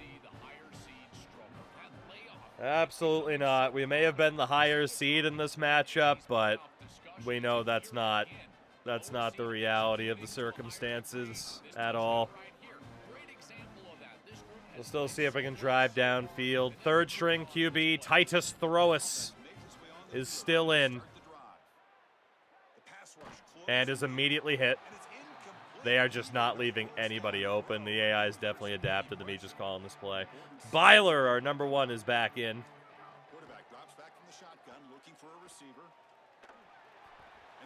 Dude, the strategy doesn't work when they have superhumans on defense and we just cannot wear them down stamina-wise to get people open.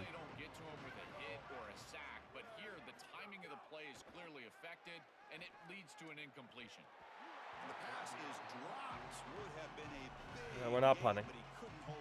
We're not punting.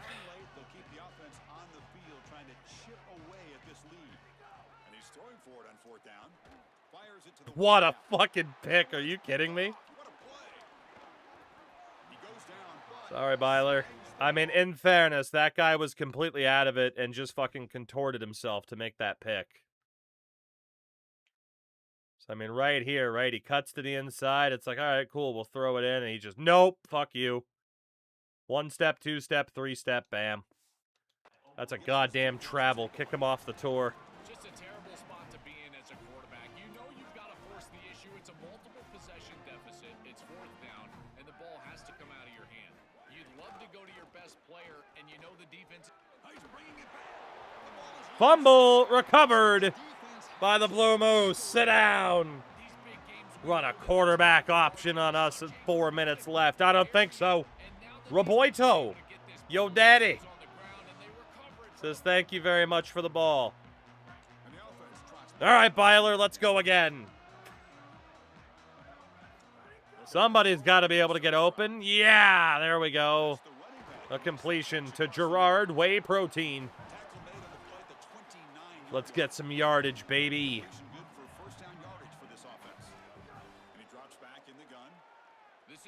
Underneath to Gerard Whey Protein. Might have been able to hit right bumper there. I got scared. Somebody beat the press. I went for the completion because we were about to get hit. At least that's what it felt like. All right, gentlemen, here we go. Run, Byler! Good man. Just wanted to get the first down. All right, give it to Frank, is in. Run, Frank! God. The left tackle, left guard got fucking obliterated. Holy shit. Fuck me. It'd be nice to have more than half a second to be able to throw. Yo, get rid of it. Jesus Christ. That time it was right tackle. I'm telling you, I have no time to throw the ball and let this develop. And look at the right tackle. Just nope. Fuck me. And Frank has about 82 or 85 throw power as well, so. Give it to Frank. Go, Frankie. Good man. Make sure we can get out of bounds. No weird catch animations on the sideline.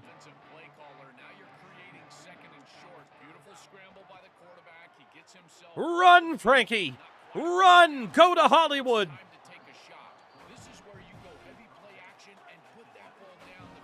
Can we get a touchdown? Titus Throwus is in. Titus Throwus! I probably wasn't catching that anyway, but what a frickin' play by that defender. Oh my god. Titus! All I can do is throw it as hard as I can and aim to the back shoulder, and if it doesn't go to the back shoulder and the safety can jump the route, then it is what it is. Third string quarterback. What do I expect? You know, I haven't been playing my best tonight, but even if I had been, this game is still going to be a fucking demolition. Just having absolute superhumans. Dare I say mutants on defense.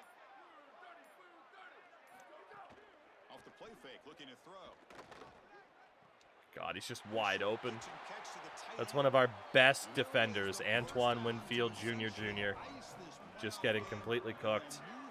Oklahoma puts belt to ass in the quarterfinal of the playoffs, as we expected. That's why I talked about wanting to not make the playoffs in theory and get a more winnable bowl game, but that was not meant to be, was it? That was not meant to be. Well, there's 2 playoff appearances, 2 losses, or 2 blame. And the Sooners will move on. Let's just go. Let's just try to forget that ass whooping ever happened, even though the scars will be there for a very long time. All in all, very good season, right? Made the playoffs again. We should get that half star of prestige back, at least I would like to think. You know, we're in a pretty decent spot. You know, recruitment class should also be pretty good by the end of it, so I can't complain too much, but it does suck when, you know, it's like, hey, optimism? No. Not in terms of the playoffs yet. That's not allowed, but we'll get there eventually. In terms of staff moves before the national title game, let's see, Sonny Dykes is in at Wisconsin. Ryan Day goes from Texas to USC. Damn. He is moving around. Kalen DeBoer in at Texas. Penn State brings in Colin Klein. Coach Klein. Ohio State brings in Matt Rule. Nebraska brings in Jeff Brom in response. Florida State now has James Franklin, Rhett Lashley in at Florida. Colorado's got David Braun. Again, the head coaching carousel has been ridiculous. The championship game of the college football playoff 2034 will be Nebraska against Louisville. You would think Nebraska would be heavily, heavily favored, but shout out to the Cardinal, man. Three straight upset for the Cardinals over Mississippi, Washington, and #1 seed Oregon. So they are looking pretty damn legit. But will it be enough to win a national title over Nebraska, who have been unreal in this setup? Let's see, my school. Hey, let's go. We didn't just go back to a 2.5-star. We jumped all the way to a 3-star program. Let's go. That's huge. For support staff purposes, that is huge. Coach prestige up to a B. Stability is an A+. That is our big win of the night. Gaining a full star of program prestige. Kinda nah. You do you. Nebraska. I don't think is JD here? John's here. John, they did it. Nebraska did a thing. I don't know how many other Cornhusker fans we have in chat, but Nebraska did a thing. And have won the national championship in 2034. Let it be known. Nebraska. So I'll tell you what the quarterback you need to watch out for in the future, right? If they end up with a quarterback named Perillo. Enrique Perillo. That's the guy to watch out for. Enrique Perillo. So you might want to tell him to start scouting out Quebec. Or Californians of French descent. For Enrique Perillo. I'm going to place the future bet now. There you go. It definitely won't go wrong for you. But like I said, damn good season for us. Once our next player gets drafted, we can unlock talent developer. And we still need to win 2 more bowl games to be able to unlock strategists, so that kind of sucks.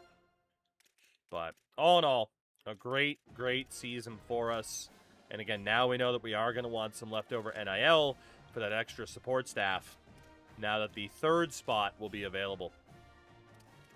And of course, facilities are where we want them to be.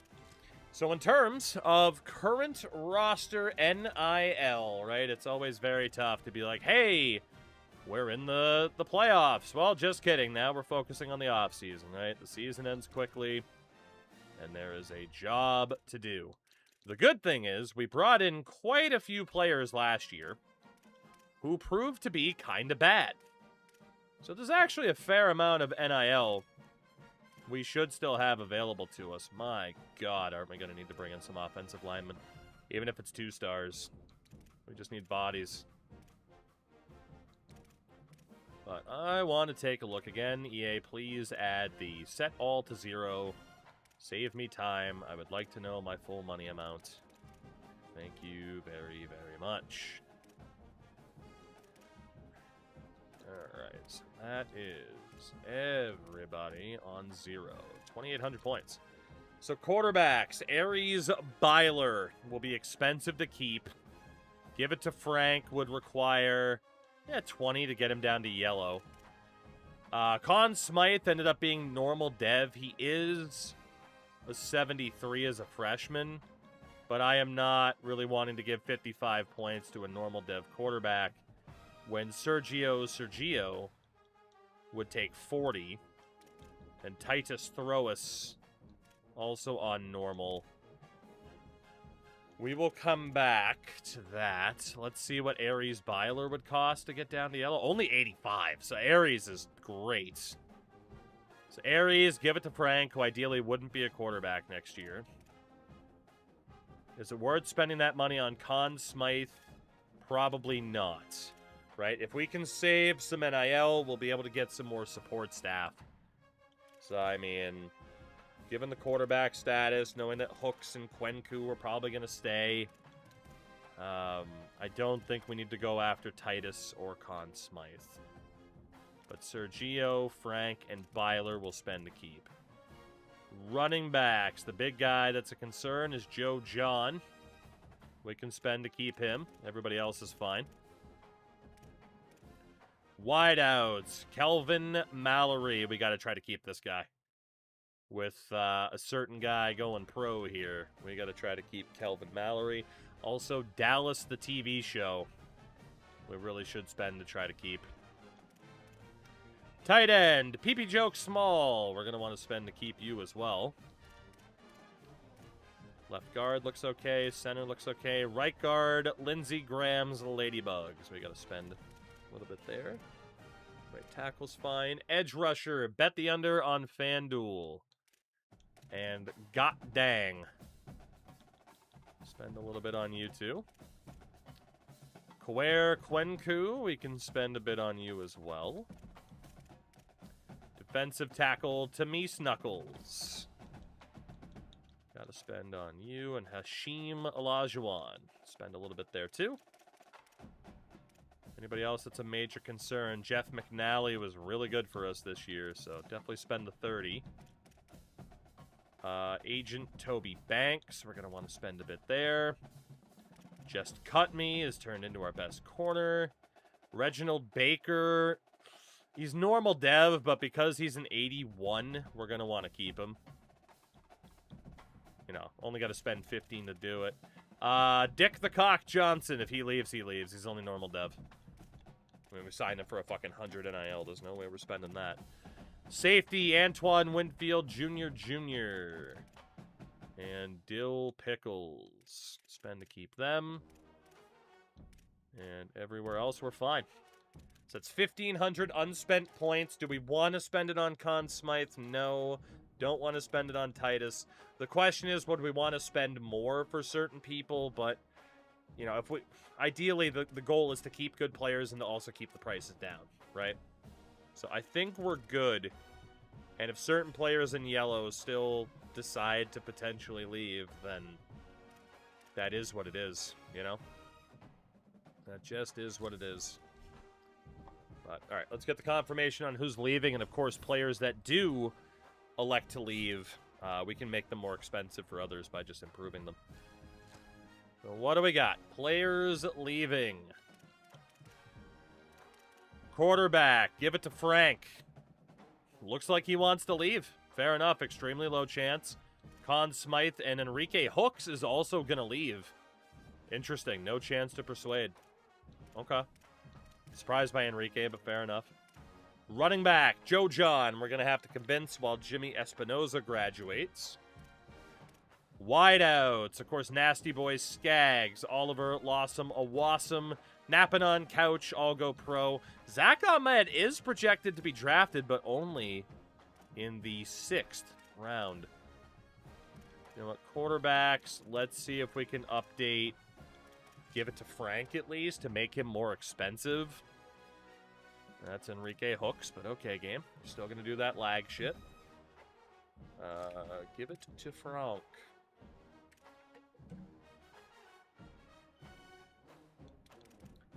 We can cap out his elusiveness for the extra XP.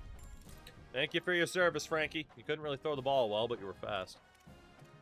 Tight ends, of course, Fogg projected in the 1st round. Jabu and Crumb both graduate.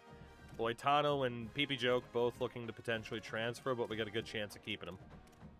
Left tackles, Taylor Madden and Matthew Griggs are both going to graduate. And actually, Espinoza, for the graduates, I was going to say, if they had like a decent amount of points on them.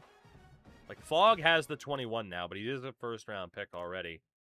But for the hell of it, give him that power boost. Maybe increase his chance of getting drafted, right? These two won't. But then the left tackle, Matt Griggs. We got 8 points for this guy. Is there any other upgrade we can do? No. Wanted to see if we can improve his chance of being drafted, but... center, Byron, get one free. Projected for the first round. We'll miss him a lot. And then Glenn Awesome also graduates. Edge rusher Chaz Hands is going to leave. Wow. No persuasion chance. Out of nowhere, he just decides, I'm gone. I mean, we thought he was going to be at the future at tight end or edge rusher, and he's out. Okay, doesn't even give me a chance. So let's make him a higher overall so that at least he will cost somebody else more money to acquire in the portal, because I am that type of spiteful. Defensive tackle Nick Virgin is graduating, while Tamise Knuckles will have to be convinced to stay. Edge rusher Kawer Kwenku will have to be convinced, while Dennis Shaughnessy graduates, as does linebacker Joe NHL. On the weak side, Tobias Vaughns and Sizemore, while agent Toby Banks might transfer. Corner Just Cut Me is looking to go pro. We got to convince him to stay. And Cole Anoscopy is also going to leave without warning. No chance to persuade him to stay. He's just leaving. That sucks. At least get the XP from him and, again, make him more difficult for someone to bring in. That really blows. Wow. Damn. Safety Dill Pickles will have to be convinced. Okay, so in terms of the persuasions, it's quite a few people. But yeah, Chaz Hands, colonoscopy, leaving without any chance to keep is very disappointing. Especially for Chaz. And then Give It to Frank is also probably gone. So no doubt we try to keep agent Toby Banks. And he does stay. What about PP Joke Small at tight end? He also stays. Then we have Brian Boitano II at tight end. He stays. What about Just Cut Me at corner? He stays for his senior year. 4 left for 4 players. Dill Pickles stays. Kawer Kwenku stays. Joe John stays. Tamise Knuckles stay. Wow, every single one of them. That's the luckiest we've ever gotten. We have had players on extremely high persuasion chance leave. So the fact all 8 of those guys stayed, I should go buy a lottery ticket. That's nuts. Kind of makes up for someone like Chaz Hands leaving. But not bad. All things considered, not bad. That could have been much, much worse for us. So much worse. I am going to buy a lottery ticket. I don't normally do that, but at least a fucking scratch off. That is crazy that went that well for us. So, draft results. Fogg and Byron both go in the first round, and Zach Ahmed goes in the 6th round. Not too shabby at all for the Blue Moose, and that means we are going to have some coach coins to spend, because we can now buy Talent Developer and get extra XP anytime somebody goes pro, if it will let me. Oh, fuck, it went from, I thought it was 75 points, or even 45, it's 90 points, my bad. Alright, so we can buy it, we just gotta save up more, fair enough. There we go, there's the confirmation. Nope, okay, it did unlock. Weird. 90 was for the master, whatever. It's fine, everything's fine. Let's take a look at the roster as it stands. So we have 4 quarterbacks. We're in pretty good hands there. We have 6 running backs with Espinoza graduating. Of course, 0 fullbacks. We have 1, 2, 3 wide receivers. 2 tight ends. Okay. 0 left tackles. 2 left guards. 2 centers, 2 right guards, and 1 right tackle. We have 2 left side edge rushers, 3 right side edge rushers, 4 defensive tackles, 3 strong side linebackers, 4 middle linebackers, and 3 weak side linebackers. We have 6 corners, 3 free safeties, 4 strong safeties, and still technically have 3 kickers and 2 punters, which is kind of nuts. All right, now we cross-reference that with who we have already brought in, and we see what we're dealing with. So Casey Gregg, 91 speed at 6'4". I mean, he's definitely a wideout or a safety. For this argument, he is a wideout. Also, he was normal dev, while Juan Dwight is star dev. 5'11", 84 speed. He's either a corner or a running back. He certainly looks to be more as a running back right now, so that's where we'll factor him in. Another star dev athlete, Ron Hawker, 238 pounds. That is a linebacker slash edge rusher. So we'll consider him a linebacker for the moment. Taylor Eldenring. Probably a tight end at his size. Maybe a safety, but we'll factor him in as a tight end right now. That's fine. Tevin Otis.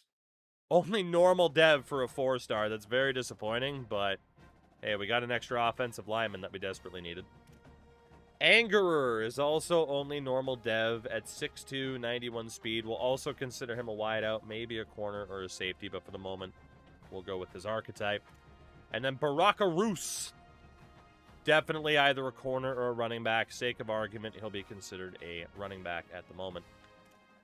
So, based off of who is left for us, Tobias Corner, actually. Let's do some math here. Let's do some math. Looking at the support staff, we have room for 3 cards, right? We have room for 3 cards. Reduce the NIL expectations. That costs $1,500. We have the Dynasty point increase, but that would cut the cost. And then the support staff discount costs $1,000. We did get the 3rd star, yes. I feel like if we don't spend that much money from here, we're in an okay spot, you know?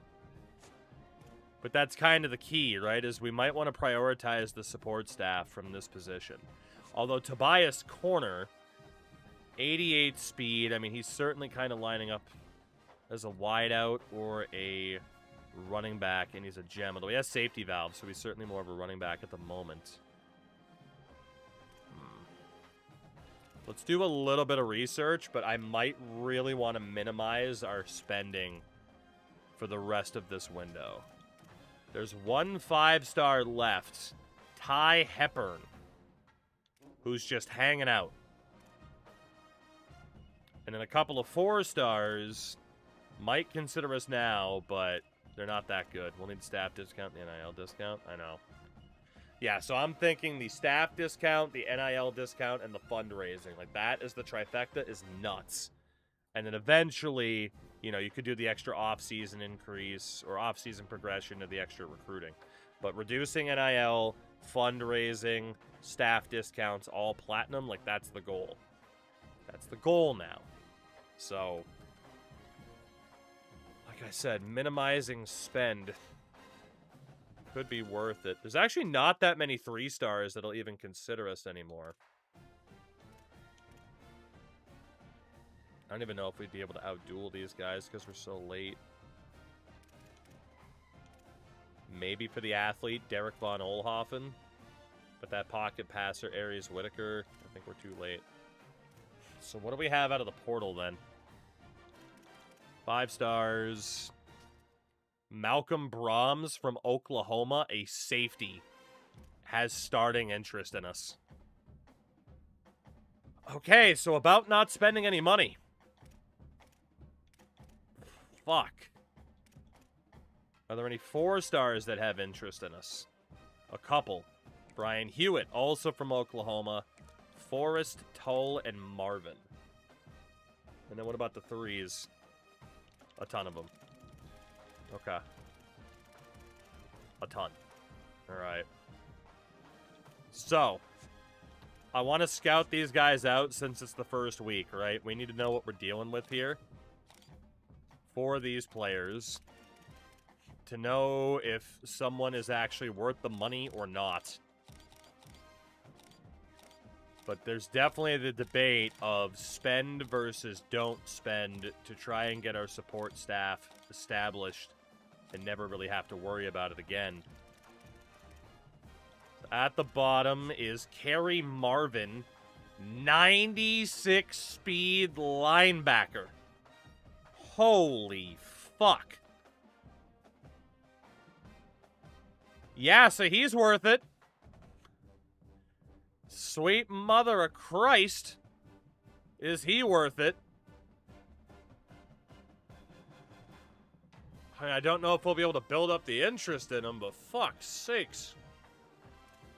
Then there's Mello Tull at quarterback. 91 throw power, 69 speed, no abilities. I think we could forgo Mello Tull because of who we already have a quarterback. So I'm not going to go for Mello here. Wideout, Cornell Forrest, 85 speed. Actually, really is not a wideout. I thought he was a wideout at his size. He's a fucking linebacker. He's a pretty good one at that, but obviously Marvin's even better. Another linebacker, Brian Hewitt. Is also very good. What about safety, Malcolm Brams? This, I mean, we got to. That's the guy who was interested in us by default. Look at this dude's mobility. Look at this dude's mobility. That is an absolute must that we immediately invest in this guy. An absolute.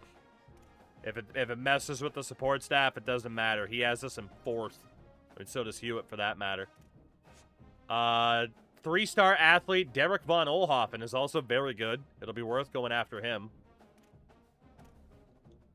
Running back Ty Hepburn was that 5-star who is still on the board. And he's a gem. How are we not going to spend? How would we not? I feel like we have to. Like, if we can spend for these guys, we have to. We have to. Right? Like, why wouldn't we? Alright, Tobias Corner. We're in first for this guy. 88 speed athlete. Again, probably a running back. Maybe a corner if need be. The extra running back means he could technically be a wideout, to tight end. Like, that's fine. He's a 4-star gem, so it's tough to say he's not worth the cost, right? The quarterback, Michelle. Honestly, Indiana's in for him. I don't think we're going to get him.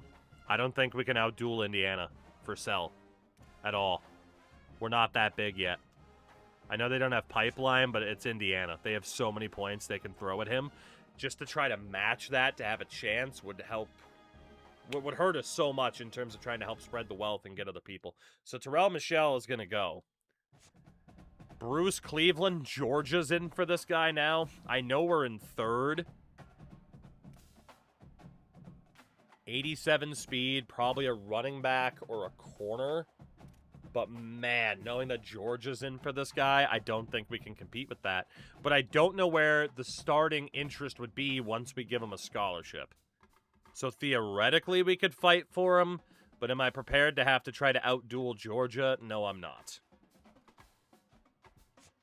Then there was Trey Bayo, or Bello, but we'll go with Bayo. It's outdueling Rice. Like, we can do that. But he's a 3-star. He's not a gem. He's asking for money.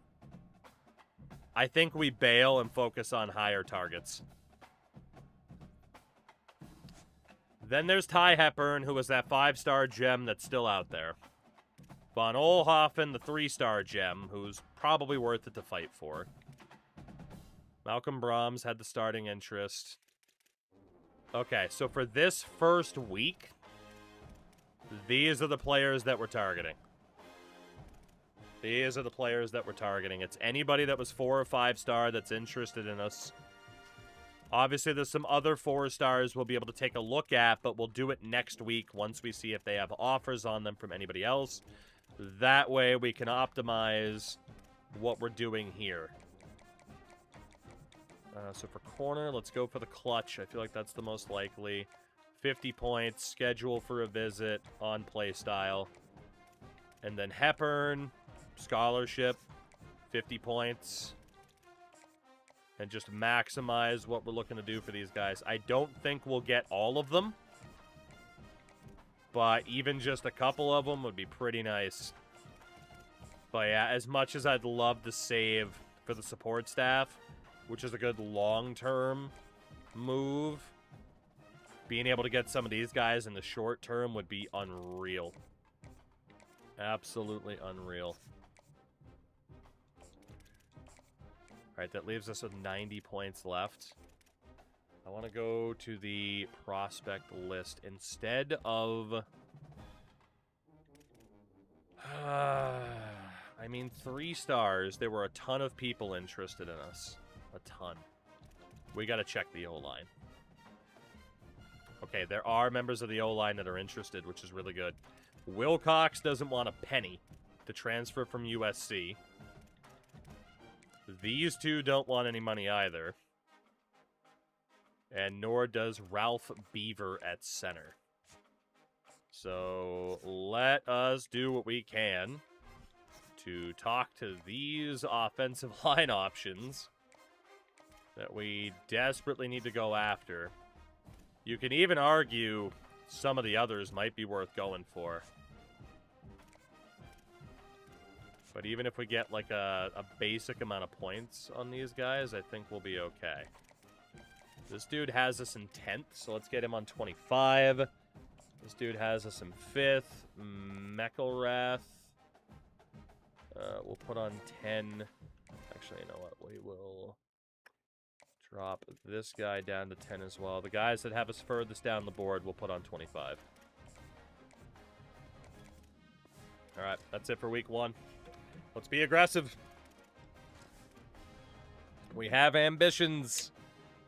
We're going up to tier 4. We gotta start throwing haymakers here. All right, Marvin did lock us out. It's okay. We knew we weren't going to be able to get everybody, right? All right, what do we look like for week 2? So, corner, we still look great. We still look great. If we need to, you know, savor some points, we can reduce what we are giving to him. Hepburn, we're out. I wish we weren't, but Oklahoma, Louisville, we're out. We can't compete with that. Von Oelhoffen, we're in the mix. Brams, he's going to Georgia. We don't stand a shot.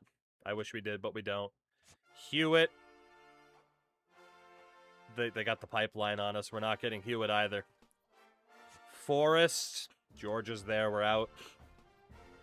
Marvin, of course, locked us out.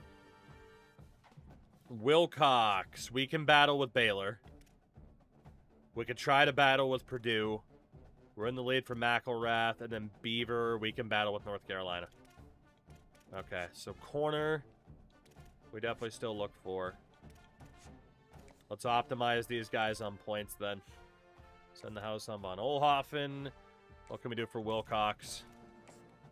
But yeah, some of those guys, it's like you just see certain major programs, and it's like, yeah, this isn't gonna work. I wish it would.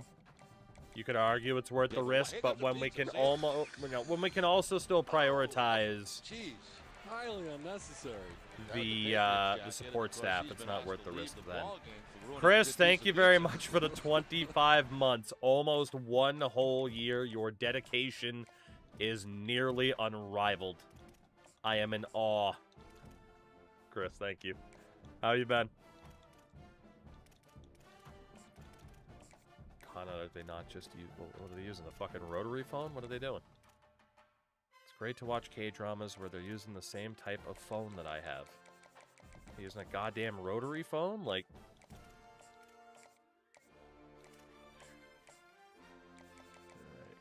status. Okay. One more look for 4s and 5s. But I don't think there was anybody left. Okay, well, obviously the K-pop, the K-drama, K-pop boys use goddamn Samsungs. Are you legally allowed to have an iPhone in South Korea? I feel like you'd get shamed for not supporting a company from your area. All right, there's a couple of 5-stars who are actually back on the board, or at least from the portal, that are still left. Antonio Kiki and Keenan Ezieke. Okay. What about 4s? All right, what do we got for the 4s? So Collins has no offers. Robledo has no offers. Conn Smythe we know is normal dev, so fuck him. Nick Boyce at corner, who we tried to get last year and got chased away from him, but there he is. John Cantu at quarterback, Brian Snow, David Avant, Zach Stitzer. A lot of quarterbacks. Brian Evett, Greg Charles, Spencer Elfman, Iosefa DeLong, and Brian Mintza are the last 4 stars left. They're contracted too. iPhone has contracts with some idols because they're fast. Interesting. Feel like going for a quarterback as a troll right now? Probably, but I still want to look, right? Like, if these guys are just undeniable. So, Boyce, for example, he's not the best quarterback. He's intimidated, as is Cantu and Snow, by somebody else on this list. Might have been an athlete from earlier. Or one of these guys here. I still think we at least look at these guys before we prioritize the 3 stars. If they're that good, you know? So, Dean Collins, for example, as a gadget, 90 speed at 5'8". You could definitely make the argument. What about Tomas Robledo? 5'9", 92 speed, 93 catching. What about David Avant? Also fast as fuck. Zach Stitzer. Too slow. Quarterback, Brian Everett. 86 throw power, not enough. Quarterback, Greg Charles. 90 throw power with dots. Spencer Elfman. 87 speed at 6'2". Iosefa DeLong. 83 speed at 6'4". And obviously, like, maybe as a tight end. And then Brian Mintza, 6'3" wide out, 94 speed, 80 throw power. Are any of these guys worth actually going for, as opposed to just targeting 3 stars now? I mean, Collins, he is fast. 5'8", I'd probably rather play him as a running back, maybe even a quarterback with 85 throw power if needed. Yeah, we'll come back to these guys. Let's go see who's out there for 3 stars. Non-portal 3 stars. It's a miracle iPhone allows some of these boys on the contract ambassadors because they're clumsy as shit. I mean, it's a tax write-off. I don't feel like gadget wideouts. Yeah, I know. Well, again, it's if it's needed. I don't ideally like gadgets in general for the reason that you're saying too, right? It's just like, well, fuck, you can't really trust that they're actually that good. So many 3 stars are still interested in us. It's crazy. Putting a left tackle named Freddie Penny, which is great. North Carolina's really in for him, though. Okay. So, yeah, we got to decide if these guys are worth it. I mean, it's 1 quarterback and a bunch of wideouts. Is Charles worth 135 points? I'm going to say no. Like, if we're going to spend that much on a quarterback or a wideout, they need to be so ungodly good.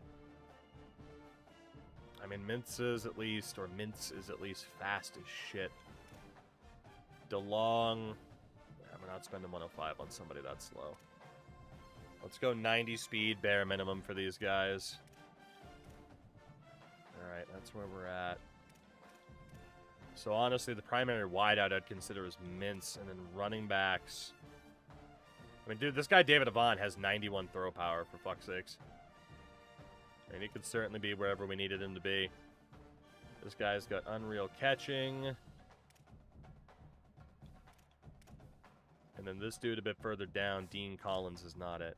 So if we were to still go after these 4 stars, Robledo, Avant, and Mintz seem like they'd be worth it. There's no guarantees that we would get them if big teams come a-knockin'. But my greed is insatiable at the moment. Let's go for Avant here after. Let's go 25 points each because I'm going to want to target some of these 3 stars just to get scholarships on them. And again, we can free up more points if we have to. Let's be honest, we're going to have to. So we go back to corner, who we look insane for. Bring him down to 10. All right, so out of the portal for the 3 stars. Quarterback. We don't need any other quarterbacks. That is for sure. Running back, wideout, tight end. Primary, again, is the O-line. And then the defense. So Penny we can fight for.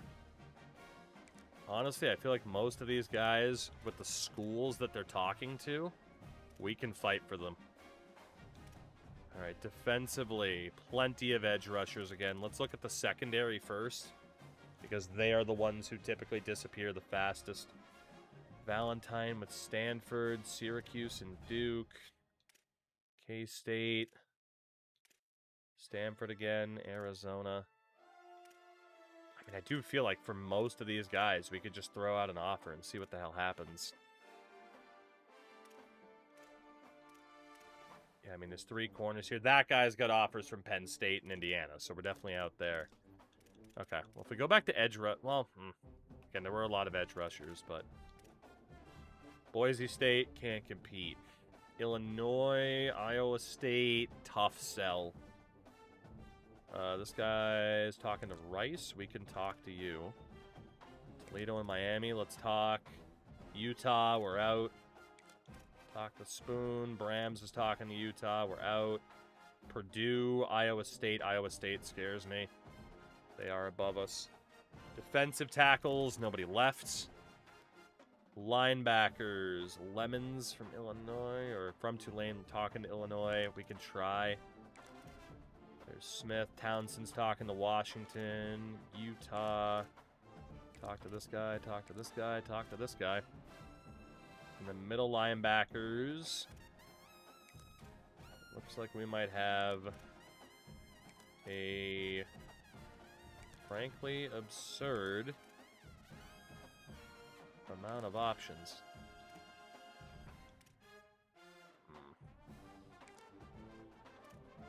You know, I'd rather talk to this guy. So middle linebacker Neely. Be the last one to talk about there. I mean, we definitely need some bigger bodies. That D-line defensive tackle, it's starting to run a little bit short. Anybody who would be scared of the competition level? No. Okay. So, need scholarship. Let's start handing out some scholarship offers. And seeing if we can make up any ground for any of these players. Fuck. What position did Kevin Proctor play?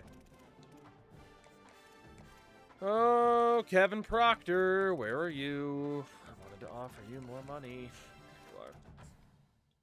Put him on a 5. I think we can land on our feet here. Just how good this is going to be for us, I don't know yet. Put Cortez on 5. Put Josh Lynch on 5. It's going to kind of depend on how receptive a lot of these guys are to the initial offers.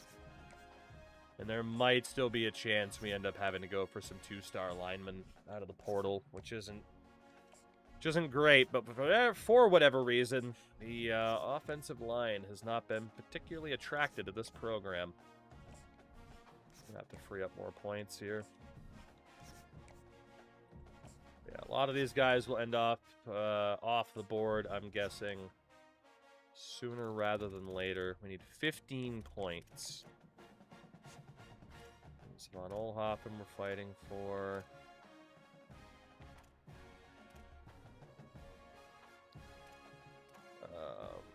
Kind of agree that the Bond's the best of the bunch. So Robledo, how many offensive linemen do you have currently? 8. So at least the bare minimum to be able to field a team. But obviously, you know, we want a little bit more than the bare minimum if we can get it. Alright, James Spoon. There we go. Let's see what we look like heading into next week. I'm sure a lot of these guys will end up off the board.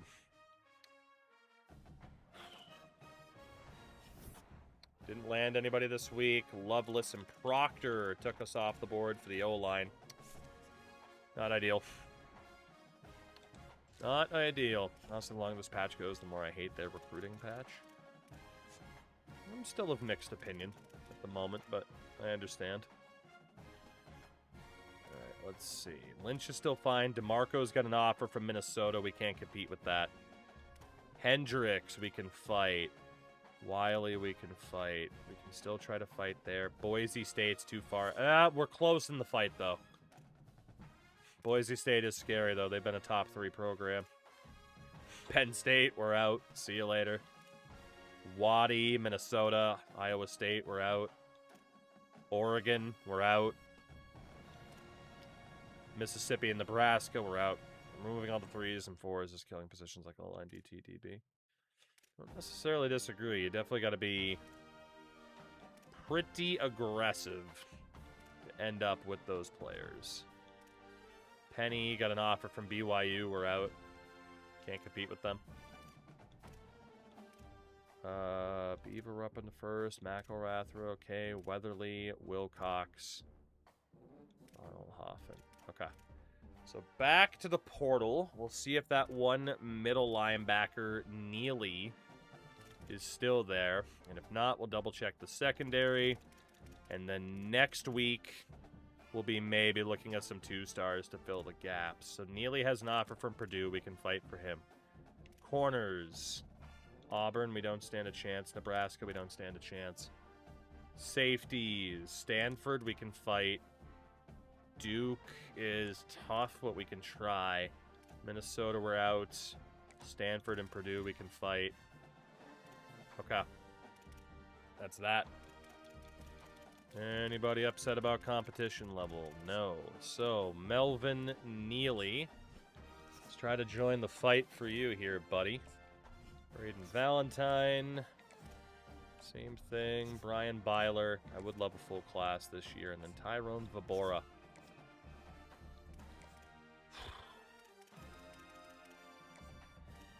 Question is, do we end up scheduling visits or not? I'm not sure. So, Tobias Corner should be ours, right? Like, it would be kind of fucked up at this point if he does not sign with us. Von Oelhoffen. We're battling with Baylor.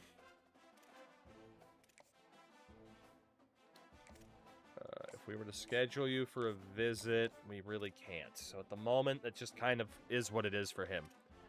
Wilcox, we are also battling with Baylor.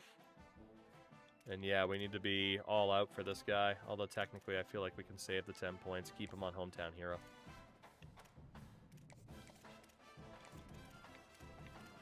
Weatherly. Should be okay for the moment. McElrath. We can get him on the cell and schedule him for a visit. So if we can at least land these offensive linemen still on our board, we'll be pretty good. So McElrath, get on contender status. Ralph Beaver, all techs. What's up, man? We're doing good. How are you? We'll give old Ralph Beaver an offer. And then Tomas Robledo will have to be up to 50 points to stand a chance. Avant. Made some late night bagel bites. I'm immensely... Why isn't it like 4 a.m.? is when anybody, is just like, hey, food? Hana last night talking about 3-gallon buckets of pickles. All text coming in with the bagel bites conversation. God damn. Alright, Raphael Childers. If we're going to fight for this guy, it's going to take a lot of points. So let's look at O'Sullivan. Go watch him. Hendricks. Glad it wasn't me tonight. I eat when I'm hungry. I mean, as you should. Unless you're like, well, I'm never hungry, so I'm not getting, like, what I need from food. But, you know. Alright, so O'Sullivan. We're going to fight for you. Get you on the hard sell. Came in earlier with the drink combo. That's fair. And the K-pop drama. John O'Sullivan. Let's get you on playstyle. Prince Guacham. Hell of a name. He likes to be a team player. We'll schedule you for a visit on playstyle. Mr. Hendricks. Hard sell. Aspirational goals. Visit. Like 12 pieces of toast today because we have no food at the moment. Oof, been there. Been there. Braden Valentine. Don't know if we'll be able to make up ground, but we can talk. Schedule you for a visit next week on contender status. Byler. Ryan Byler. Does Arkansas State also use ASU? I think so, yeah. There's multiple ASUs all the time. No abbreviation exclusivity, you know? We are really trying to fuck with Stanford here, aren't we? Just like that, we're out of points for the week. So be it. So be it, so be it. Apparently, I apparently missed a K-pop funny a few months ago, and now it's everywhere. I mean, was it funnier than the guy falling and hitting himself in the head with a pot? We get the hard commit from right guard, Morris McElrath. Let's go. Welcome in, Morris. We get the hard commit from the center, Ralph Beaver. It's 2 more linemen. We're looking good. Byler says goodbye. So does Neely and Valentine. Not bad. Kinda, if you want to send it, I'll check it out whenever I remember. Alright, so Neely locked us out. This dude is now upset about playtime, but let's make sure with like Byler and Valentine off the board that we're not in a bad spot. And then again, we got McElrath and the Beaver to sign. Okay. So corner, again, if he doesn't sign with us, like, whatever, go fuck yourself. Von Oelhoffen. Only way to get him is to spend more money. Kinda, that's fair. Is he worth fighting for? The only way we're getting this guy is if we spend more money. That's it. I mean, maybe if we can schedule him for a visit this week, it's tough to say. I'm going to come back to him. Let's go to the bottom of the board. So, Lynch. We'd have to fight for... Miami's in for this guy, so is Washington, so we're out. Fasano, we can't compete against Florida State, most likely. He's gone. This dude's still mad about playing time. Oregon's in for him anyway. Fuck it, we're out. Buffalo, Georgia, Nebraska, Florida. I'm out. No shot. What about Childers? Florida State, Nebraska. I'm out. Vabora, we can try. Hendricks, we look okay. Guacham, we can still try. Sullivan, Mintza, we're okay. Avant, Robledo, Weatherly, we're in a battle. Wilcox, we're in a battle. Oh, so yeah, I mean, it's either we add some 2-stars, which, or we just fight for who we have here the most, which I think is what we'll do. So, let's start from the bottom then. Josh Lynch. 50 points, that's all we can do. Vabora. Can schedule you for a visit on contender status. We've done all we can do. Hendricks. Aspirational goals. We've done pretty much all we can do. Prince Guachum. Pretty much all we can do. John O'Sullivan. That's all we can do. Brian Mintza. If we don't get you at this point, we're not. It is what it is. I'm not offering you more money. Avant, same thing. And Robledo, same thing. Weatherly. We've done all we can do. He'll probably go to Purdue. Wilcox. We can do a little bit more for you. Von Oelhoffen. Fuck it. We might as well try. I don't know what you like, but we'll get you on coach stability to hope that you care about that. And for the hell of it, we will offer you a little bit more money. And then corner, we can definitely put more points on to make sure, but I mean, he really should be ours. So that does leave a little bit of space still. 21 targets, a little bit of time. One last look. Is there anybody left to talk to? That's not a 2-star. There are a couple of 4s. Cleveland and Terrell Michelle, but the competition level, I think, is just too high. I mean, technically, we could just throw our name into the hats to try. Right? I mean, at that point, you might as well. Even if you don't get him. Like, we don't expect to get him, but if we pull off a Hail Mary out of that. Keenan Ezike is back on the board, too. And then there's still some other 4-stars here, but we know Smith or Smythe is not worth it because he was ours and he's normal dev. So there was Bruce Cleveland. And again, definitely more of a running back. He's not great, but he's not awful. Michelle at quarterback. Keenan Ezike. 89 speed at 6'5", 94 acceleration.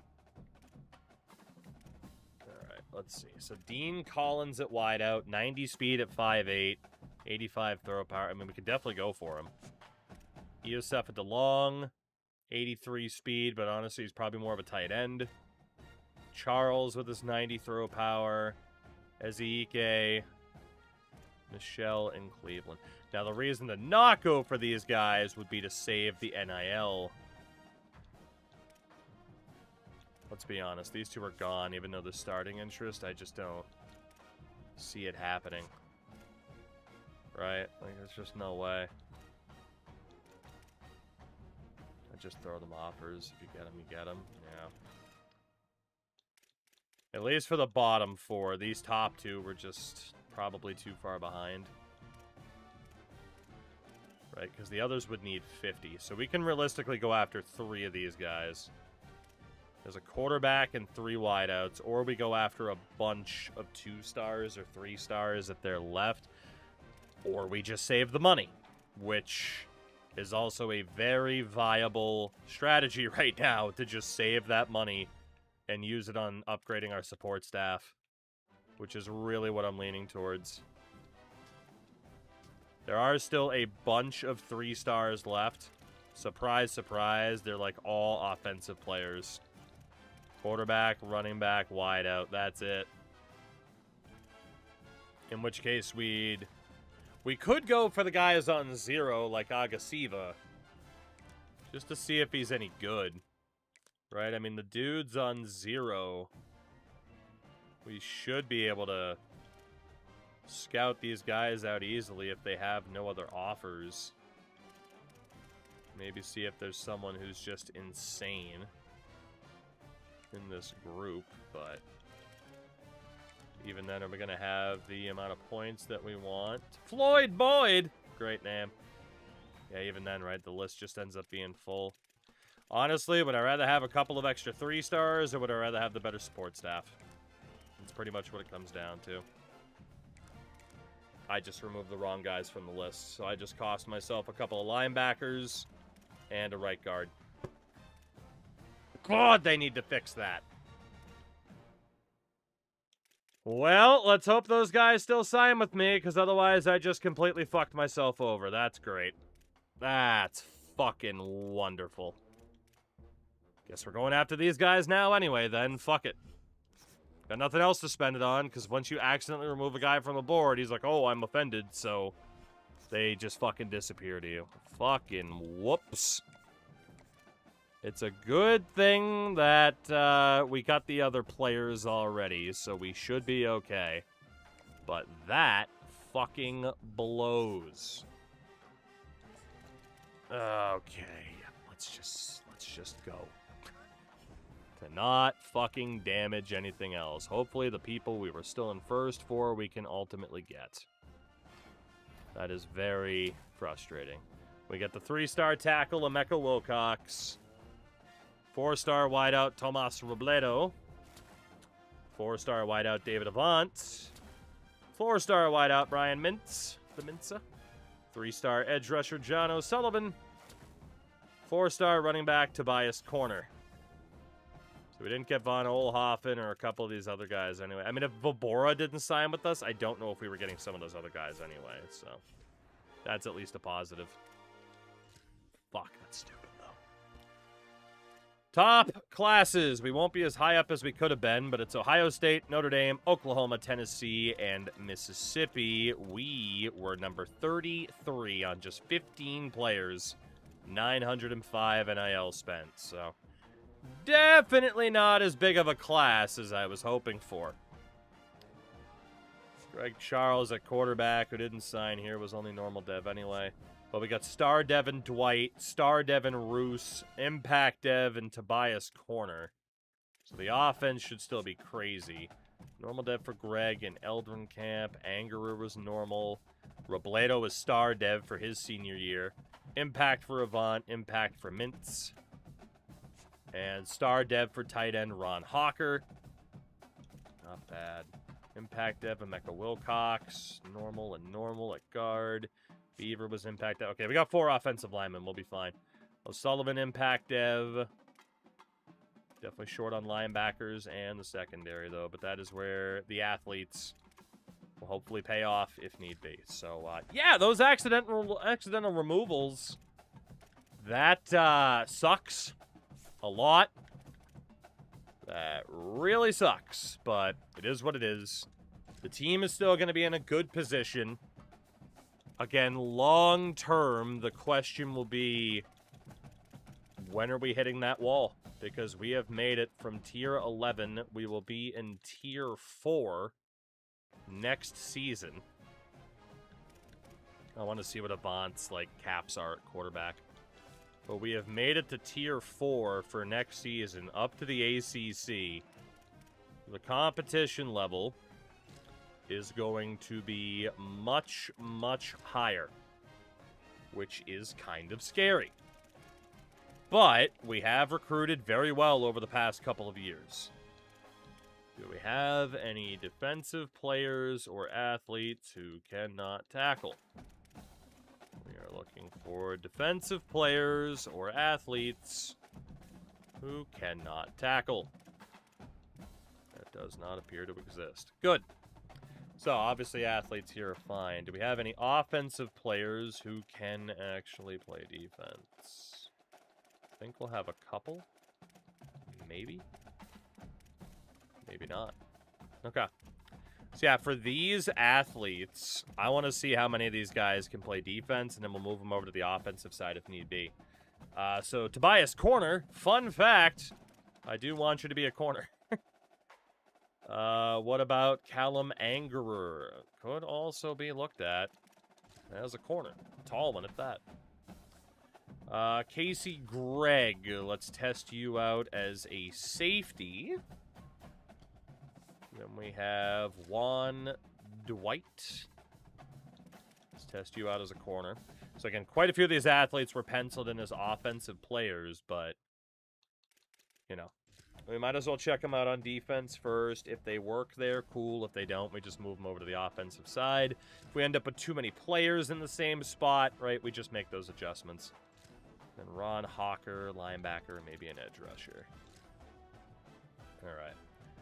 So that brings us to kicker punter, which I think will be the same as it was last year. We're still not going to be able to really cut any of these guys, which is disappointing, but that's okay. So, yeah, let's just back out for a second. It's being a pain. All right. Shows us at 770 NIL, which we'll see if I cut myself too short. So, one and done. In theory, could be a linebacker. F.U. Gallimore, I do want to test out as a linebacker. He's put on some decent size. What about Jason Bloom? Test you out as a linebacker as well. Honestly, one and done for the moment, too. I want to see how many people end up at linebacker, potentially. And then free safety side. I mean, Winfield, we moved to safety because he was too freaking slow to play corner, but we might need him to play corner again. Just is what it is. Dill Pickles. He's also put on a bit of size. Let's try you out as a linebacker just to see what that core looks like. Tehigdon's fine. Greg is fine. Edlund. I'm changing his fucking name. I remember changing his name anyway, thank God. The corners. Reggie Baker. Let's test you out as a safety. He might move back. Lyle Crocodile. Let's test you out as a safety, just to see how that core would look.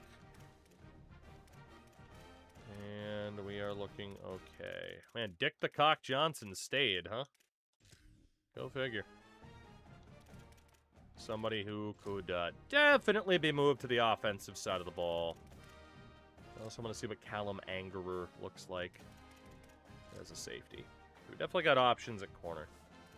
Linebackers.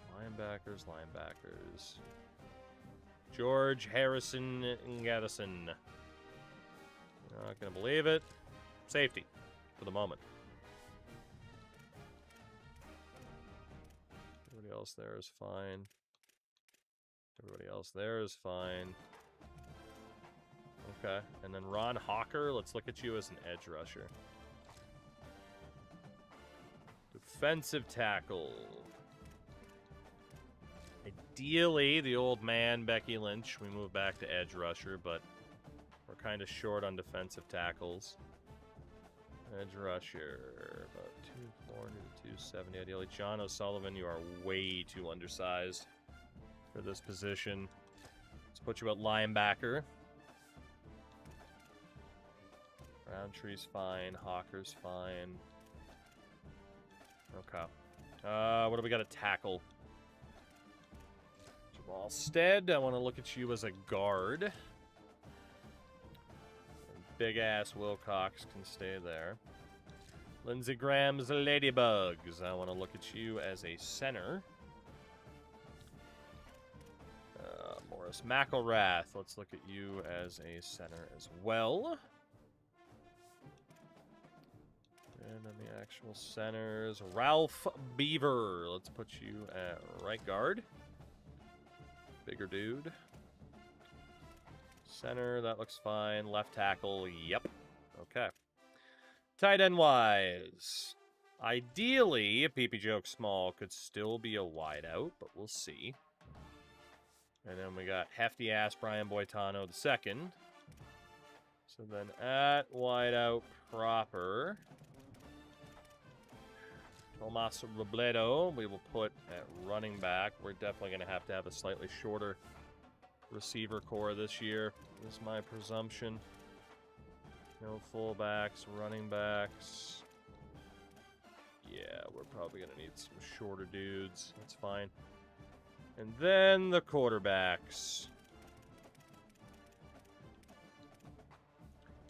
Yeah, so like Brian Mintza, right? Like it's not happening. 6'3", 193.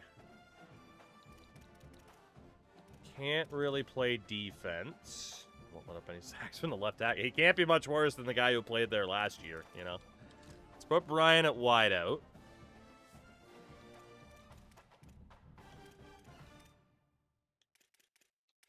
The power cap for David Avant isn't great, but also his power is already good. Doesn't make sense, though, to carry these 5 quarterbacks. It still makes sense to move somebody else out. The accuracy for Quenku, Throas, and Avant, not great. Right?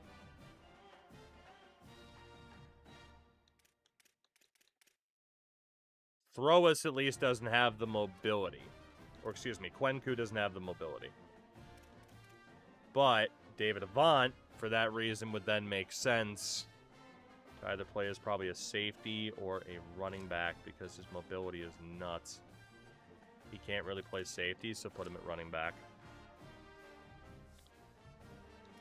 And then do we carry 4 quarterbacks? Or do we move Titus Throas potentially to running back as well? Because that accuracy cap isn't good. And go Quenku, Sergio, and Byler. I think we probably move Throas over to running back because we're going to have to move running backs over to wideout. Yeah, he's a 73 rated running back. Okay. So we're only going to have 3 quarterbacks. Byler, Sergio, and bless you, Quenku. This is nuts. So in the running backs, a lot of these guys are going to have to be in consideration at wideouts.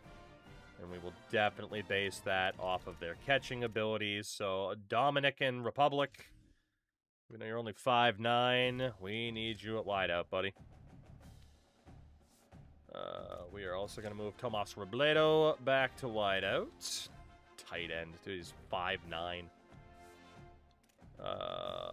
Jalen traded to Philly. Let's see what you look like at wideout. Let's also look at Joe John as a wideout. So that would we leave, what, 5 running backs? Yeah. Which is okay. I mean, the other 2 would be Whey Protein or David Avant, but I think we're okay. So that works. So then the wideouts, and then tight end, we have 1 tight end. So anybody that was significantly taller. I know we had a couple of guys at 6'5", over 200 pounds. So Dallas, the TV show, going to be a 91 rated tight end now, which is nuts. And then PP Joke Small, we can also move to tight end. We're probably going to want 1 more guy because there's no way Mallory is going to be redshirt. But then again, that 1 extra guy, there's no way he's playing. But a tight end can play wideout. I don't think the depth chart was the other way around. We got a couple of dudes at 6'3". Heaviest of the bunch is member Matlock. Let's move him over.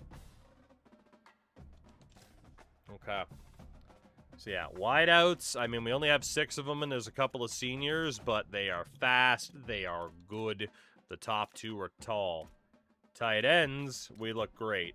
And that also gets Boitano out of a primary position because he is a bit too slow. So the tight end attack should also be pretty damn good. Tackles. Got no choice but to move some guards out. So Josh Whitehurst, you're going to left tackle. As is your other 6'5" brethren, Tevin Otis. Although he is a freshman, so maybe not. Moki, that was the last thing I was going to check.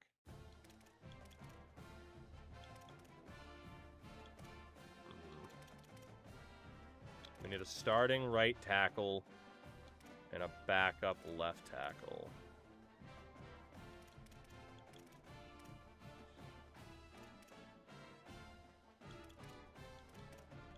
Stead's an absolute beast.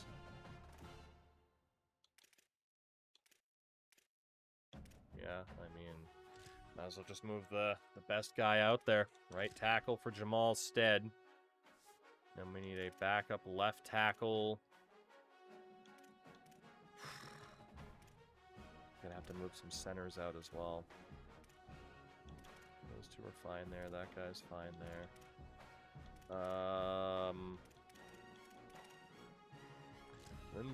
Lindsey Graham's Ladybugs. You were going back to left guard. He was right guard last year, actually.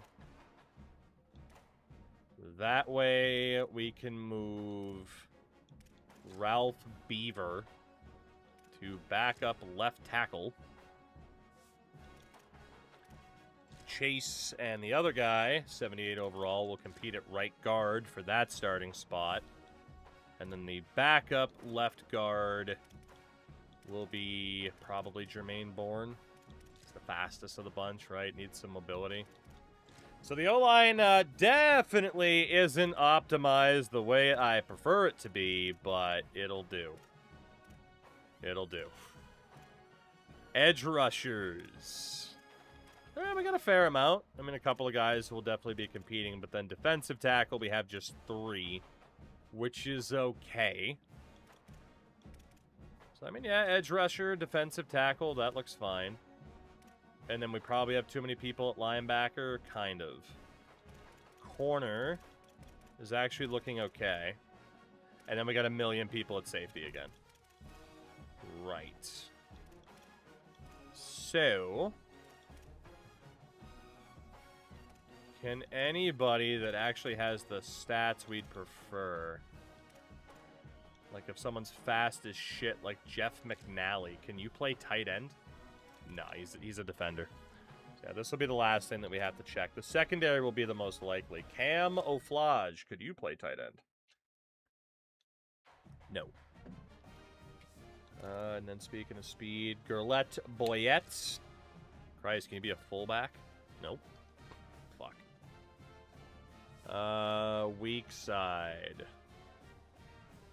Weak side. Agent Toby Banks, any interest in being a tight end? Nope. Like now I can just switch to a lurker? Okay.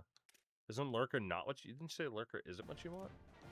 Or was it a signal caller that you didn't want? You wanted to be a lurker. Dill Pickles. Can you be a wide out or tight end? No, you can't. Shit. 85 speed, FU Gallimore, wide out tight end. Nope. I might just have a shitload of people in the same spot. It is what it is. Alexander the OK. Can't play offense either. Shit. And then what about Barack Obama? Hey, Obama. He's our latest tight end, Barack Obama. With his 85 speed. So that'll be the 4th tight end that we needed to potentially get. 6'1", 234. Yeah, tight end. Obama. Going to tight end. So then it kind of comes down to the safeties. But just looking. George Harrison Gaddison. I would want you at strong safety. The guy from Mortal Kombat plays college football now. Hey, you always got to leave your options open, you know? All right, can any of these free safeties play on the offensive side of the ball? Callum Angerer, can you be a wideout? Yes, you can. Perfect. We don't need you there for now, so it's fine. Mr. Elden Ring, 6'5", 206, wideout or tight end? Yes. Put him at tight end for the moment. Dick the Cock Johnson, 6'3", 197. Can play wideout. Okay. Say hello to all the athletes. Casey Gregg, 6'4", 213. You're also going to tight end. Jesus, okay. Tobias to Higdon. I mean, we might have to move some of these guys back at this point. Jesus Christ. I didn't expect, like, all of those. Those had to have been literally all of the athletes that we had. I think he ejects the arm blades when ref makes a bullshit call. I hope so. I hope so. At least I hope it's an inner battle to not do it, you know? All right, so that leaves 3 free safeties, 2 strong safeties, decent amount of corners, honestly, including Tobias corner, knowing that the safeties could also play there if need be.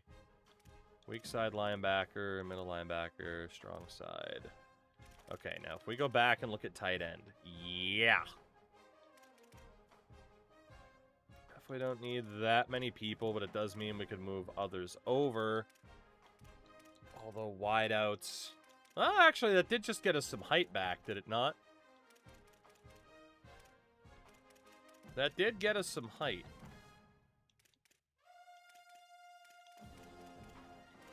right. 214, 234, 230. Yeah, you know what? So, Elden Ring. You're going to go to wideout for now. So we might just end up with a crap load of running backs, but you know what? We'll deal with it. Dallas, the TV show. You're going back to wideout. Watch Mortal Kombat Annihilation last night for the first time in many years. It's terrible, but it's great. People are too harsh. Sometimes there's nothing wrong with just a good, shitty movie, you know? There's nothing wrong. Yeah, this fucking Sindel line, I think it was. Like, you know, like, there's nothing wrong with a movie being kind of garbage. You can find joy in a movie being kind of garbage. Not everything needs to be, you know, an award winner. And even then, with the award winners, you'll still have people who are like, actually, fuck this movie. You know? So, you know, it all works out. It all works out. Yeah, I mean, I'll text. It's the most famous line from that movie. Alright, so the wideout situation is looking good. Tight end situation, we could redshirt Greg Baraka Obamna. We'll play. He'll be the third one. That's fine. So then there's a million bajillion deals there. So technically, we wanted to move one dude over. Either Elden Ring will probably sit out. Dallas, the TV show. He's going back to tight end because first round pick. Hello there. And then the running backs.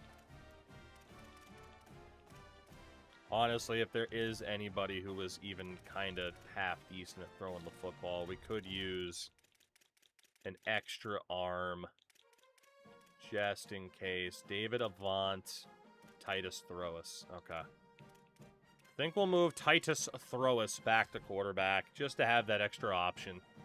You know, he's not going to be a starter no matter where the hell he plays.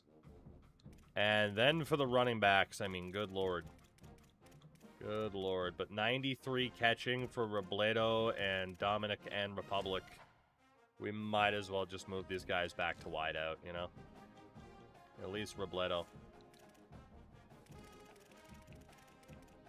3, 4, 5. Yeah, one or two of them. So Dominic and Republic. We'll go back to wideout. Even though he's apparently a much better running back for now, but it's fine. Okay, and then maybe one more just for the balance of it all. 84 and 87 catching. Jaden traded to Philly. And Joe John, who can run a route right now? I mean, good release for Joe John, so we'll move him back. And with that, I think we're okay. We're just going to double check some skill caps. But I think we're okay. Are we winning yet? We had another good season. We got pooped on in the playoffs by Oklahoma. All right, so the 4 quarterbacks, let's be honest, Byler's our guy. 5 running backs. We're all going to be pretty decent, especially the top 2 are fast as hell. No fullbacks. Wideouts, that's 2, 3, 4, 5, 6, 7 of them available this year. 2 red shirts. Tight end, 4 available, 1 red shirt. The O-line is still a bit thin. Edge rusher looks okay. Defensive tackle looks okay. Linebackers, there's still quite a few. But corner, tiny bit thin, but still okay. And then safety, kickers, punters. Okay. So if there's someone who's pretty close to what we for a linebacker, yeah, John O'Sullivan. For the hell of it, let's put you at strong safety. Montreal seems to have got my slave schedule turned around. It's the traffic, it'll drive you crazy. The traffic and the construction. So yeah, I'm going to have to go through, double check certain, like, archetype changes, shit like that. But is there anybody whose caps are terrible? Quarterback, I'm not as worried. I mean, someone like, yeah, Dominic and Republic. Not the ideal wideout. He'll be fine. Yeah. Outside of just maybe double checking, like, oh, if you move this guy and switch him back, it'll be okay. For the most part. Like Chase is already kind of capped out. For the most part, I think we're okay. God dang is definitely, though, not a defensive player long term. We can technically... Him and Moses split the C. Are not great where they are. Not that Ron Hawker is either. But where the hell... 6'2", 242... I mean, he'd play tight end. He's technically a better edge rusher than he is tight end. So, honestly, we'll leave him. I'd rather have the depth there. Yeah, linebacker, someone like Taylor Ackerman, but I mean, he is literally just a body on this team. I think for the most part, we're okay. For the most part. But yeah, what I'll probably do is double check, like, I'll do it off stream, right? But just double check, like, every single one of these players and being like, oh, okay. Like, for the linebacker, right? We saw with McNally, right? Like, okay, if we can avoid a signal caller, apparently that's what we want to do. Right, move him to lurker, like stuff like that. I'll spare you the nonsense, but we are in a very, very good spot yet again. But I do still worry about us slamming face first into the wall and maybe losing some progress, right? Especially, can I see? I can't see the conferences from last season, but I can say, right, like Tier 4 next year, we're talking Memphis, Louisiana, Illinois, Mizzou, SMU, Iowa, Pittsburgh, North Carolina, Syracuse, Colorado, and Central Florida. It is definitely going to be the most difficult conference we've been in yet. No denying that. What would Brian Boitano do if he were here today? I am sure he would, in fact, kick an ass or two. What time is it, by the way? 5:05? I gotta start running into the teams of 4 stars that'll crush us with the physical gap. Oh, yeah. Oh, yeah. I mean, that's pretty much guaranteed at this point. Like, Whitehurst is going to be agile no matter what. See, I guess the big one, right, would be defensively. Is it still worth, like, edge rusher versus speed rusher, edge setter? Okay, is it just the linebackers with signal caller that's really fucked? I guess is my question. How much do I actually need to move this around? Although McNally is technically better on the outside. Then signal caller, Alexander the okay. Move him to lurker. That's fair. Alright, so weak side is Banks, Pickles, Gallimore. Strong side, signal callers can't upgrade agility or change direction. Weird. Middle linebacker, a lot of depth there. Also, though, let's be honest, like, some of these guys over here, like, they are just complete and utter filler players. Like, they would be cut if, like, these are the guys that would be cut if we had brought in a full class this year, you know? That type of concern.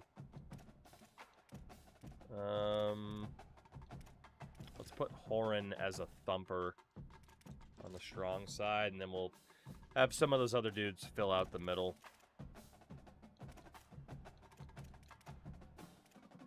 Because we already have the depth there. We'll just make it look not so ridiculously one-sided, I guess. But like I said, I think we're okay. Charles in charge. Actually better as a middle linebacker, go figure. What about Ackerman? Does it matter? Yeah, see, it's weird how some guys are like, oh no, I'm definitely better for the middle, and then other guys is like, yeah, it doesn't really matter. Good old J. Cole. Okay. I think we're fine then. 5 there, 4 there, 3 there. Shits and giggles make it 4-4 split. Because of my brain.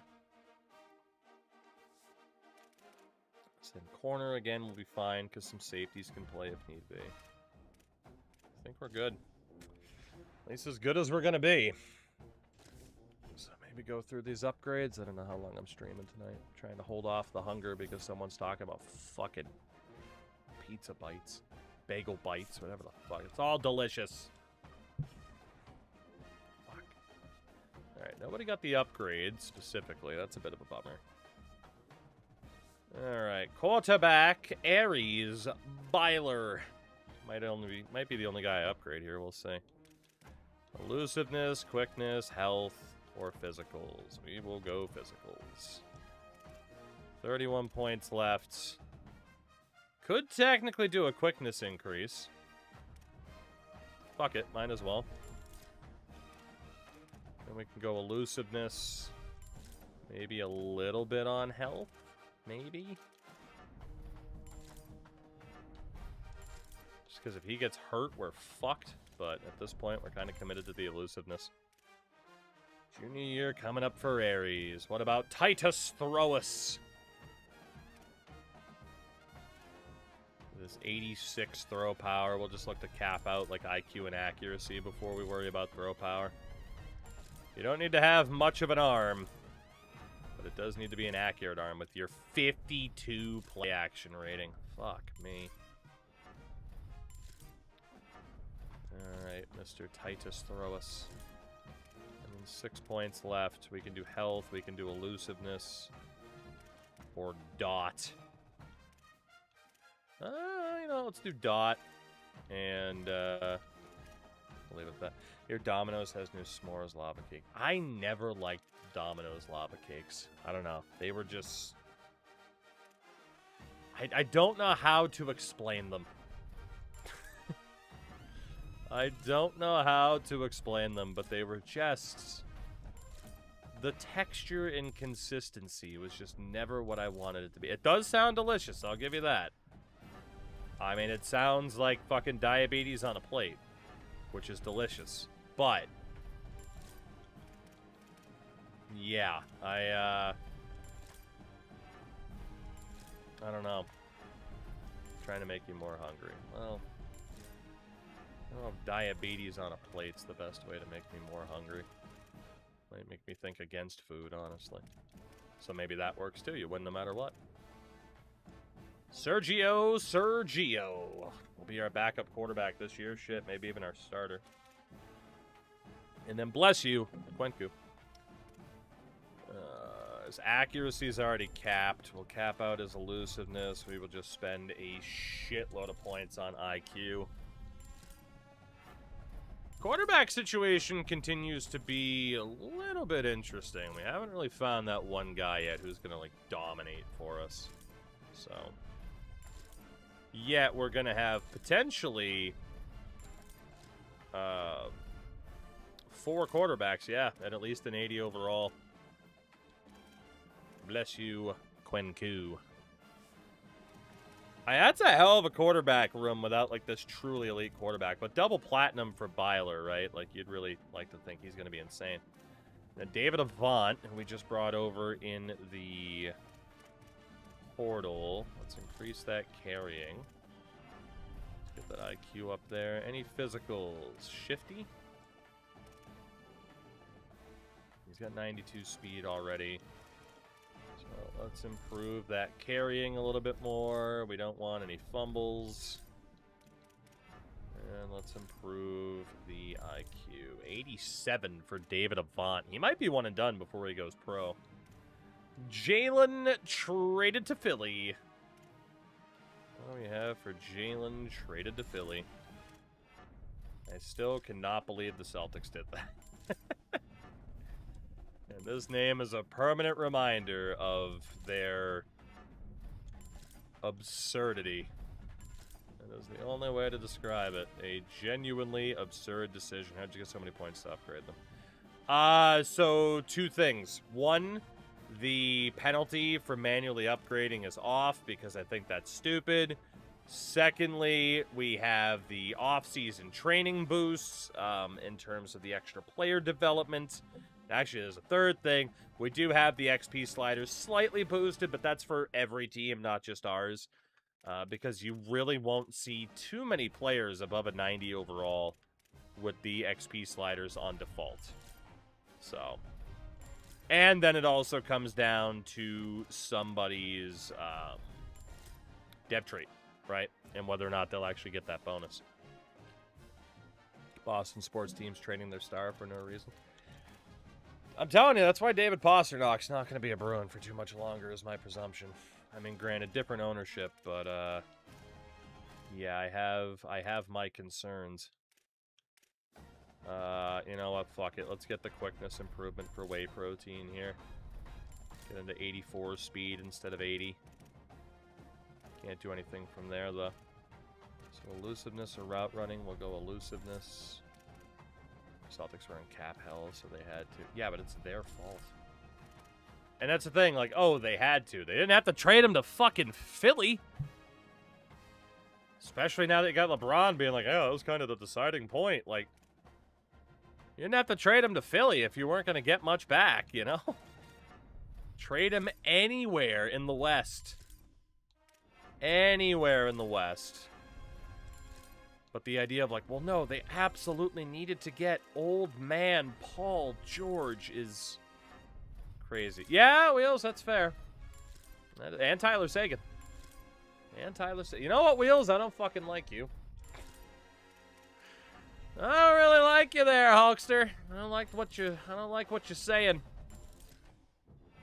Now Miami, Cleveland, and Golden State want to kill him for Boston and LeBron, right? But yeah, just like the fact that it's Philly, it's like a team that you run into in the fucking playoffs all the time.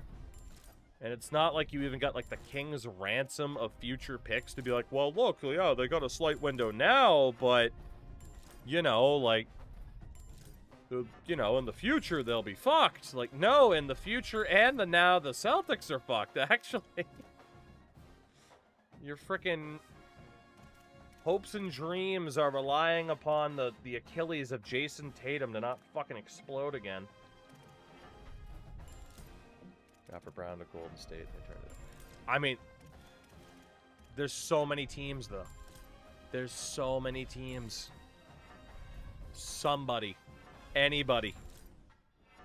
I can't imagine every single Western Conference team would have been like, nah, we don't want Jason Tatum. Or, fuck Jason Tatum. We don't want Jaylen Brown, right? Like, somebody would have taken him.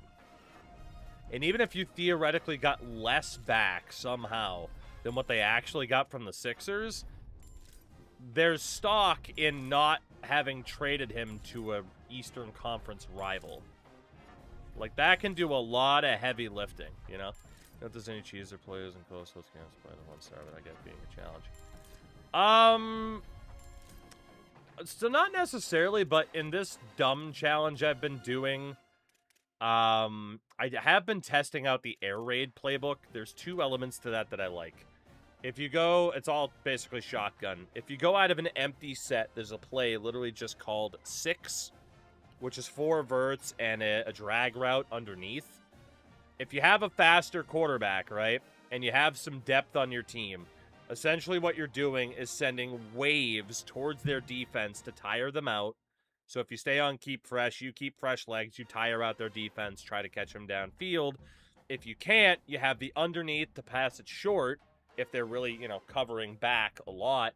And if you have a faster quarterback, that leaves you the room to run as well, right? So it's kind of like a triple option if you can make the right play and they don't call the right defense.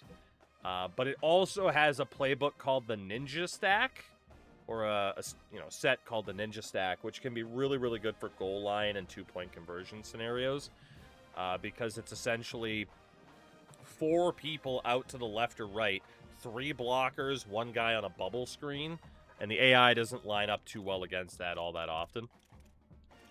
So, I mean, you know, there's a couple of things you can kind of spec into. And then in terms of Dynasty, certain playbooks do still seem to sim really well. The Memphis playbook, for whatever reason, the Memphis Tigers are always crazy in Dynasty. Kind of like how Duke was a couple years ago in some of the other games.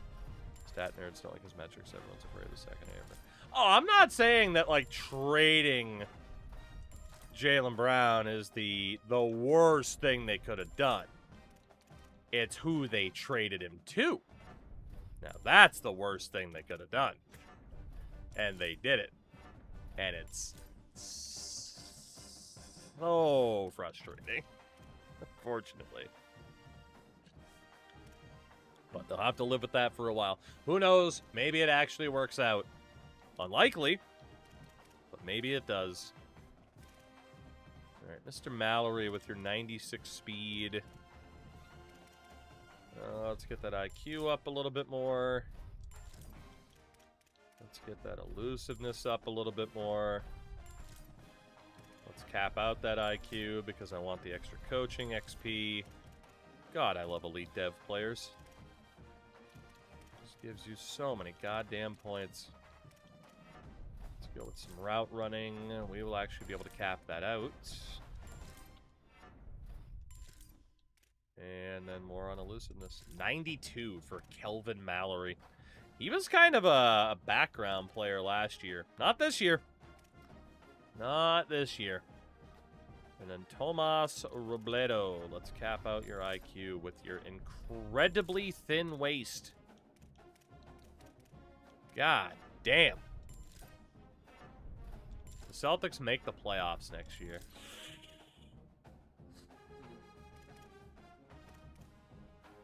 I mean, you'd like to think so. However,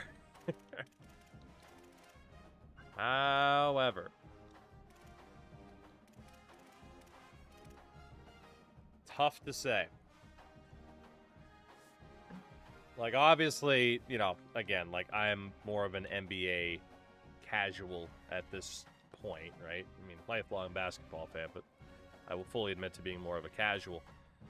But you look at that Eastern Conference, the Pistons should still be good next year. The Knicks should still be good next year. You look at the Heat, who should be significantly better. The Sixers should be better. Cleveland should still be good. Toronto should still probably be good. Like, they make the playoffs because there's 10 teams, right? Like, I don't think... Then again, the Pacers should be much better next year, right? Because obviously they should be healthy. But, like, are the Celtics going to be worse than the Wizards, the Nets, the Bulls, the Bucks? No. But could they be worse than Charlotte, Orlando, Atlanta, Toronto? Yeah. So, I mean, there's a reality where, especially if there's a key injury or two, that the Celtics don't find themselves at least in the frickin' play-in. I'd be surprised, but, you know, I don't think it's this, you know, slam dunk. Like, man, can you believe this betting app set the line at this for the Celtics to miss? That's free money. Like, I don't think anyone could make that gamble and be 100% confident that they're going to win that money. Because everyone makes the playoffs. Honestly, that's kind of part of my problem. Like, the NBA, just some of the directions that Adam Silver's taken them in. The fucking NBA Cup, like, I could not fucking care less. Could not care less. The playoff format, where, again, because of the play-in, technically 10 teams from each conference are still alive. Like, I'm not a fan of the NBA or the NHL, for that matter, always just trying to change what wasn't broken in the first place. Like, what the hell was wrong with, okay, we have two conferences, two conferences, two, 3, or 4 divisions. Division winners make it in, and then it goes off of record. Even if someone didn't want a division winner to make it, right? Because on occasion, even in, like, the NFL, you'll get, like, oh my god, this 7-9 team made the playoffs and gets up, like, but still, like, that idea of, like, man, 10 teams, and then you have 7, 10, and 8, and 9, and then, like, just, why can't fucking 7 and 8 just be in the playoffs? Why not? What was so wrong with that? But, of course, the answer comes down to, well, technically, the NBA gets to make more money because they get to advertise more playoff games. The teams get to sell more tickets. Money. We know the answer. It's a bit late to finally get our first communism bad. Oh, God. Sorry, I've been seeing too many Susan Collin ads lately. Communism bad. Capitalism bad. Everything bad. But seriously, capitalism does really fucking suck. It's ruining my sports balls and my sports pucks, and I don't like it. And I do not like it. The sanctity of my sports ball Would somebody please think of the children who are growing up watching inferior versions of these leagues, despite the athletes being as good as they've ever been? You know? It's Dick the Cock Johnson. Look at this guy. Looks like somebody removed the tattoos of and then put Bear Bronson in the dryer. Let's see. We are going to be looking pretty good. Pretty good indeed. We're going to be able to cap out that IQ while we're here, too. Not bad from old Dick the Cock. That wideout core is nasty. Any big appearances at the Limitless show? Rhino is like the big, like, hey, fucking Rhino's gonna be there, which I'm excited about. But they are building it up in a lot of ways as, like, culmination of a lot of storylines and stuff like that they've been building throughout the year. So, I know Aaron Rourke's going to be back, which there was definitely a thought of, oh, he might not be coming back. So I wouldn't be surprised if it's his last appearance. But I am just speculating. I'm just interpolating here. Route running, da-da-da. Any physicals for Dallas, the TV show? Yep. Yep. Oh my god. Oh my. Oh my. Dallas, the TV show. What a player you are going to be.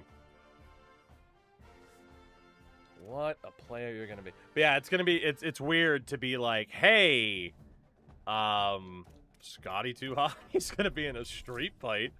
But they have been building up a very personal feud there. They announced fucking Calvin Tankman from Deadlock. So I'm pumped about that one.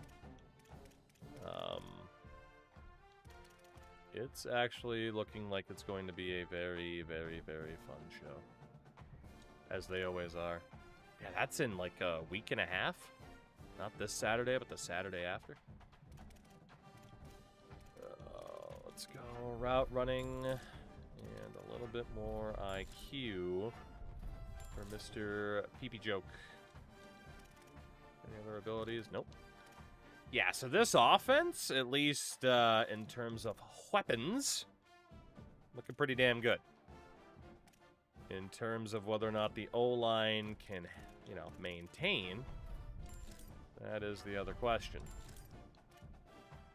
All right, Brian Boitano. Any physicals for Mr. Boitano? Outside shield. Let's get that elusiveness. Let's cap out the IQ while we can. I want that XP. And a little bit more on elusiveness. It's a 79 for Brian Boitano II. And then Baraka Obama. Baraka Obama. Route running. Please learn to catch the football. Love the football. Catch the football. Enjoy the football. Love the football. I'm so tired. It's 5:30 in the morning. Oh, goodness gracious. More IQ to Obama. Do not sex the... You must sex the Mutombo. You must. It's a requirement. You must, in fact, sex the Mutombo. You must. Yeah, now this offense is looking sick. What about Josh Whitehurst at left tackle? A little bit of pass blocking would be nice. Then power and quickness. Any physicals, Mr. Whitehurst? Option shield. Not that we run an option too much, but at least get the bronze version. And more pass blocking, in which one could theoretically sex the Mutombo. Not bad, Mr. Whitehurst. Can't be much worse than the left tackle we had last year, who shouldn't have been that bad, but he was. Marcus Peppers. We'll cap out your power because we're already here. We got footwork on 7 points, and you need to improve the pass blocking. Badly. Yeah, let's just cap it out while we're here. Why not? Any physicals? Nope. Again, the O-line's looking pretty good. Like, we should be okay. You know, Lindsey Graham's Ladybug is going to be a senior this year. He's insanely good already. Any physicals? Give him the bronze version of Option Shield just in case we ever run an option, which we shouldn't. He's a hell of a run blocker. And let's try to cap out the IQ. For Mr. Ladybugs. And then one more upgrade for footwork. 88 for the Ladybugs.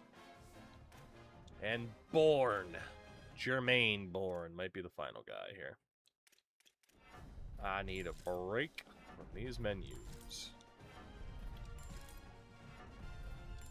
before we, in fact, sex Mutombo.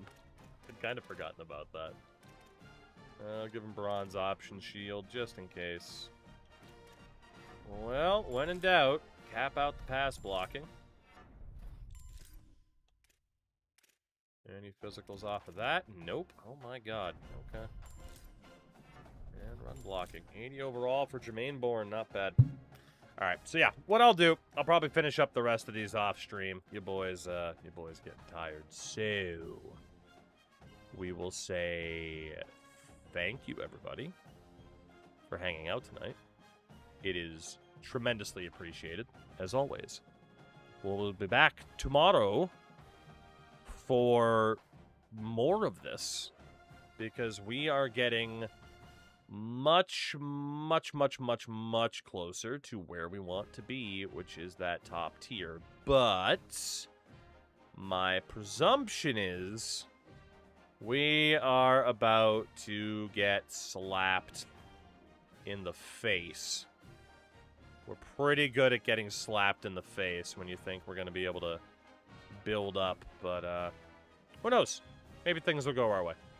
Maybe they will. Anyway, YouTube side of things, I got nothing for you. Twitch side of things, let's go say hi to one Mr. Jugsy, who is playing some Bayball, because people still play that, which is understandable. It's a fun game. I might go back to it. Also, we do have Pro Baseball Spirits to play at some point. I'm rambling. Take care of yourselves. Brush your teeth. It's important. And good night.